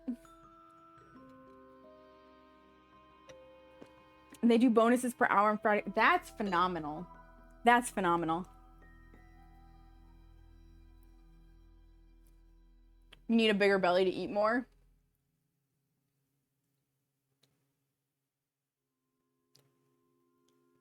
Just a few. Gotta get all of this deliciousness out of here. It's too thick to easily get it into the pan, so now it's just mine.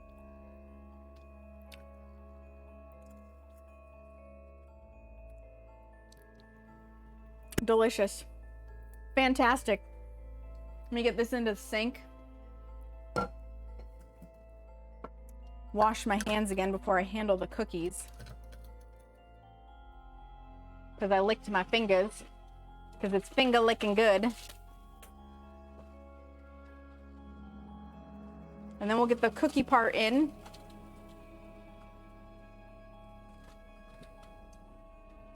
And then I will get you guys situated with another fun place to hang out. Because I need to like really sit. Now we're going on 5 hours of standing. Let me roll this back over here. Right? Yeah, we're at 4.5. That's a lot. That's a lot of standing, you guys.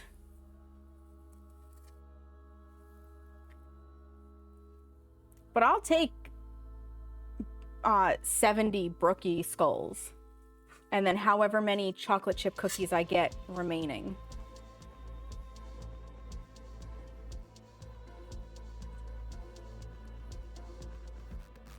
Because there's not, like, I'm guessing I'll probably get maybe 2 dozen cookies.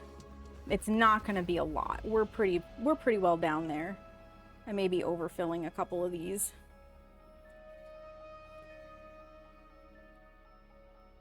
It'll be fine. They'll taste good. They'll taste good regardless. Have to find places for them to go. Because quite frankly, Seamus and I don't need 70 of these to our... Well, maybe we could do 70 of these to ourselves, but we don't need 70 of these to ourselves.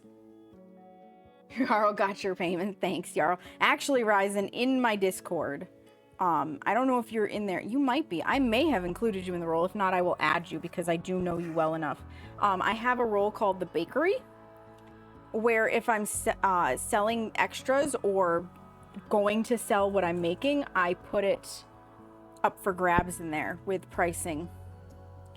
But because that gives out my home address and I need your home address and it gives out my full name and I'll need your full name. Oh, we're done. I don't open it up to just everybody.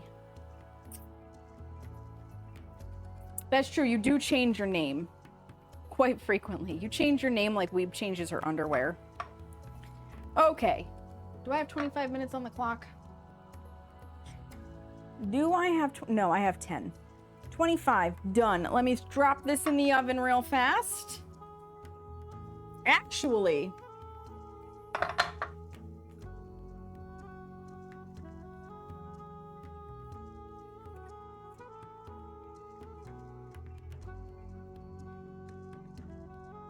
better idea. Cookie skulls. Why waste the bake time, baby? Get in there, chocolate chip cookie dough.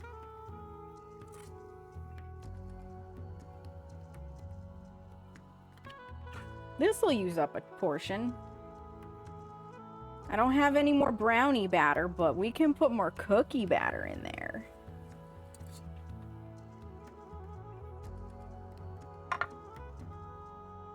Should be fine. Who knows? Maybe those will be a new way to have chocolate chip cookies as skulls. Because you can make cookie bars. Like, that is a thing. Come on. Stay in there. I'm just pressing it out into the edges a little bit. Maybe I'll do this with the rest of the batter, too. I can up the oven for it. Then I don't even have to dirty my air bakes. Now, there's a brilliant idea. Not dirtying my air bakes would be nice. Because here comes the lazy factor. It's less things to have to wash. Hi, Dova. We're doing good. Hello, Hemlock. I'm stuck now. Who's stuck? Seamus? Seamus stuck? My left leg is catnapped. Oh no! Yeah, you're stuck. Witness protection is a bitch. I think I haven't used your last name on Amazon package, just your first and last name letter. Oh, interesting. Interesting. I didn't even think about using a letter. With the zoomies on the dark. Yeah, you're having issues finding it. That's fair. That's fair. I can see how that would be difficult.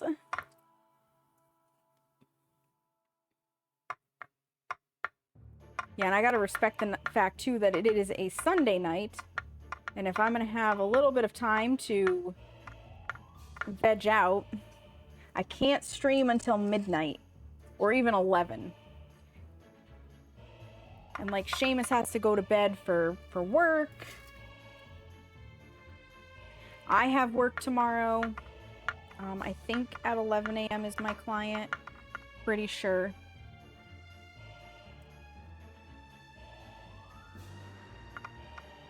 I'm gonna actually probably use all of this up in these last few skulls.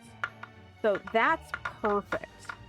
I will post pictures of this on Discord. I will post it on my social media. So that's Instagram, Twitter, and Blue Sky. We're gonna fill these out. I don't have that much left. I will be sharing this in a few other Discords that I'm fairly active in. I almost put it in the ones for Brookies. No, only the bottom half. Only the bottom half. Because I was like, those still have space. No, they do not. They've got brownie batter in them. Don't do it, self. Don't do it. I don't care if they are stuffed. Let them be. I don't have enough left in here to reasonably make any more batches, like do any more bakes, so we're just getting them in there. Just gonna fill it. Stuff it good. It's hard. Sumi's no, stay up with us. I've got my 6 a.m. Ooh, Carrie, yikes. 6 a.m. No, thank you. Do not miss those days. Do not at all miss those days. Although, caveat. I do like getting up at 6 a.m. to play Peak with Suspenders and Bean. Since Suspenders is in Australia. Almost there. Almost there. Okay, I think that's about as stuffed as I can make these. Maybe I can get a little bit more in a couple of them. Maybe. They're gonna be real packed. Okay, now they're as packed as I'm gonna be able to make them. Cookie dough. Delicious. Mm-hmm.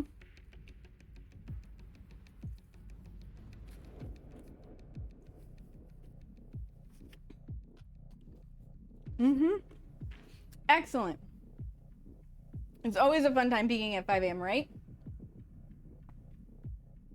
Oh, chocolate croissant is good? Yeah. I do love a chocolate-filled croissant. All right, these are going in the oven for 25 minutes.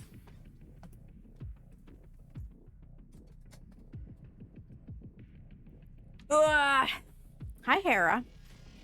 I see her hiding out. Let me start my timer. Okay. And I am going to put you on a BRB screen. I'm heading into my office bedroom area. And I will meet you guys over as Desktop Sam in like 2, maybe 3 minutes. So, quick BRB, and I'll see you in just a moment, guys. What's the bottom? A bottom? Oh, instead of a top? Yeah. I love you. I love you. I love you. I love you. Love you. What is this play doing here? I think you just made his month. Don't worry, I'm picking up what you're putting down, Gizmo.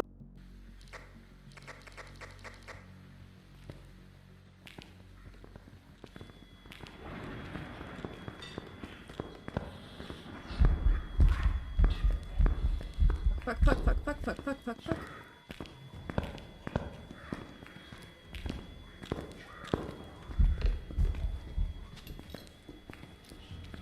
Oh my fucking god!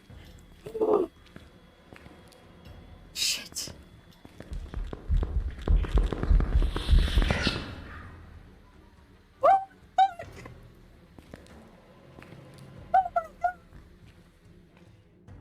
Excellent, you guys. Now you can hear me again. You can see me on the desktop. Oh my goodness. This has been amazing. The Brookies came out so good, and I really appreciate you guys being here for it. Like, top tier. You guys are amazing. You make my day when you show up and give me your time to spend time with me while I'm in the kitchen making a mess and causing Seamus and I to have early onset diabetes. We are going to find a friend to go hang out with. I would love it if you would stick around for the raid. It means a lot to me. It means a lot to the person who gets raided. Everything I make looks so delicious. Thank you, crazy guy. I have, like, baking is such a passion for me, and I'm so glad that I listen to Glay and I share it with you guys, because I took a jump when I first started streaming my Christmas cookies, and I only did a little bit of them because I was, you know, worried about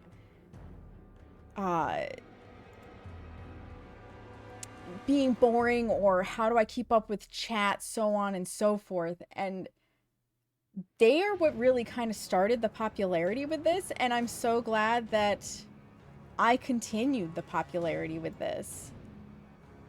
Baking is the good thing of being able to do something hands-on in the kitchen. Absolutely, absolutely. I'm glad I was entertaining Baby Orca. We got to have some really good discussion. We got to enjoy some really good treats. I licked everything as one should. Whacked it all off. Listen, I look forward to when you bake, because that's when I get to lay down and relax. Oh, that makes sense. Senpai doesn't keep up with chat. You're not wrong. Thank you for more blurps, Ryzen. I appreciate it. I appreciate it. You've been the blurp master tonight. You guys, we're gonna go say hello to somebody who I think you will enjoy. Her name is Kitsu Samurai. She recently switched from being a VTuber to an actual face cam streamer. Absolutely lovely individual. She plays a lot of spooky horror games. She's just fun to be around. She's very warm and welcoming and inviting, and I think you will enjoy hanging out with her. Yes, you as well, Ryzen. You are welcome, crazy guy. I love doing this for you guys. I love doing this.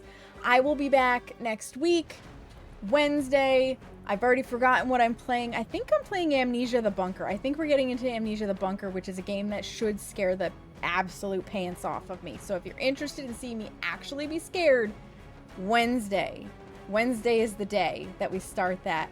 You're welcome, Bean. In the meantime, get your butt in the Discord. Come hang out with us. Come see the recipes. Come see the food. Share your recipes. Like, we love sharing. If you're not already, you can follow me on social media. It is a great way to keep up with stuff when I'm not live. And it's also partially a good way to keep up when, you know, I have my body decide to do stupid stuff and we can't be live. First raid message with the mandalas is for if you are subscribed. Second raid message with the hearts is for if you're not. Thank you everyone for being here, for raiding, lurking, chatting, chilling, throwing bits, donating to the throne, subscribing, gifting subs, resubscribing. I think I said it already, but lurking. Like, however you chose to support, you did, and I really appreciate you for it. I can't wait to see you guys on Wednesday. And in the meantime, make sure you take a moment to practice some self-care. Look yourself in the mirror and tell yourself that you love you, because you matter, friends. Have a great one.